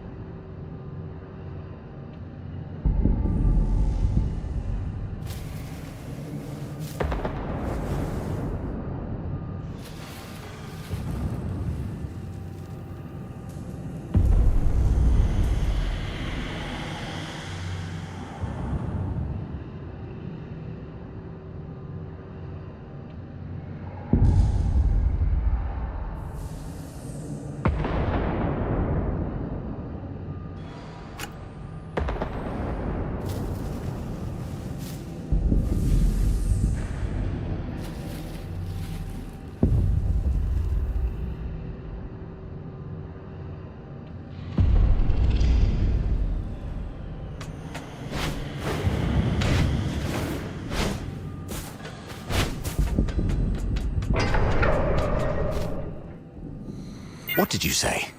The reinforcements are delayed? The Forsaken sabotaged the narwhals at the bridge. Now we're stuck here. You expect me to storm the central control room with just 2 battered squads? You can't be serious, Fulvis. They've got the hazering messengers in there. Messenger. The Legion doesn't feed you daemons out of kindness. This is what you're for. And you've got her with you. That one's just as strong as any daemon. The central control room is right ahead. It's less than 50 yards away from the turret you're at. 50 yards further, and we can dedicate the victory to His Majesty. What's so hard about that?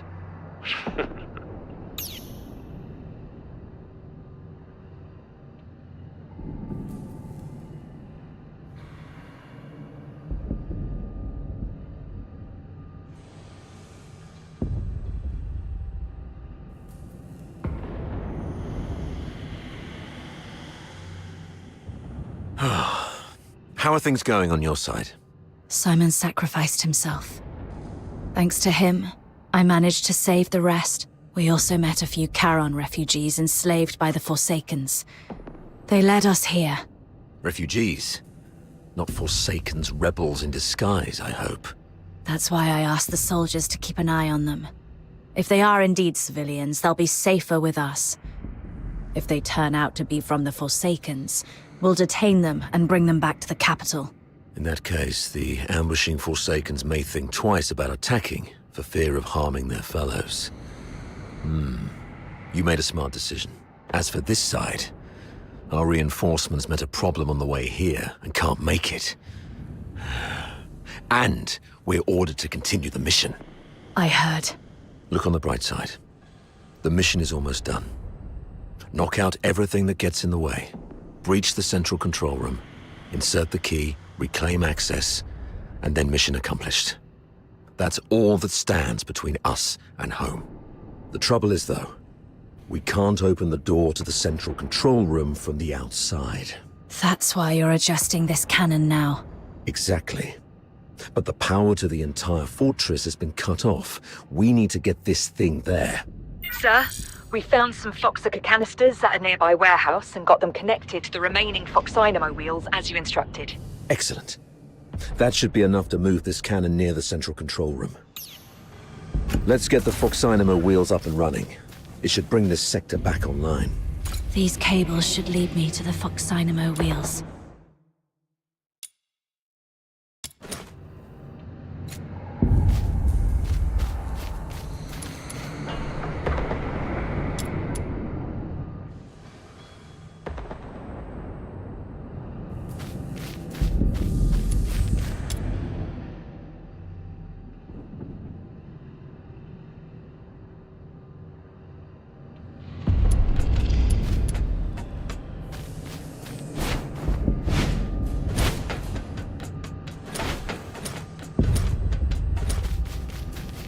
Foxica is beautiful, all clear and shimmering. If only it wasn't used for killing people. Yeah.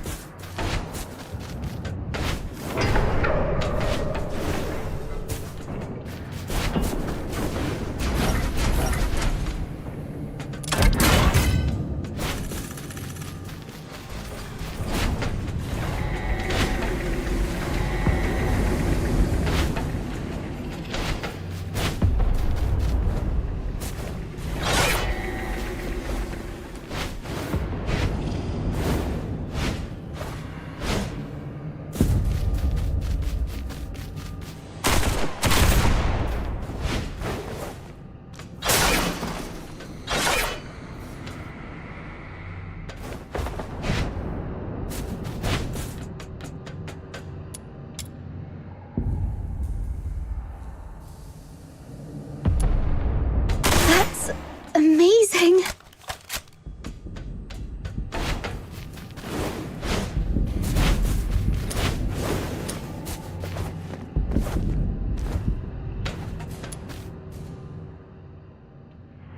Turrets aligned. The sim battlefield's powered up as well. Let's head to the control panel. I'll open the gate with you.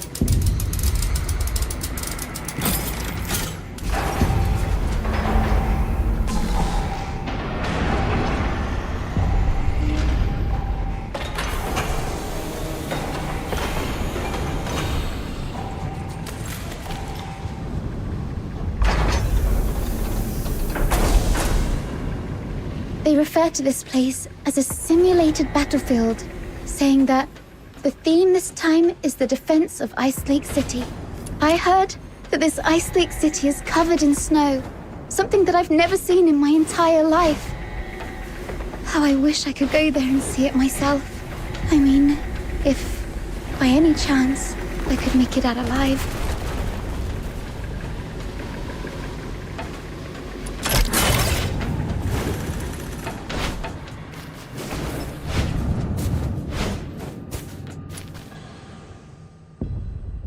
Well done. Now, let's move the cannon to an optimal spot to bombard the central control room.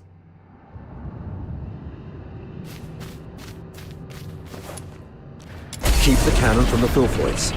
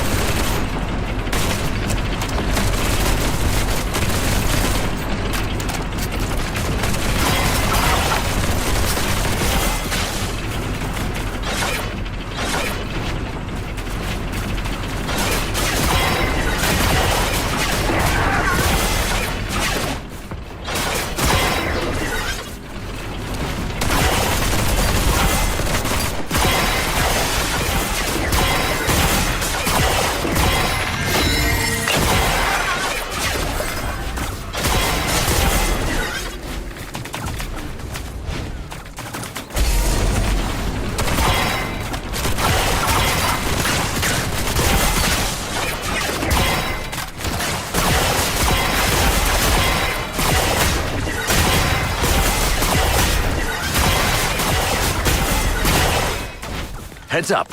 Filthoid's approaching.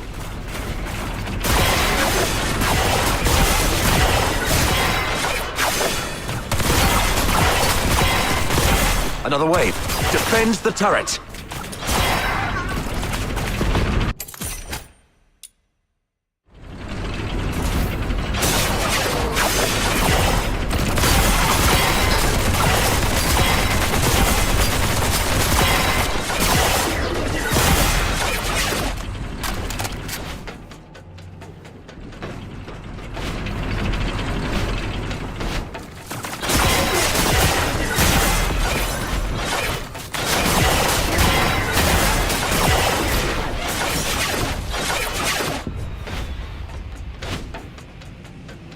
Locked and loaded.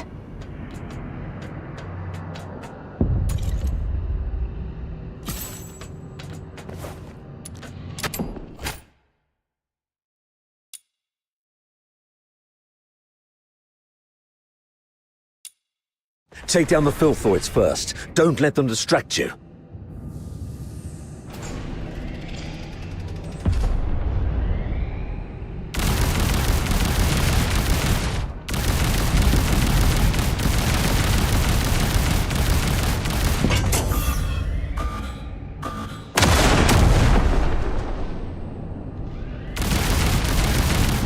Nice shot.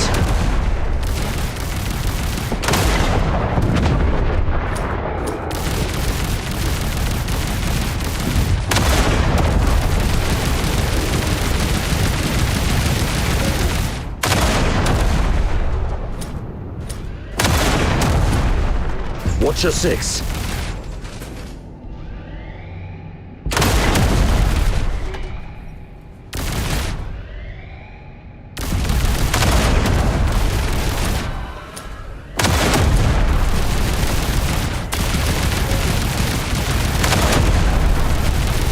Stay alert. They're coming from all sides.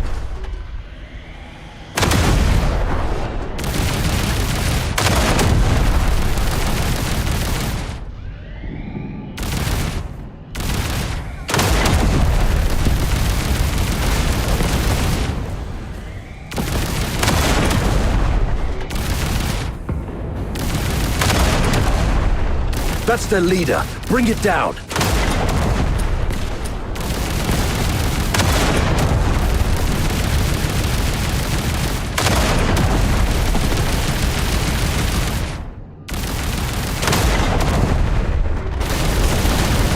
All right. All cleared out. Next, let's start with the relatively thin side door.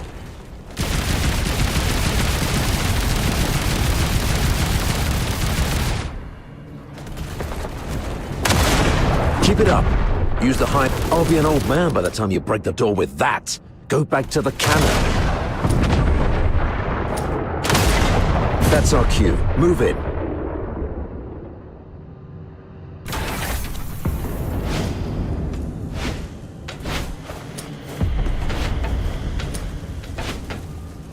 The captain and I are taking the lead. Everyone else, fall in behind us.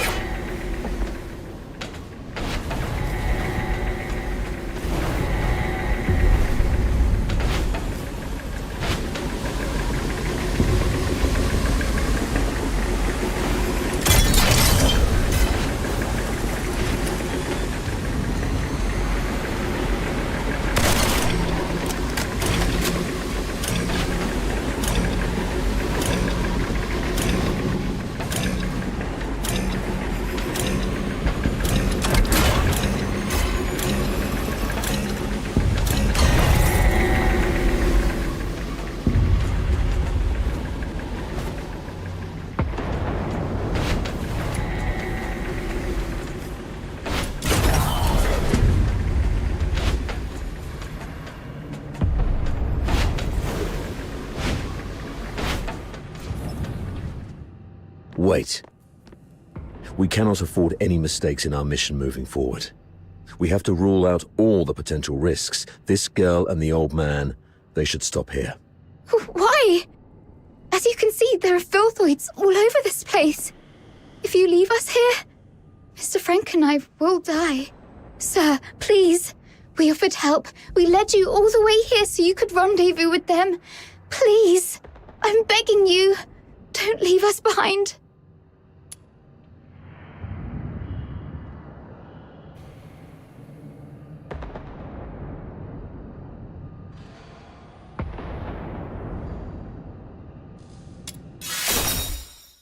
Maybe you're overthinking it, sir.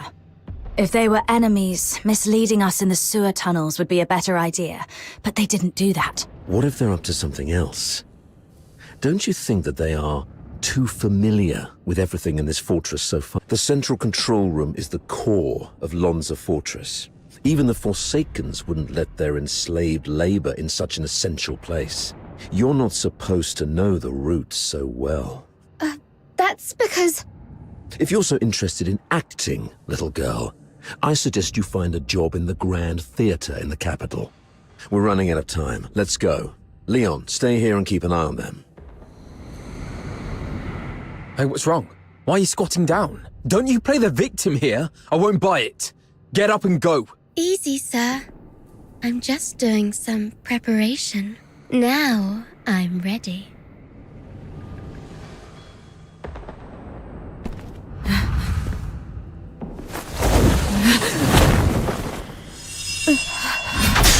Yeah!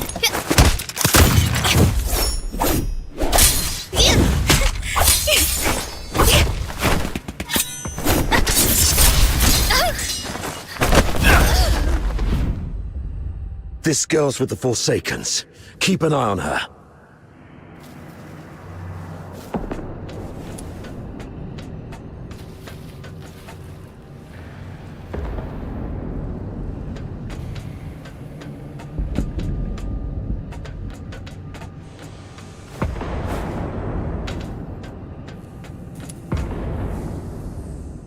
You're injured.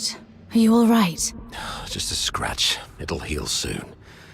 That little girl was just bluffing. Even a stray cat would have put up a better fight.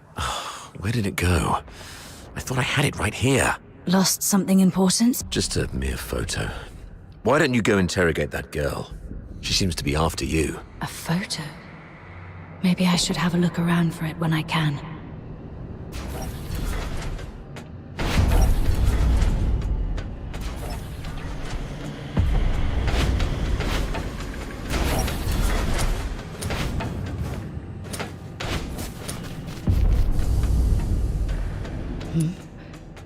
What's that on the floor? It's a younger Sir Avar with Daphne. I should take it back to Sir Avar.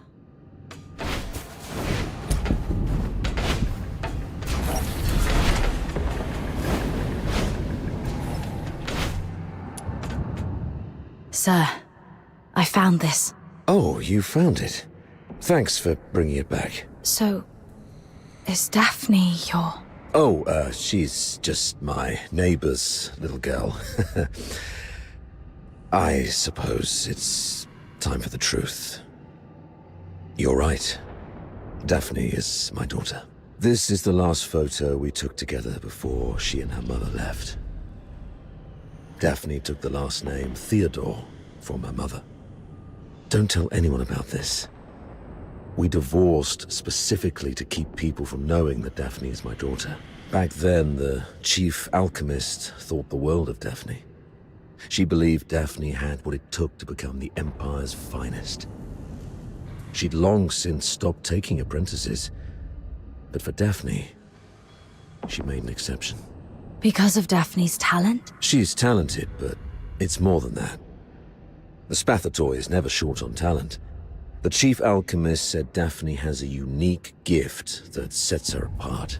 I never quite understood what she meant, but it's clear Daphne has a bright future ahead of her. And having a Charon for a father shouldn't be what holds her back. But Sir Avar, you're not just any Charon. You're a laureled Charon.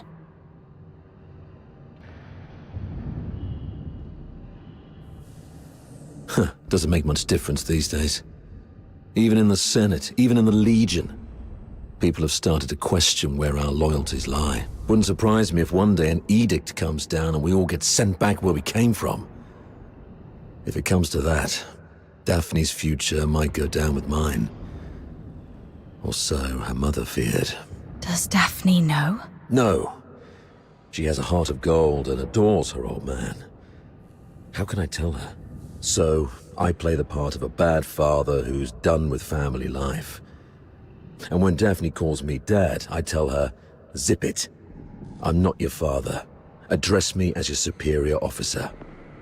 But Daphne's such a sweet kid.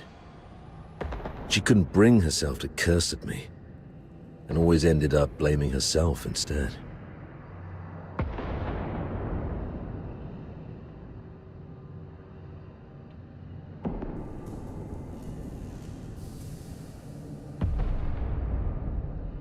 I knew about that already. She volunteered for the Lonza Fortress op, even went straight to Fulvis with the paperwork without telling either of us. That girl had her mind made up from the start. I'll talk to her mother about this when we return. I'd rather she resent me if it spares her any pain. If we make it back, I'll take her to the Opera House. When I was just a grunt, I never got the chance to take her to any fancy places. I guess it's time to make it up to her. I heard there's a new show in Dysmania coming from the northern province of Cocytus. It's called... something from the snowfield. You know what? Why don't you come along? I'll buy an extra ticket. Sure.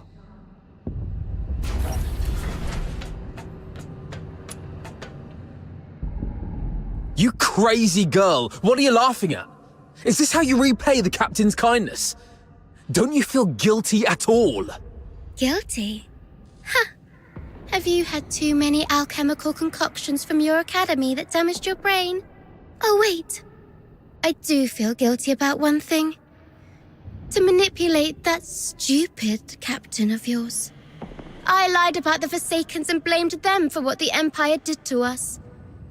I'm so sorry to the Forsakens. You...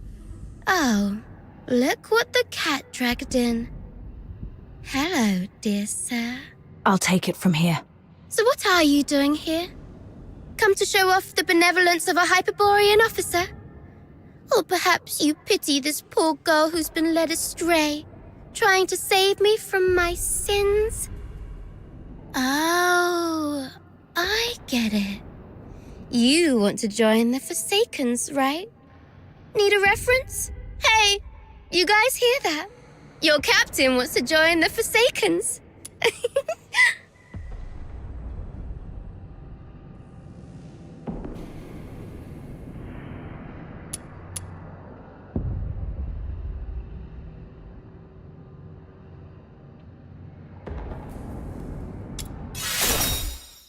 Because you're always so on guard. I couldn't find a chance, even while we were alone. I had to bide my time patiently. Even offered to help a couple of times to lower your guard. And it's more fun this way. Betrayal by a trusted friend is far more memorable than a stab from a stranger, isn't it? You... Oh, you look like an angry bull. I'm so sorry, sir. I forgot you like it better when I talk like this. Cut the act and answer my question. Sure. Ask away. I'll answer whenever I feel like it. I deserve to know why you stabbed us in the back after I helped you. Is it out of plain hatred for the Hyperborean Legion, or an assassination attempt targeting me specifically? If this is your question, sure, I can answer that.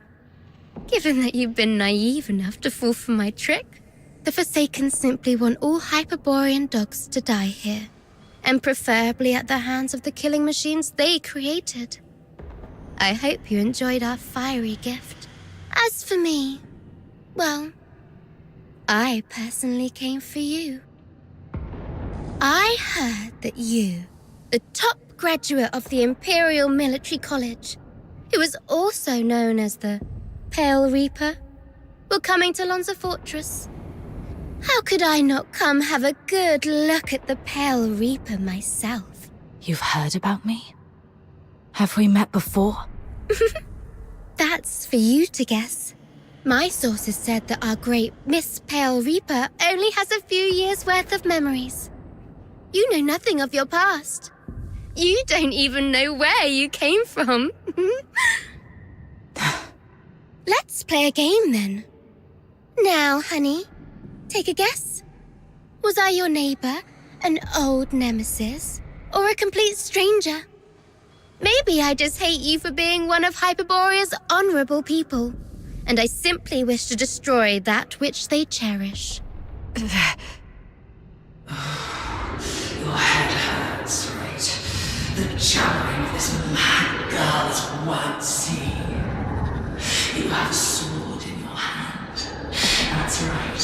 It's the one you've wielded in countless countless battles, the hilt still carries your warmth. You're familiar with the slick feeling and the subtle tug of resistance when its blade slices through flesh. You can easily slit this creature's throat and make its detestable lips gurgle and whimper in pain. It's that voice again. Why now?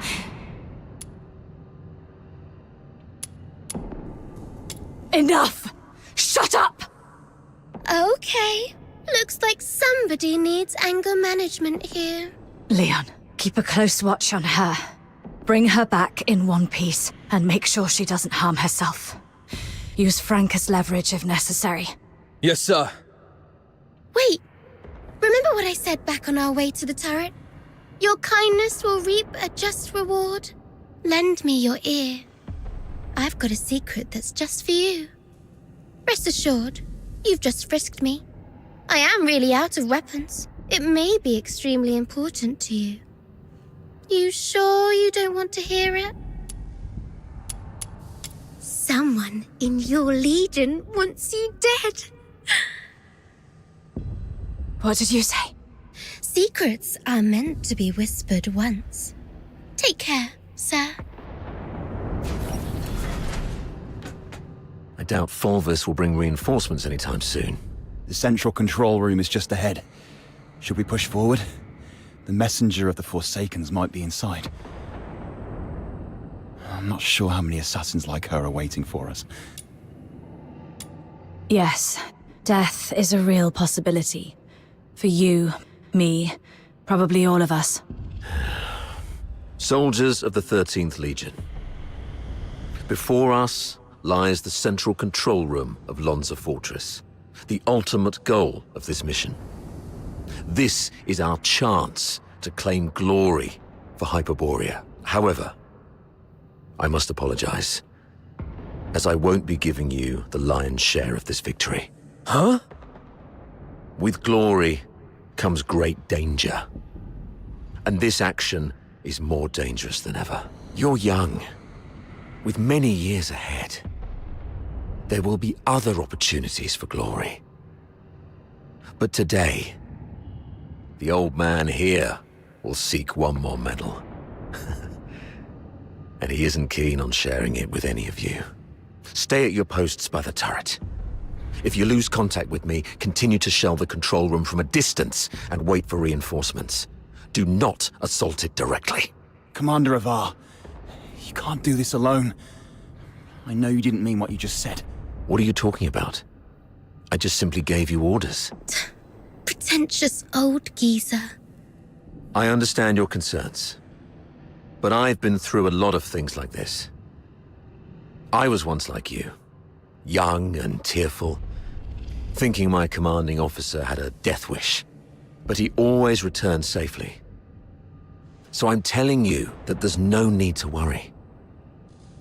Think of your mother, probably by the fireplace knitting a sweater, waiting for you to come home.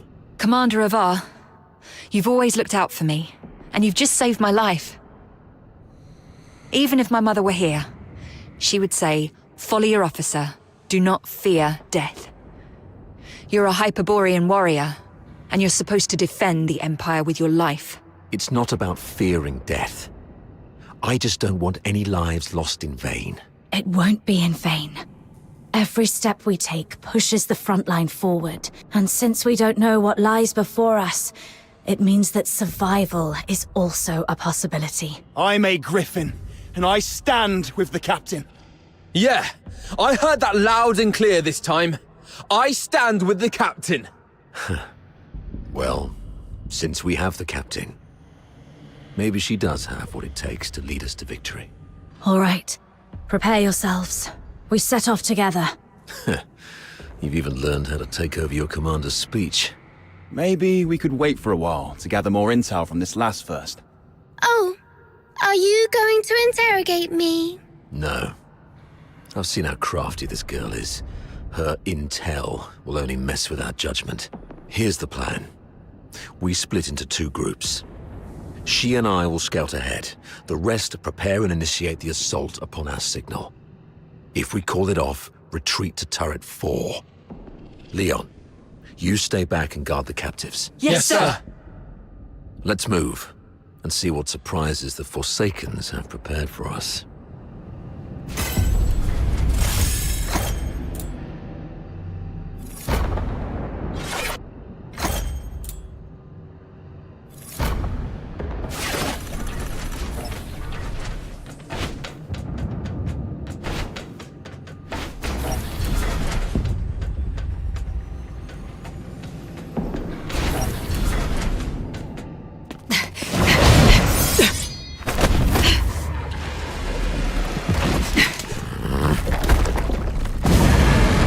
This one is tough to deal with. Be cautious.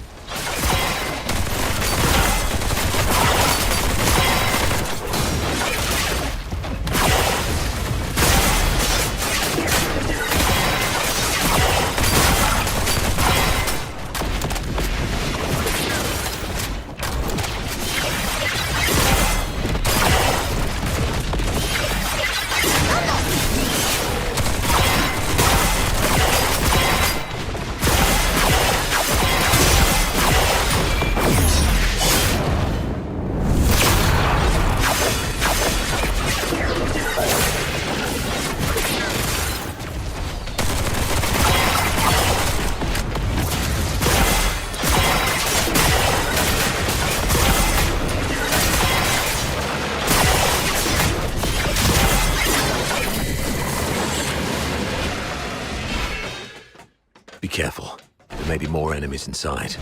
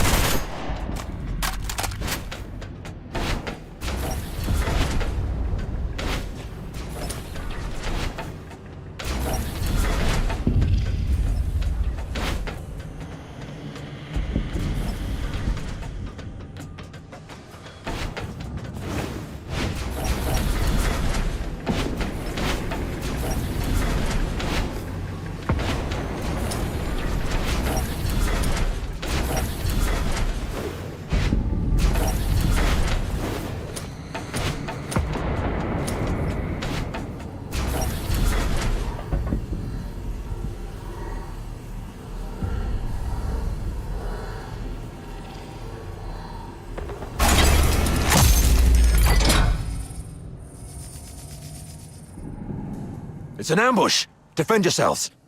Wait. The defense system here is off. The central control room is empty. Has the messenger left already? Something's off here. The original blueprints of the fortress showed this room should have the strongest defense system, including a self-destruct mechanism. But they've only locked the door, and there's no sign of any defense systems engaging. What do you make of this?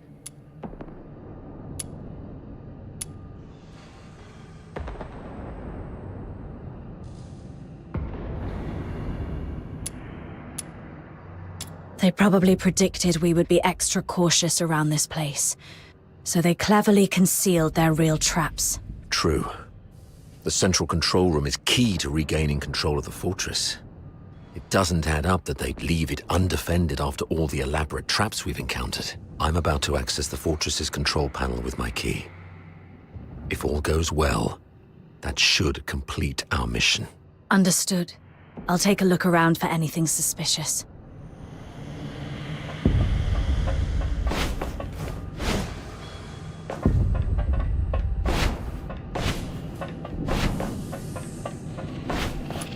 Defense mode currently active. Please switch to safe mode to proceed.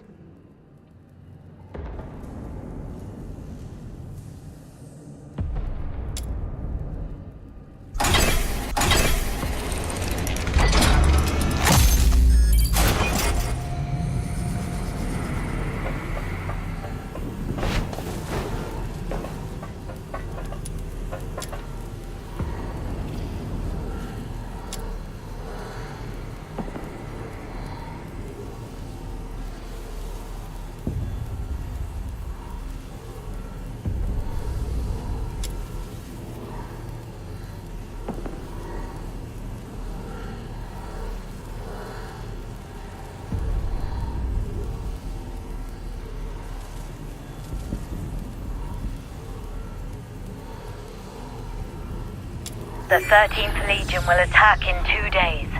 Antonius Fulvis has vowed before Sybil that if his forces fail to breach the fortress, he would shoot himself with his own gun. Sybil then assigned him the best troops. The Legion will do everything they can to take Lonza Fortress back. We should not attempt to defend the fortress against such odds. Withdraw our forces and ensure the survival of the Forsakens. Merely retreating would squander a perfect opportunity. We should make the Hyperboreans pay dearly. Easy. Leave it to Avar. He'll be commanding 2 Vanguard squads in the operation. Those fools always listen to him. Avar will hold off their assault. Use this time to lay traps and fortify our defenses. The fortress will become their graveyard.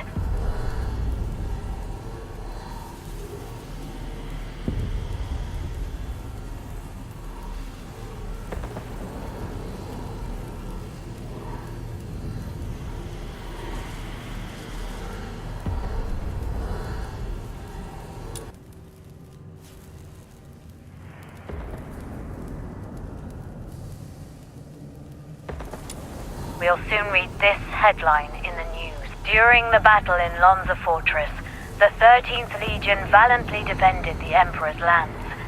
The Vanguard suffered 90% casualties in the fierce conflict.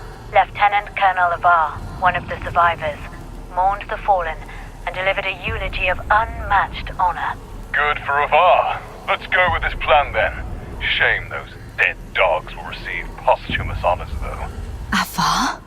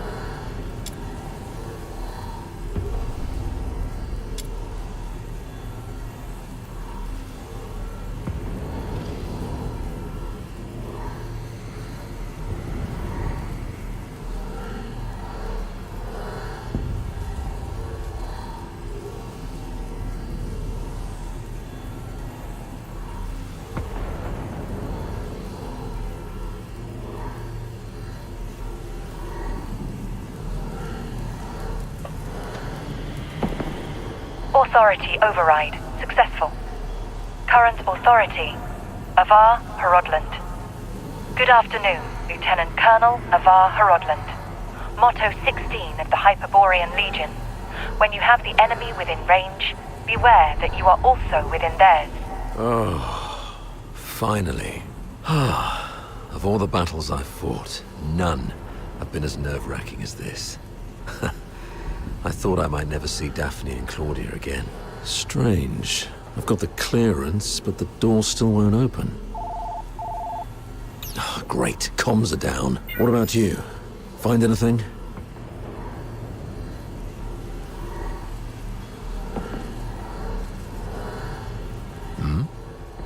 You look like you've seen a ghost. What's wrong? Someone in your legion wants you dead. That girl, Katya, told me this. The recording. The signed document. Katya's words. And this man in front of me. My mentor on hand-to-hand combat and battle tactics. My superior who always looks out for me. What should I believe?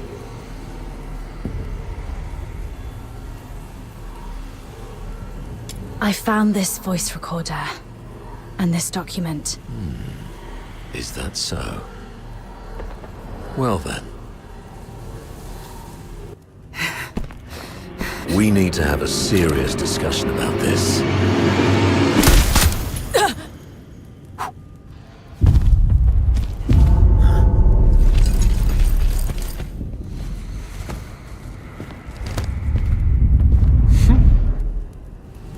Very impressive, Avar. Didn't think you'd make it this far. Fulvis, you scheming bastard. You fabricated all this evidence, didn't you? I didn't know you old lying aristocrats would stoop to such nasty tricks. I'm nothing like those stubborn old fools. I'm a pragmatist and would do anything that works. Isn't this your favorite protege? You did this. I was just setting the stage for a deal with you. I don't think we need a third party. Off you go, Falsey. It's all right. The entire fortress is in our hands. This old man dares not make a move. Yes, sir. I shall wait outside the door.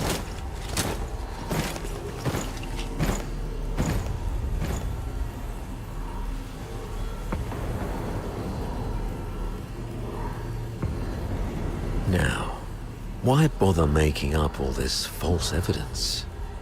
You really think the higher-ups are that stupid? Of course not.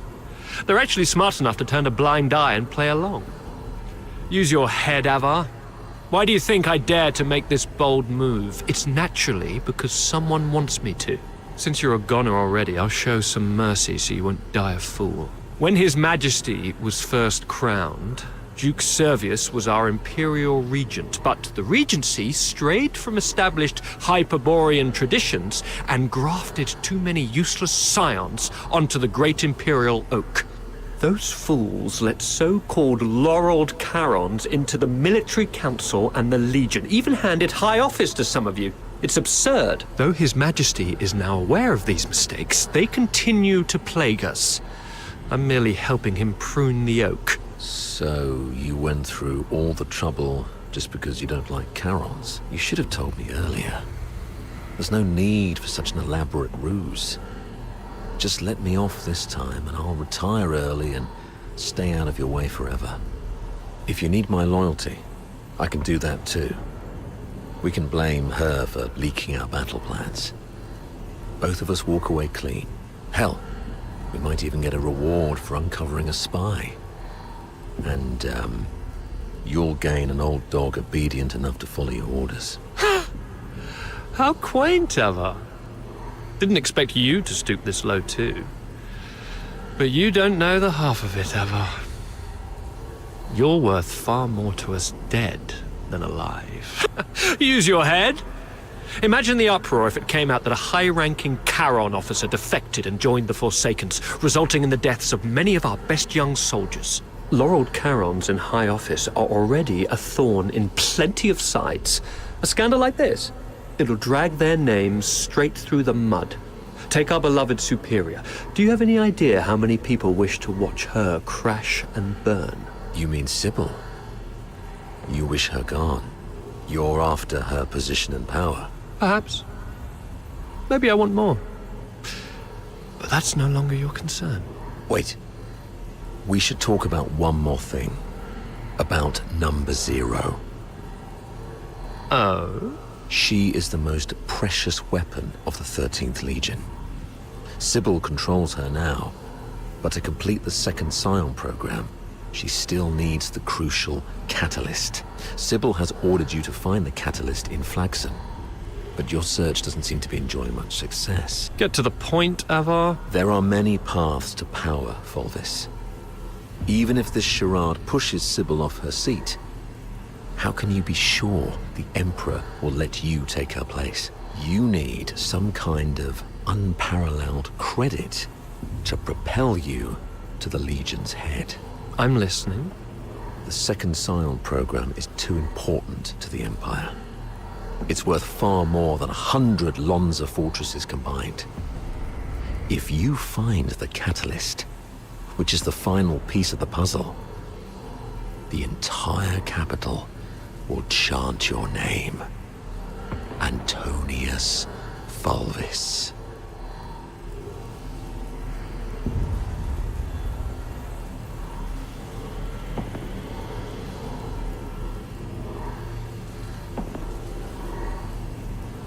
It's the unparalleled credit you need.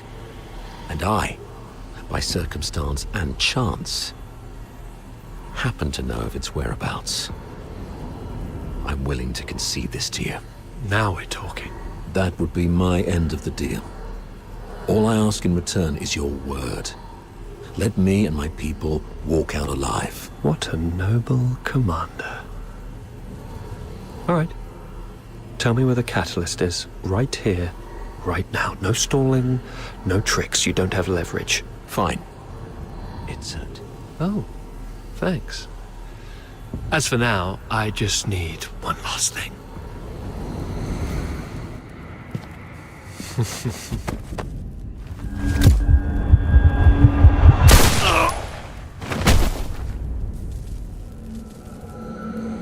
Remember, Ava? Never trust a pragmatist. Stay behind, Fulci. Clean up this mess. Yes, sir. Fulci, control room. Yes, sir. A mini recording device. Why would she have this? Lieutenant Colonel Avar Horodland, you have yet to enter any command. Motto 17 of the Hyperborean Legion, obeying orders and trusting your comrades give you a better chance of survival on the battlefield.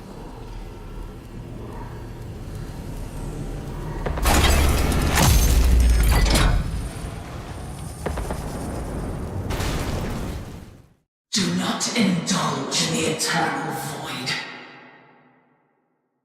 Wake up! Before blood flows like swollen rivers, this is far from over.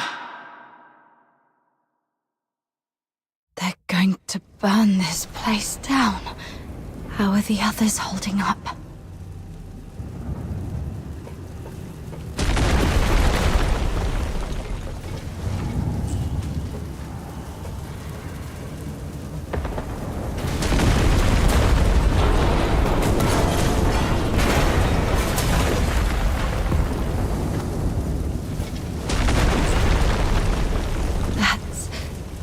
Sir Avar.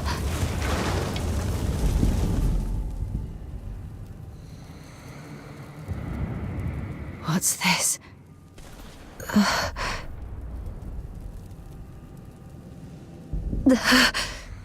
Attention to all 13th Legion soldiers in Lonza Fortress. Daphne Theodore, the former medic of Squad Griffins, is now classified as a Forsaken spy. Daphne Theodore is to be executed upon sight. Daphne, a wanted spy. Warning. Self-destruct sequence initiated. Estimated time to detonation, 20 minutes. Evacuate immediately. Repeat. Evacuate immediately. Time's running out. This should keep me going for a while. I need to get out of here now.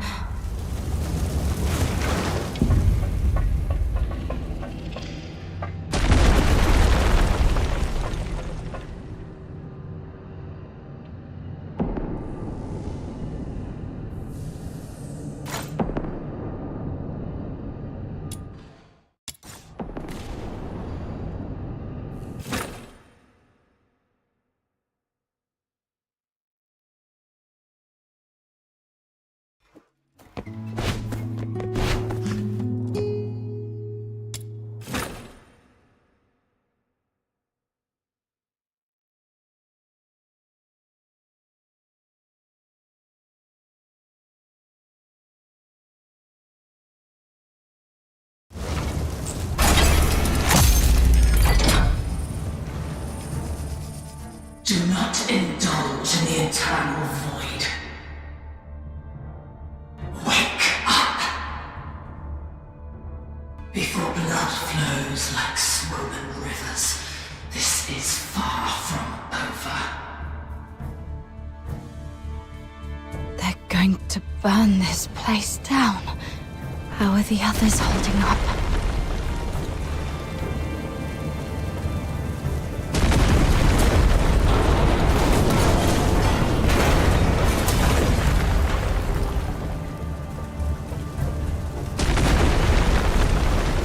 That's Sir Afar. What's this? Attention to all 30 Daphne Theodore. Daphne. Warning. Time's running out. This should keep me going for a while.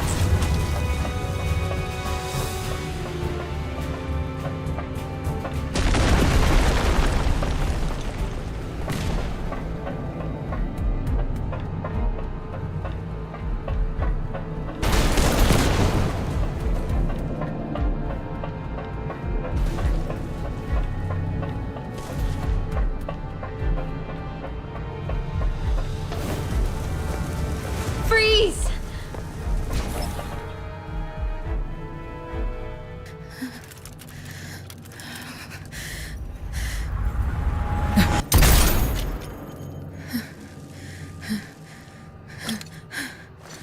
An accomplice! Kill them both!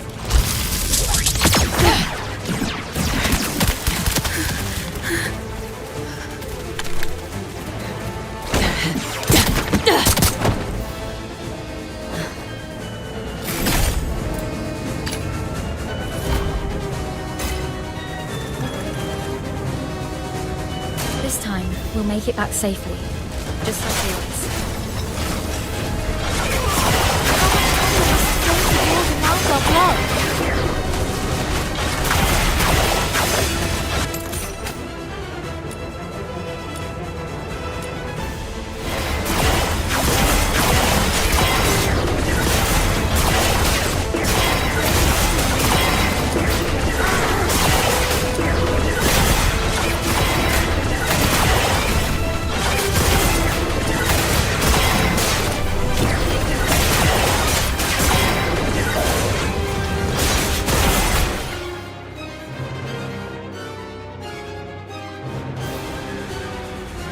There. The bleeding's finally stopped. Wait. Where are you going? To the central control room. Commander Afar is still in there. No. Don't go. Sir Afar is no longer with us. I have to check on him myself. Maybe he's just heavily wounded. As a medic, I can probably... Get back here. They burned down the entire central control room. Sir Avar's final words were for me to bring you safely out of this place. At least respect the man's dying wish. Come on. We should check on Marco and the others. Find somewhere safe to regroup. There's no turning back now. We have to keep moving.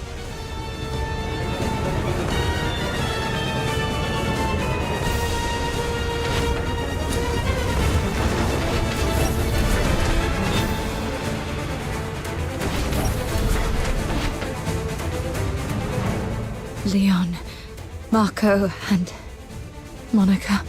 All taken down by a single shot. No signs of a struggle. Not even a chance to fight back. They were killed by someone they trusted. From the blood, it must have happened while we were trapped in the central control room. Oh, damn you, Fulvus. Let's go, Daphne. We must get out of here alive. Where are you going? The underground sewers. The fortress is filled with Fulvus's men. We have to try our luck with the sewer tunnels. Okay. Watch out for the soldiers around here. They may no longer have any allies.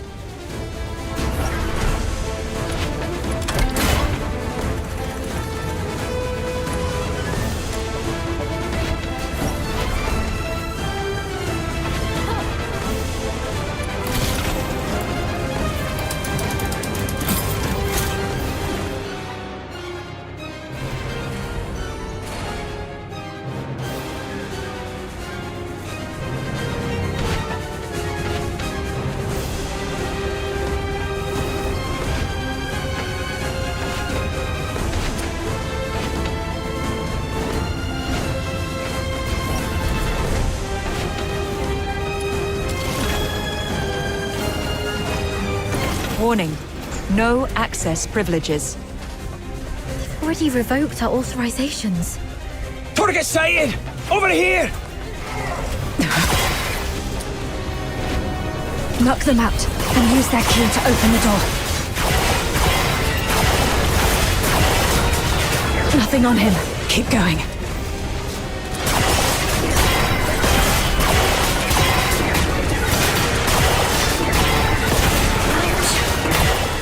Still no luck.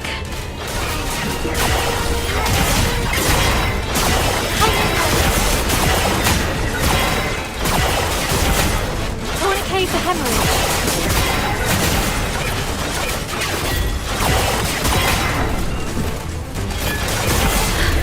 Got it! The key!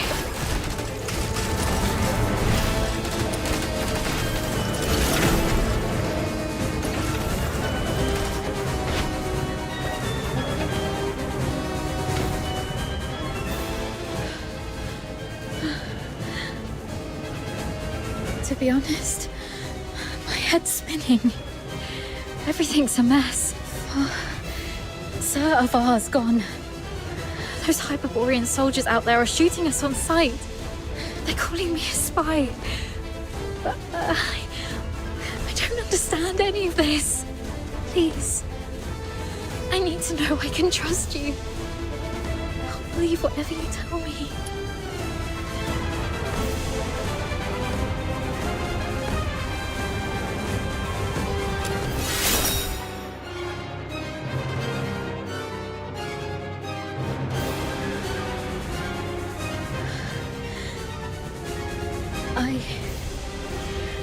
I've pulled myself together now. Sorry. You're so heavily injured. Yeah, I was there acting like a crying baby. I still have some of the medication you found. Let me help you with your injuries.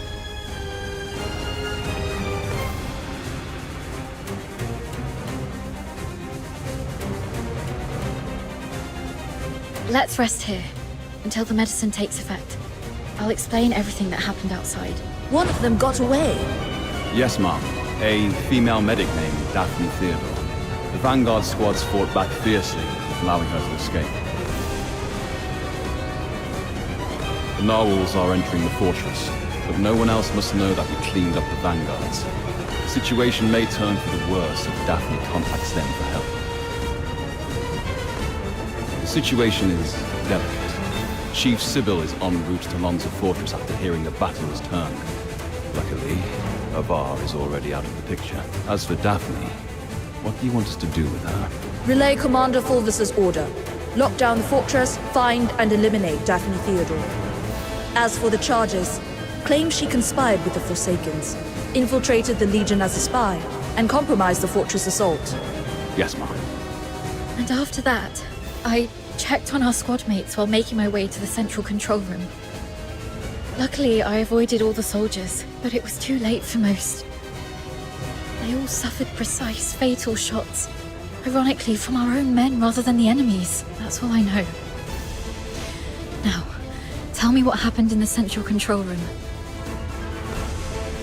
I'll explain later. Now isn't the right time. But you were right about the situation. Every soldier in this fortress is now our enemy. Fulvis has ordered them to eliminate us. Fulvis? He's the despicable traitor who leaked our plans to the Forsakens. He's the one who decimated our squads. Thanks to your medicine, I'm feeling much better. Fine. You must have your own reasons for withholding the information. There's one thing I must know. My father, Avar, did he complete his mission?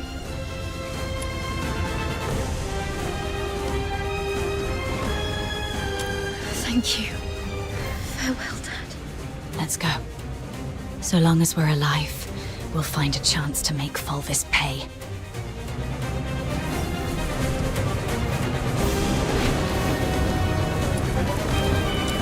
Daphne Theodore and an unknown accomplice are currently hiding in the sewers near Reservoir 1. Initiate the flooding to force them out. They found us. We need to get out before this section floods completely.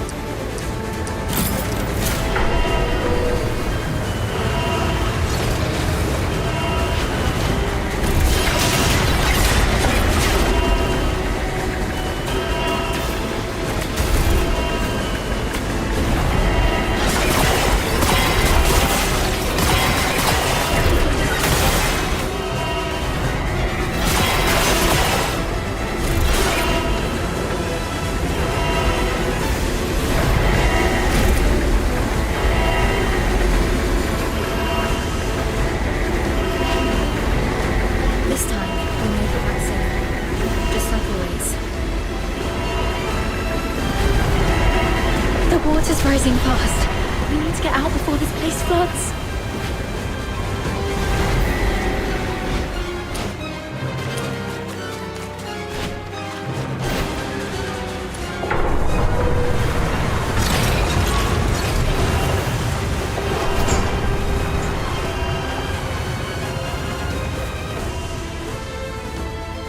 Current water level exceeds safety threshold.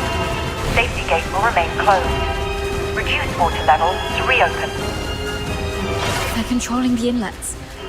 But since this is a reservoir, it must also have drainage outlets. It says here, activate all 3 valves around the reservoir to accelerate water discharge. They can't be far. Herd the remaining field forces to the tunnel. We will all exit. Once they surface, we'll eliminate the traitors. We should hurry up too.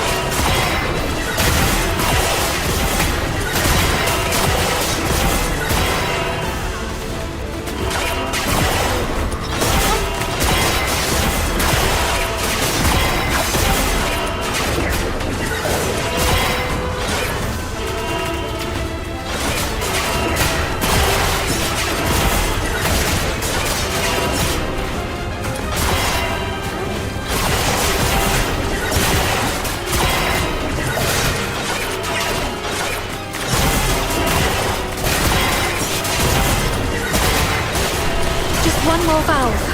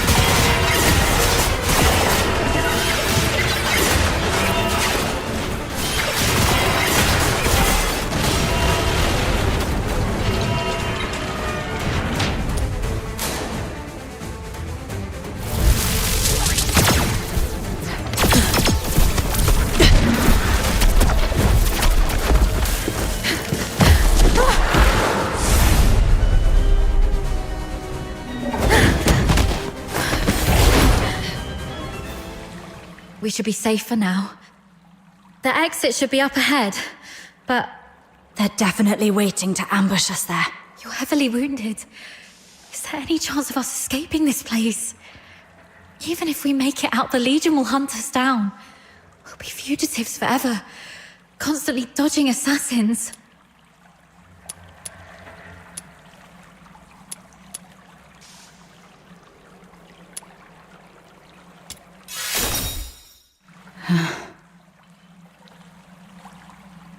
Take off your clothes.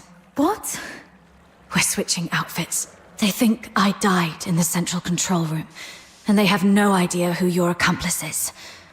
You are the only target they can identify. I'll wear your uniform and make a run out there. The medic's uniform is conspicuous enough to draw their attention. You'll make your escape during the chaos. Are you serious? We're completely different sizes. They'll quickly realize they're chasing the wrong person. The longer I can distract them, the better your chances. This is the plan, Daphne. Honor Sir Ivar's last wishes. Don't hesitate, hurry up. No.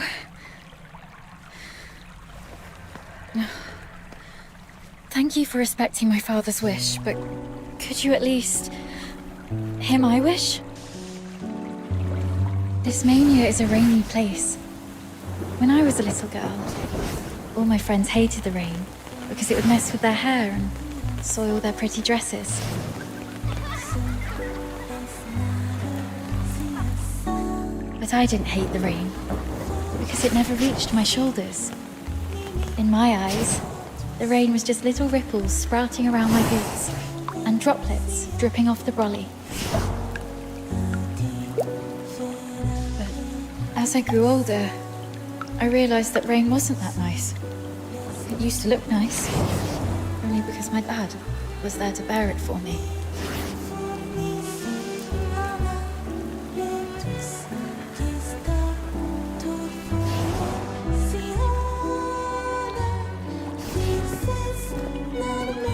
My dad was such a kind man, and such a stubborn one too. He always put others first. Always.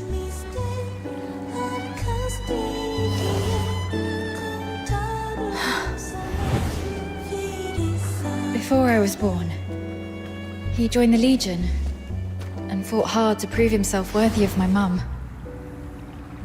After I grew up, he left us because he didn't want to soil my future. In public, he'd scowl and forbid me to call him Dad. But deep in the night, he'd drunkenly shout mine and my mother's name, crying. He was always bearing the weight of everything on his own.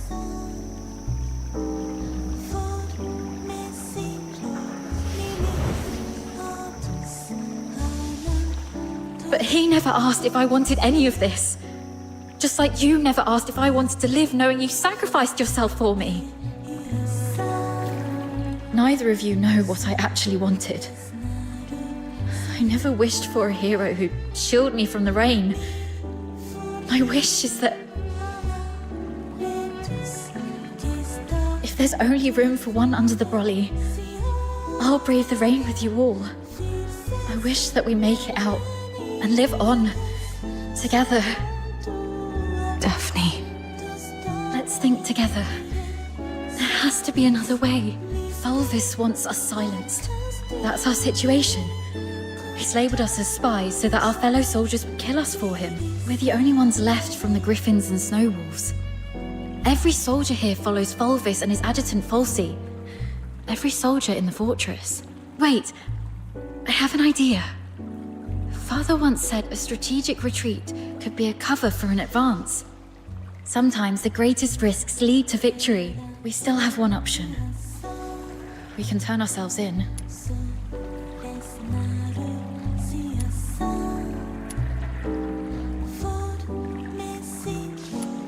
Exactly. Remember what Falsey said in the broadcast? Seal all exits. Once they surface, we'll eliminate the traitors. Hurry up! We're running out of time! Lonza Fortress is currently under Fulvis's full control. We're little more than rats in a cage. Why is Falsey in such a hurry? Do you remember what I overheard earlier from one of the soldiers? Chief Sybil is en route to Lonza Fortress after hearing the battle has turned. So you want to seek protection from Sybil? Correct. But Fulvis has already condemned us, and even fabricated evidence. Wait, I get why you want to turn ourselves in. Mm-hmm. Chief Sybil is also a graduate of the Academy. From what I know of her, she wouldn't tolerate betrayal from anyone, not even those she holds dear. Which is also why Sybil would carefully review any acts of treason. She would not make any hasty decisions to execute the suspects, because she'd want to get to the bottom of it. If we manage to meet her, she's most likely to throw us into the Imperial prison. The prison is reputedly so well guarded that even a fly could not escape the place. But it'll also keep out anyone who wishes to silence us. The Imperial prison will be our safest refuge. We can prove our innocence during interrogations. This is our only chance to survive. Your reputation will suffer, though, as you'll be interrogated for espionage. But once we endure the questioning, we'll be able to clear our names and bring the real traitors to justice. Being questioned for espionage. Any chance that word gets out beyond the Legion? Perhaps the royal family will hear of this. The army has always been the focus of Emperor Julius. Moreover, His Majesty personally founded the 13th Legion. I believe it will reach his ears. Then perhaps that person can help us. All right, let's go with your plan and find Sybil. Time's against us. Let's move.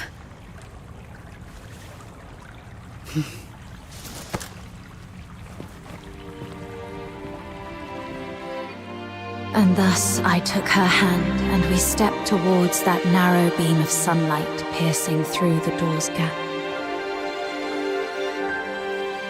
It felt as though we were stepping into a shimmering grave of our own making.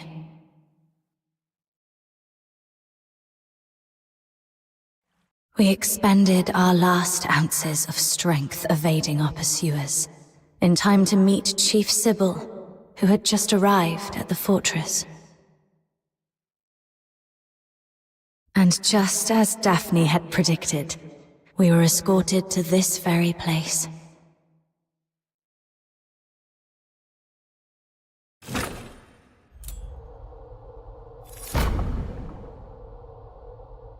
What a riveting story, which completely contradicts the testimonies provided by the narwhals.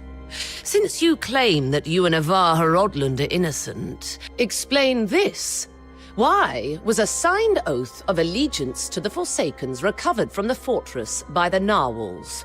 One bearing Avar Horodland's handwriting and fingerprints, both verified with full precision. Handwriting and signatures can be forged. It's not that difficult. As for fingerprints, anyone in the Legion with regular access to Sir Avar could have lifted and replicated them.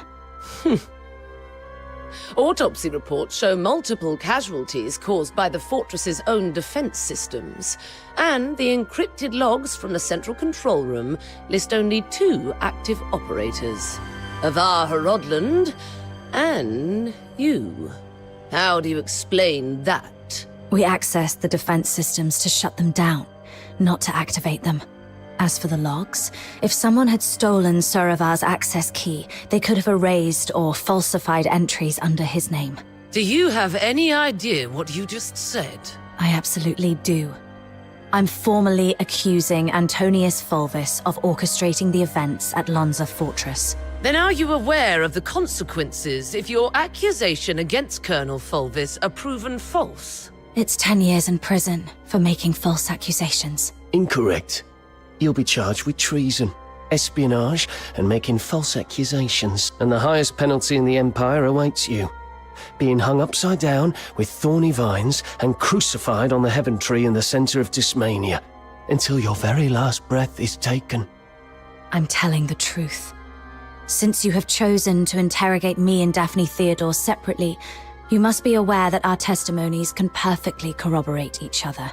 Despite suffering grievous wounds, you have endured intense interrogation without changing your testimonies. Admirable, I must say. Warden Hellfire, I've been waiting for this moment. To speak with you face to face, because I had to tell you the truth myself. Push the interrogation to the next level. Initiate the Inferno. Yes, Mum. The hypnotic agent is ready. Survive this, and I'll consider the veracity of your testimony. Fine.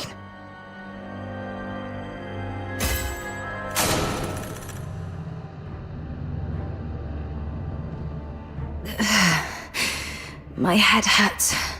Traitor of the Empire, if you claim to be innocent, prove it to me. Where am I?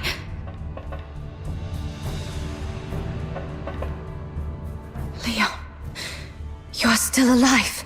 As you can see, Mom, all our plans have been leaked. Commander Avar participated in the formulation of the Vanguard Squad's combat plan.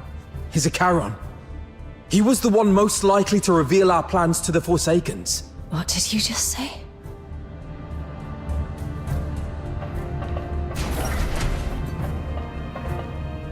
Marco! The Forsaken set traps in every path. As you can see, Mom, someone betrayed us. No, this is not Marco.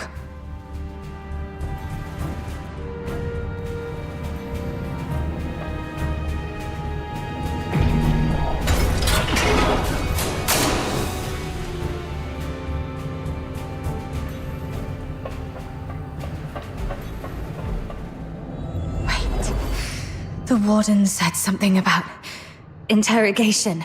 That interrogator mentioned a hypnotic agent. I'm probably not in a real world. This is a dream.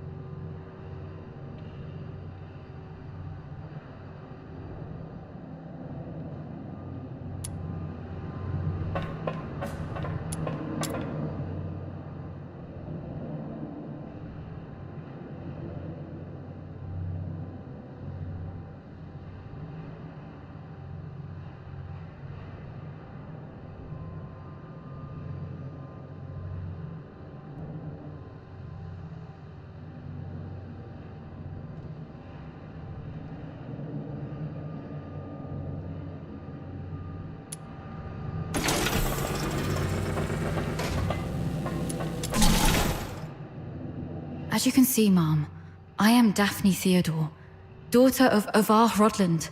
My father and the captain, they planned to split the payment for selling intel to the Forsakens. But at the heart of the fortress, they disagreed on the division of the spoils. My father he was killed in a ruse woven by the captain. She then deceived me about how my father died. I've brought the murderer to you, Mom. I humbly request you to deliver a fair and just verdict. You're not Daphne.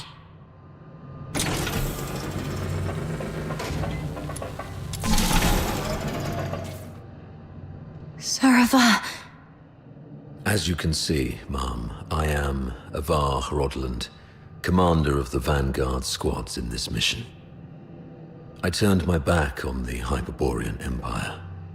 I betrayed the 13th Legion. I sold out the Griffins and the Snow Wolves. My accomplices include my daughter Daphne from my ex-wife Claudia Theodore, and my protege at the Imperial Military College, the captain. So this is the charge Fulvis had prepared for me. Shut up!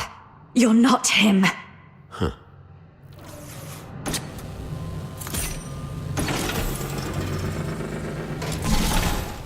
As you can see, Mom, I am the control panel in the central control room of Lonza Fortress. On the day the fortress fell, only Avar Rodland and the captain of the Griffins accessed the central control room. In the end, it was the captain who triggered the self-destruct sequence. But I was fitted with next-gen encrypted logging tech, the Eola Pile's pride and joy. Even if you melt me down, the data remains. Ha, ha, ha, ha, ha. Motto 18 of the Hyperborean Legion. An unexpectedly easy victory often leads to an impending ambush. I can't believe you have to recite those mottos, even in my dreams.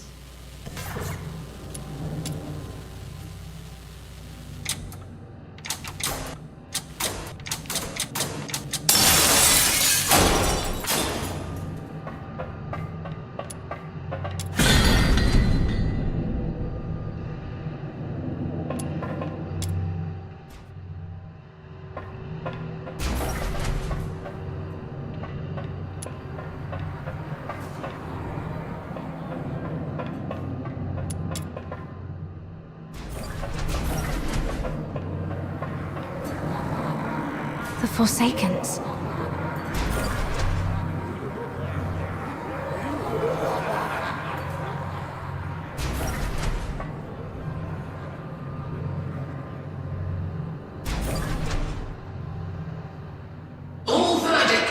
the name of justice.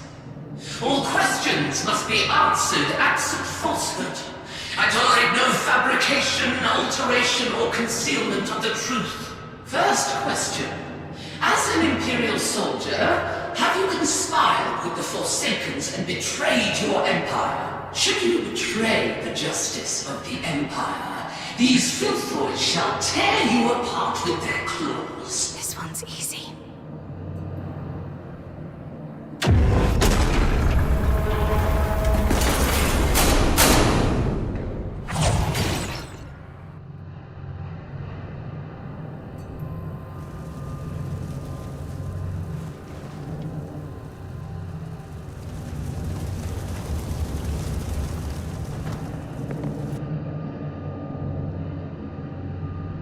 That's right.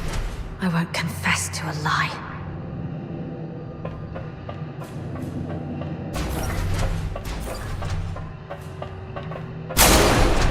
Why are there footprints here?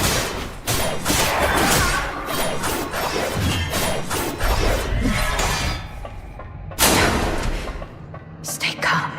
Those are the Vanguard troops.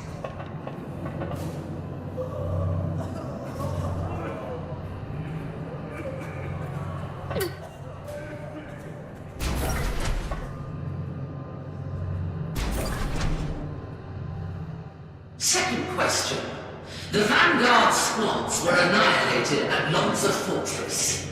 Were you the architect of their doom? Should you betray the justice of your comrades, your own blade shall spill your blood. No hesitation. Make the choice and stick to it.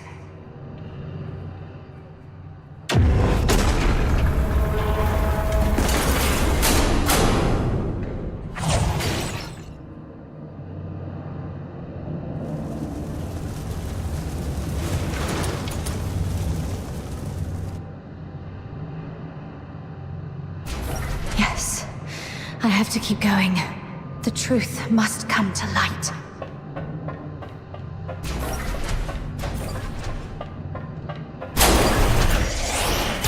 You're not me. You're just a cheap imitation. No, this isn't me.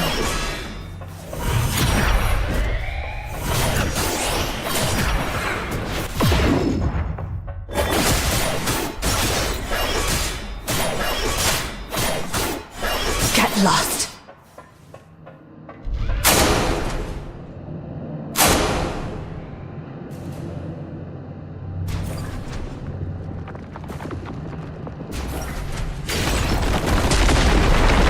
The head's blocked. Should I turn back? You who claim innocence, will you resolve falter in anger? How's the clean? Flawless, as you can see. It's them. Fulvus and Fulsi. You who claim innocence, will your resolve waver in sorrow?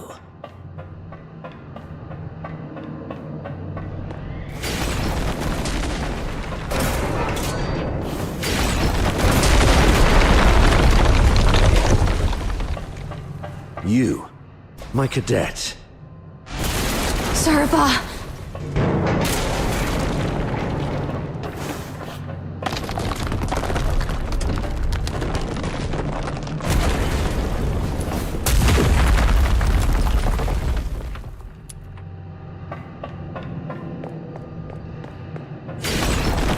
You who claim innocence, will your resolve crumble under the weight of doubt? Allow me to show you the way, sir. Yes, the way to hell.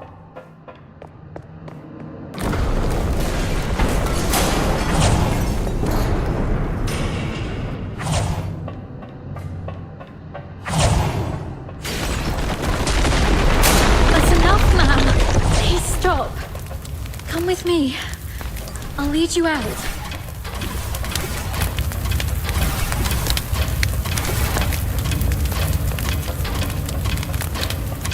whatever lies ahead, please remember.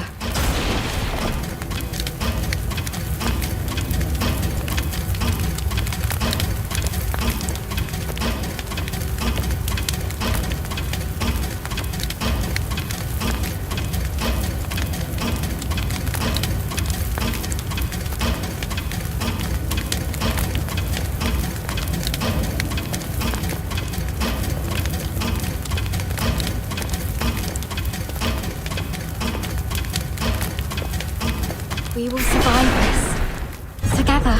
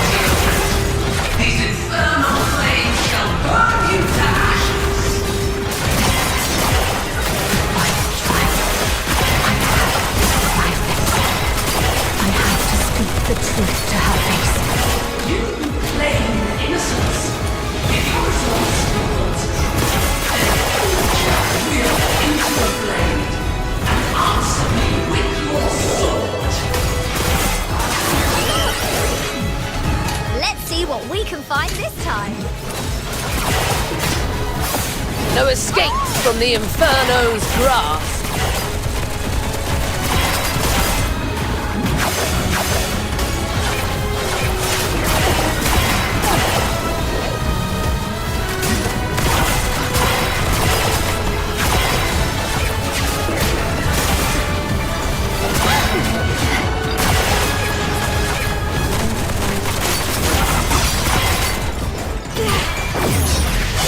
Dare you defy the law?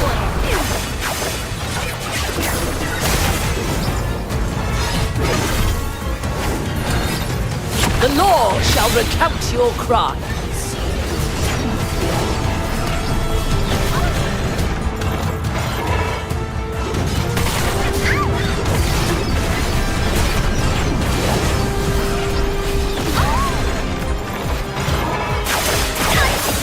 No escape from the Inferno's grasp.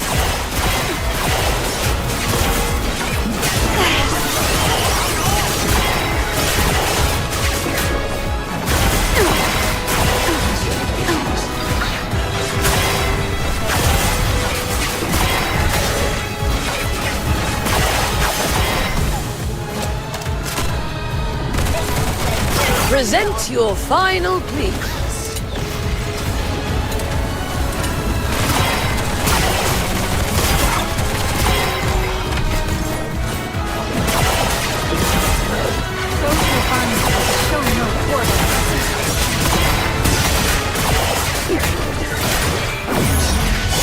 Dare you defy the law?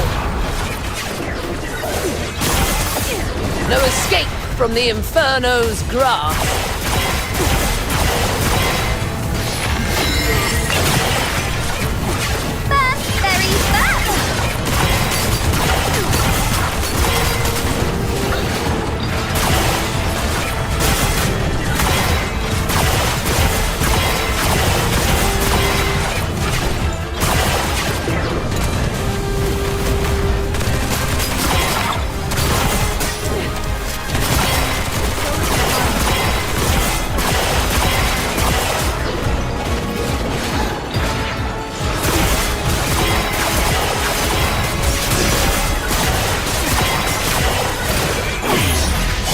Dare you defy the law? Time to incinerate Southwest! No escape from the Inferno's grasp. Meet your demise within these chains.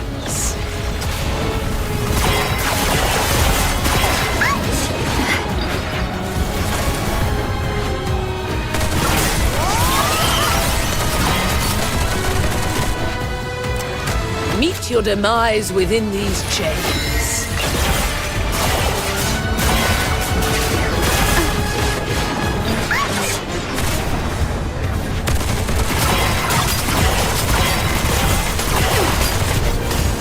Those who harm you will show no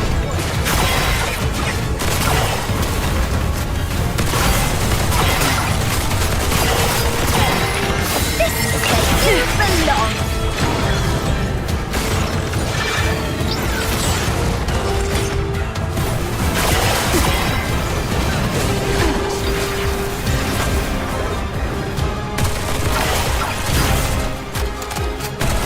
Meet your demise within these chains.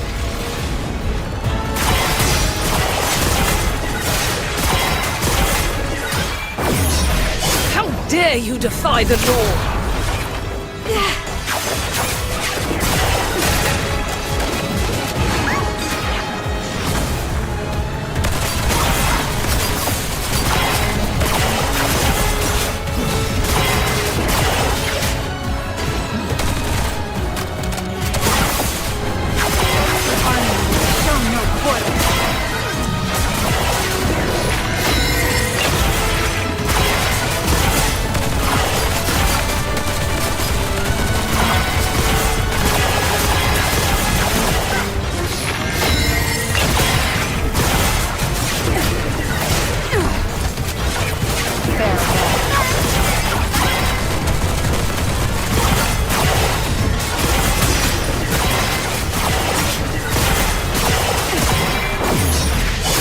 Dare you defy the law?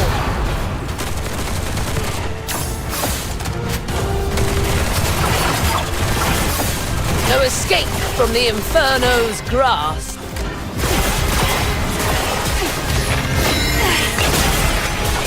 Those who harm you will show no quarter.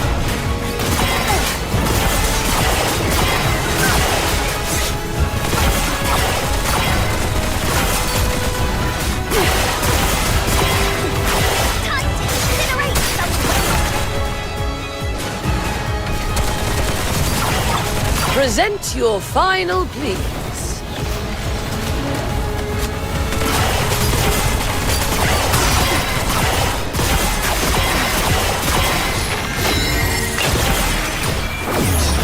How dare you defy the law?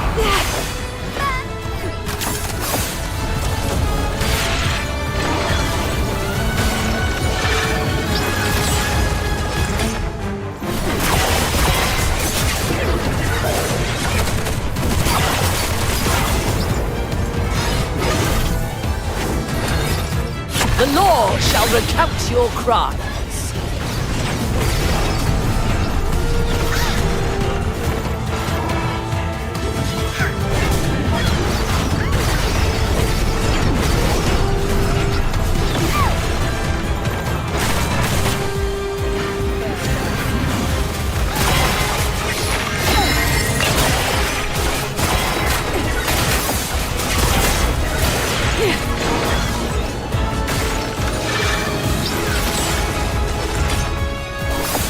No escape from the Inferno's grasp.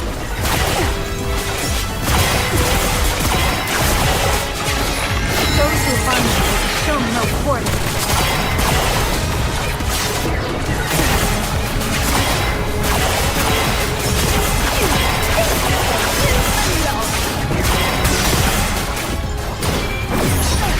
You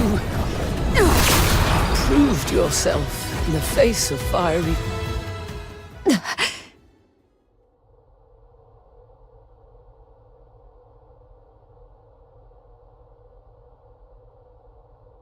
Why did you wake up? My questioning had just reached a pivotal point. It's all right, Mum. I remember what I told you in my dreams. But this is classified. I request a private conversation with you. I'll tell you exactly what happened that day.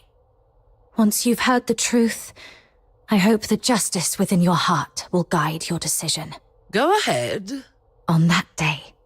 We need to have a serious discussion about this.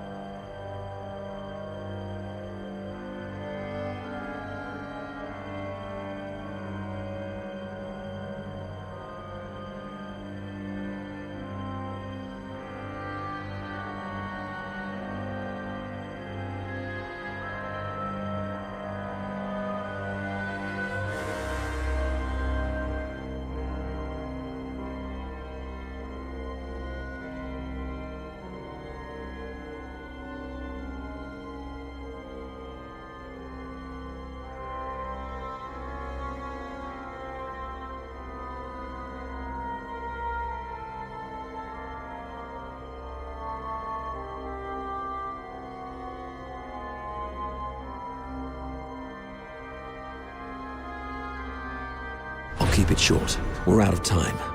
If we still can't reach the outside, I shoot you with this gun, and you play dead.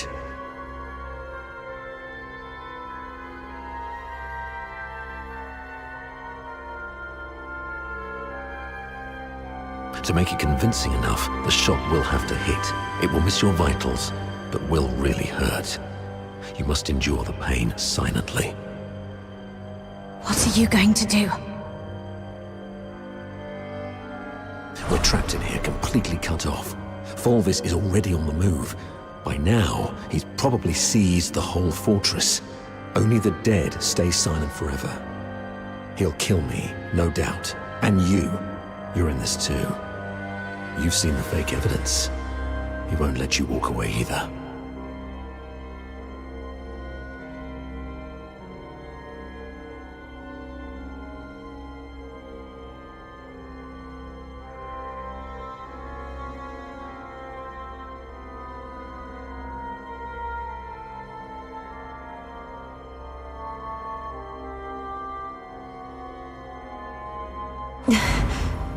It's okay, I got you. If I kill you and feign allegiance to him, he might lower his guard. You'll slip under the radar. It's your only shot. No. Saravar, once that door opens, we're going out together. Think. After everything we've been through to get here, boxed in, outnumbered, what chance do we stand against Fulvis's personal guard? If we're surrounded, close to none. But so what?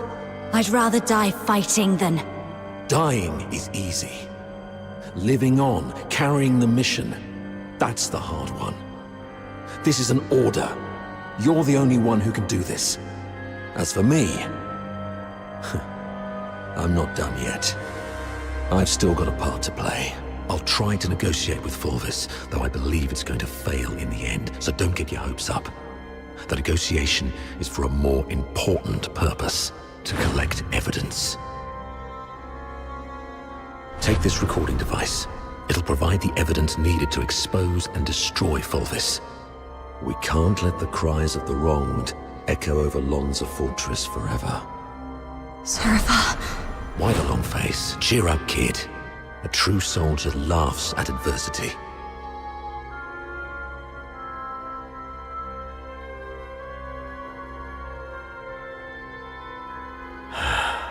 I'm proud to have been your instructor, and I'm sorry for dragging you into this mess. You must survive. Bring the truth to Chief Sybil and His Majesty. Let the entire Empire know that every soldier here held true to their creed and duty, and everyone fought till their very last breath. All glory to our Emperor. That's exactly what happened in the central control room that day. Saravar fought valiantly, confronting a conspiracy far greater than any individual could withstand alone. He sacrificed his life to secure crucial evidence, his final act in defense of justice. But we underestimated the enemy's meticulousness. As I drifted in and out of consciousness, I sensed Fulvis's adjutant, Falsey, removing the recording device from me. By the time I fully regained consciousness, Fulvis had seized control of the fortress. Confronting him would have led to our deaths, and the truth would have been buried with us. That's why we came to you. Framing Avar was never the real goal. What Fulvis truly wants is to purge every Charon born from the Empire's upper echelons. If he succeeds, you know what that would mean. For the Empire, and for you, Warden Hellfire. I know you hold justice above all else, and I believe you possess the means to defend it. Please, go get Falsey. She holds the truth you want. That's why we came to you like this. Framing Avar was never the real goal. What Fulvis truly wants is to purge every Charon born from the Empire's upper echelons. If he succeeds, you know what that would mean. For the Empire. And for you, Warden Hellfire. I know you hold justice above all else, and I believe you possess the means to defend it. Please, go get Falsey. She holds the truth you want. If we're lucky, you'll recover concrete proof. If not, even her testimony will carry weight.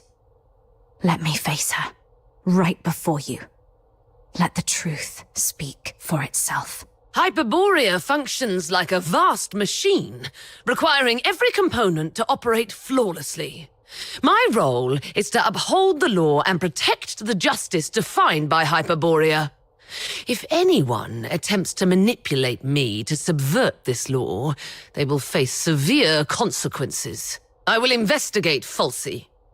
Be aware of the consequences if what you said proves to be false and a waste of my time.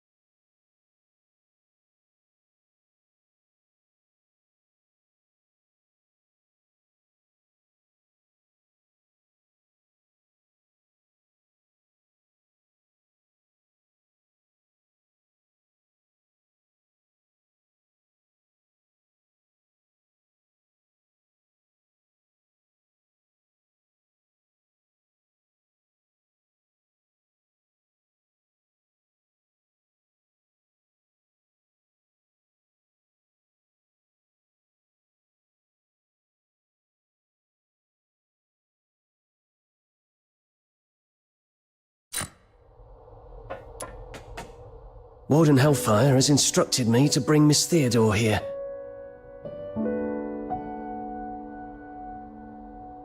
During her interrogation, she repeatedly requested to see you.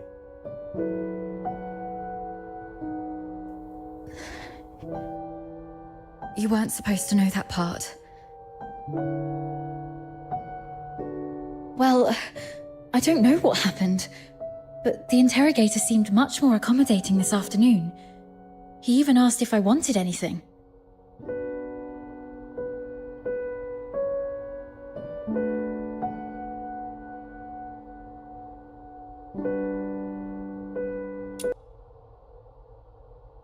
You weren't supposed to know that part. Well, I don't know what happened, but the interrogator seemed much more accommodating this afternoon. He even asked if I wanted anything. My testimony hasn't changed. Did you say something that swayed the warden? Or is this some sort of final kindness before our execution?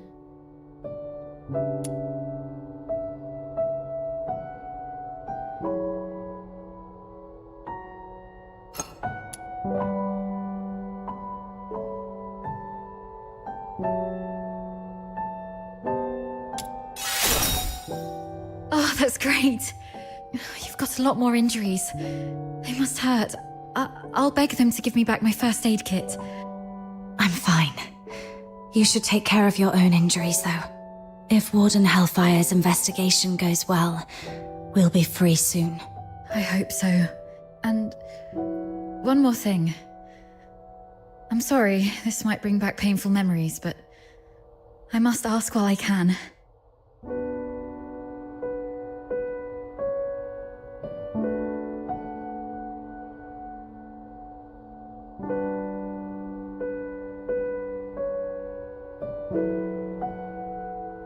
Back at the fortress, the situation was so desperate that you didn't have time to tell me about my father's death.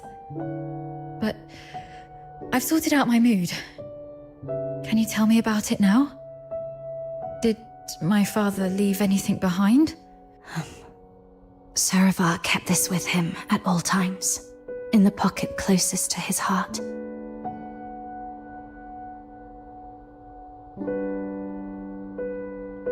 He wanted you to have this message.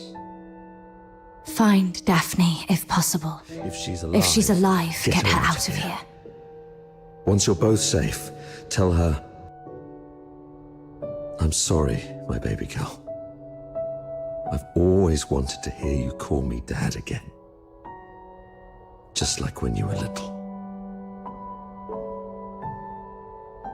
He kept this photo all along. So long that I'm not the little girl in the photo anymore. All right. Both of you have again passed the Warden's test. Miss Daphne, you may leave now. Were you eavesdropping on us? Per the Warden's orders, I was to confine you both here and monitor your interactions. Right. If we were guilty, we'd make use of every opportunity to collude in our testimonies. I understand. Thank you for giving us a chance to prove our innocence. Perhaps we'll leave this place soon. Neither of you are leaving. A directive to expedite all procedural reviews has been issued from above. The only document I received is a writ demanding your immediate execution. Mom, this is not right. It goes against the standard procedures of interrogation. Take a look at the writ and the signatures at the bottom. Even the Supreme Minister of Justice has signed it. Not even Chief Sybil can stop it. Your case has grown beyond anyone's control. What about Falsey? As long as we find Falsey and the recording device, we can prove that... She's missing. An explosion occurred during the battle. Falsey was last seen outside the fortress. Her blood-stained pistol was found along the riverbank. Although the Legion continues to search, it is likely that she is deceased. Mom, do you really believe in such a coincidence? Your Royal Highness, Prince Virgilius, this place isn't fitting for someone of your stature. Please don't proceed any further.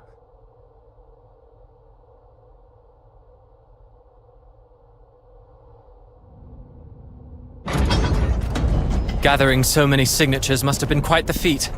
Yet these signatures might weigh less than the one in my hand, I suppose. Your Highness, does the royal family intend to intervene in this military case? Intervene, I must ask. Do you view His Majesty's decree of pardon as an intervention? Is the royal military prison no longer under the Crown's jurisdiction? I need to speak with her alone. Everyone else may leave.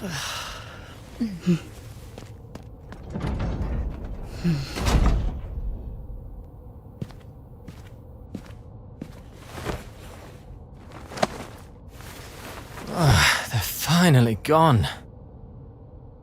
Thank goodness. One moment later, and I might have had to talk to your headstone instead.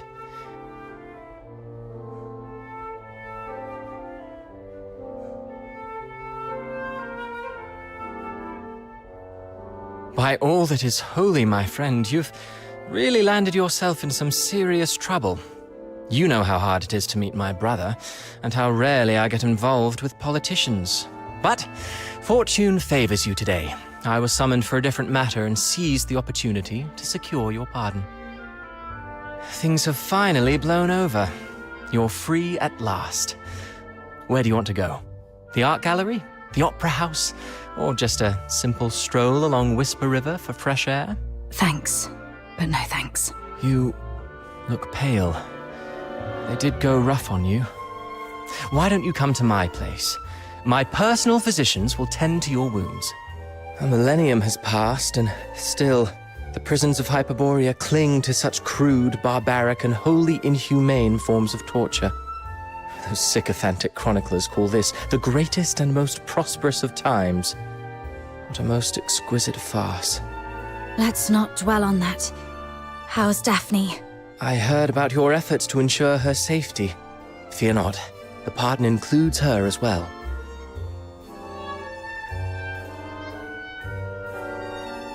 One more thing. Fulvis's adjutant, Falsi. I don't think her disappearance was what it seemed. She holds the key to the truth behind all this. If it's not too much to ask, could I trouble you to look into her whereabouts? Dead or alive? I need to know.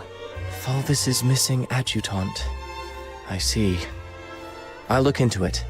Thank you. And... sorry, I don't have anything to repay your kindness at the moment. Repay me? How about serving as my bodyguard for 6 months? Bodyguard? I'll explain later, after you've had some proper rest. The stench of blood here is proving itself noisome. Let's leave this dismal place, once you're ready.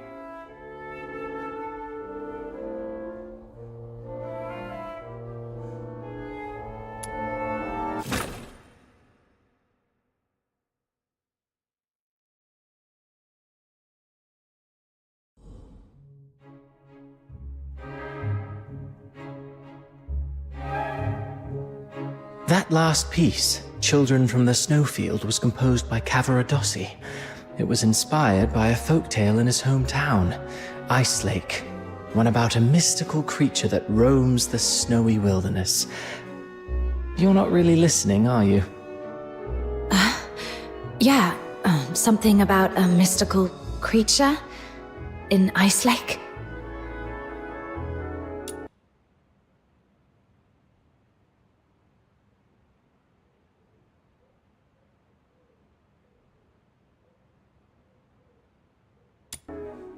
Thought so. Still carrying the weight, I see.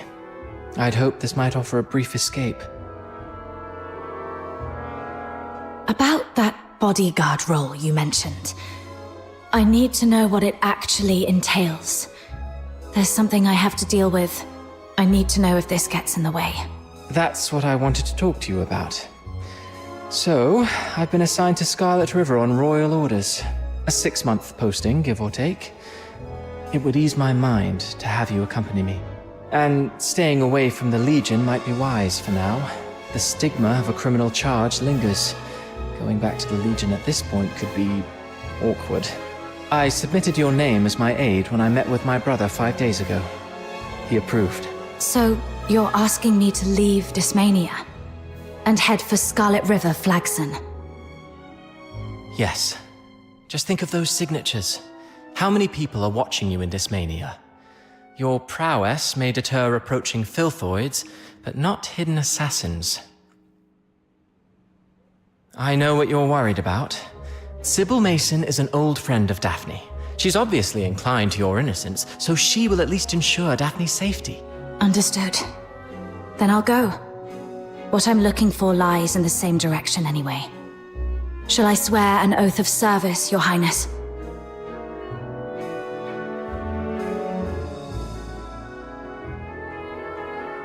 Come on. You know there's nothing I hate more than these pointless customs and etiquette. But you're in the mood for jokes now, which is a good sign. Pack your things. We'll leave in 3 days. Sure. Flagson. There is something there that I didn't even tell the Warden. The other piece of the second Scion program. The catalyst of Number 0.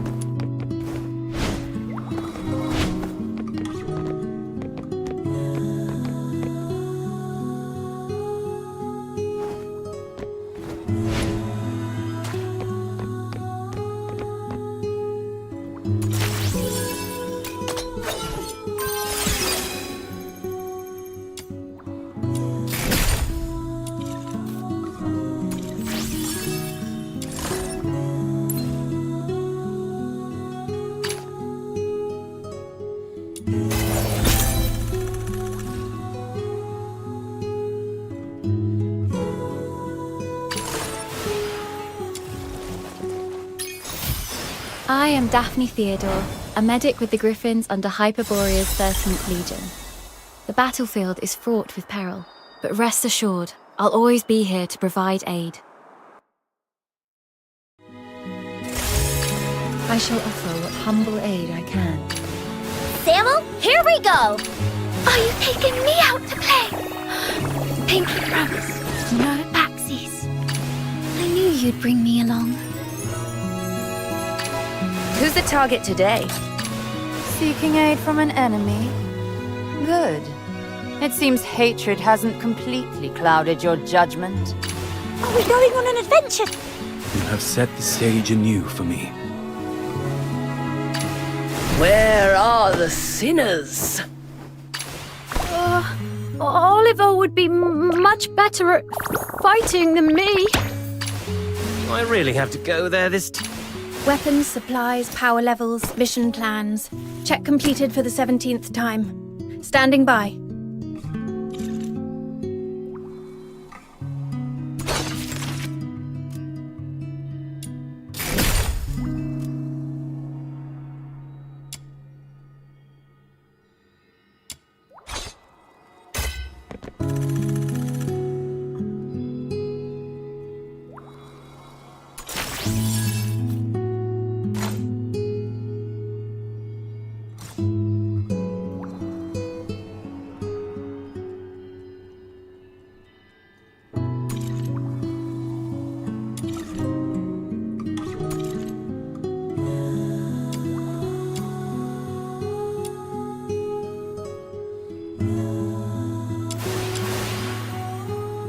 Take some rest, Filbert.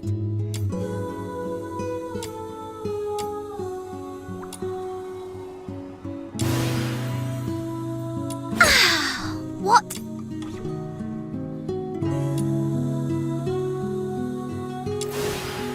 It's nice having peace of mind in a place I can feel attached to.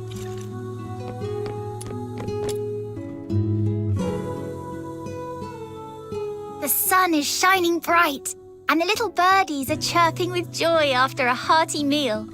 Are you hungry too? Want to grab something to eat as well?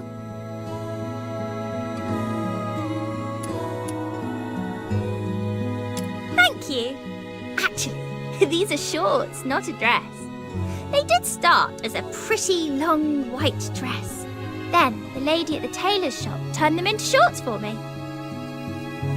Because dresses aren't the best for all the running around I do. One time, I tripped over the hem and all the bread in my arms went flying. But if the day comes when no one's starving anymore, I'll have them changed back into a dress.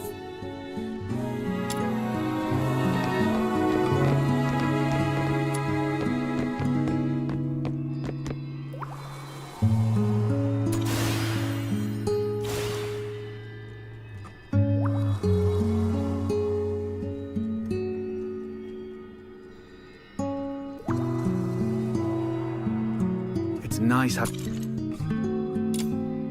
peace of mind in a place I can feel it.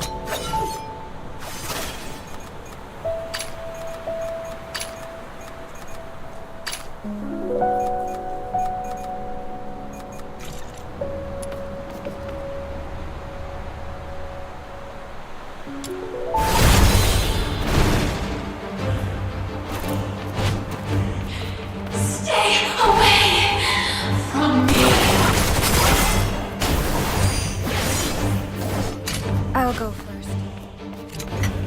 Let's see what we can find this time.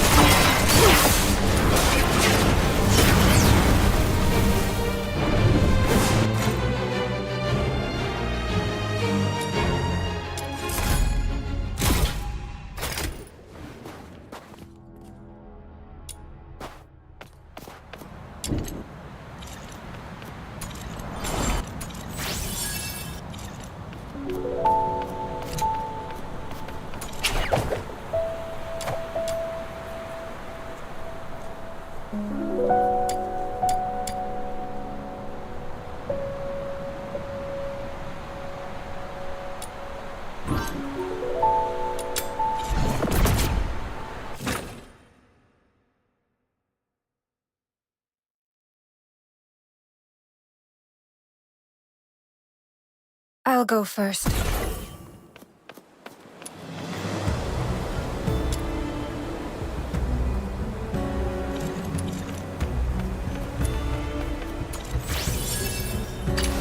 Let's go.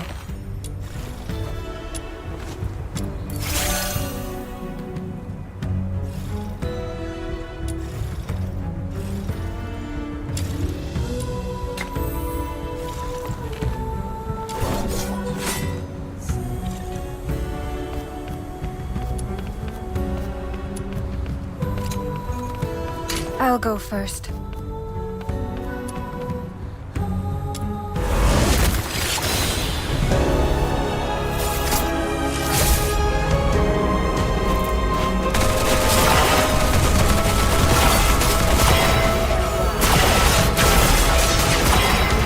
Let's see what we can find this time.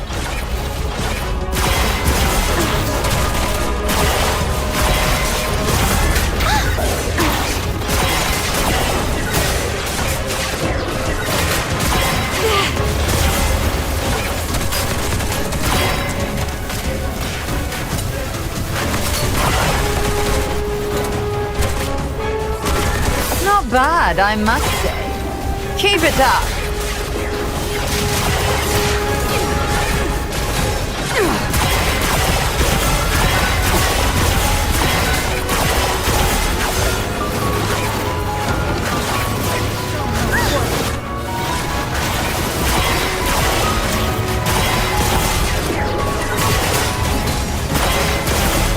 Time to incinerate Southwest. May you rest in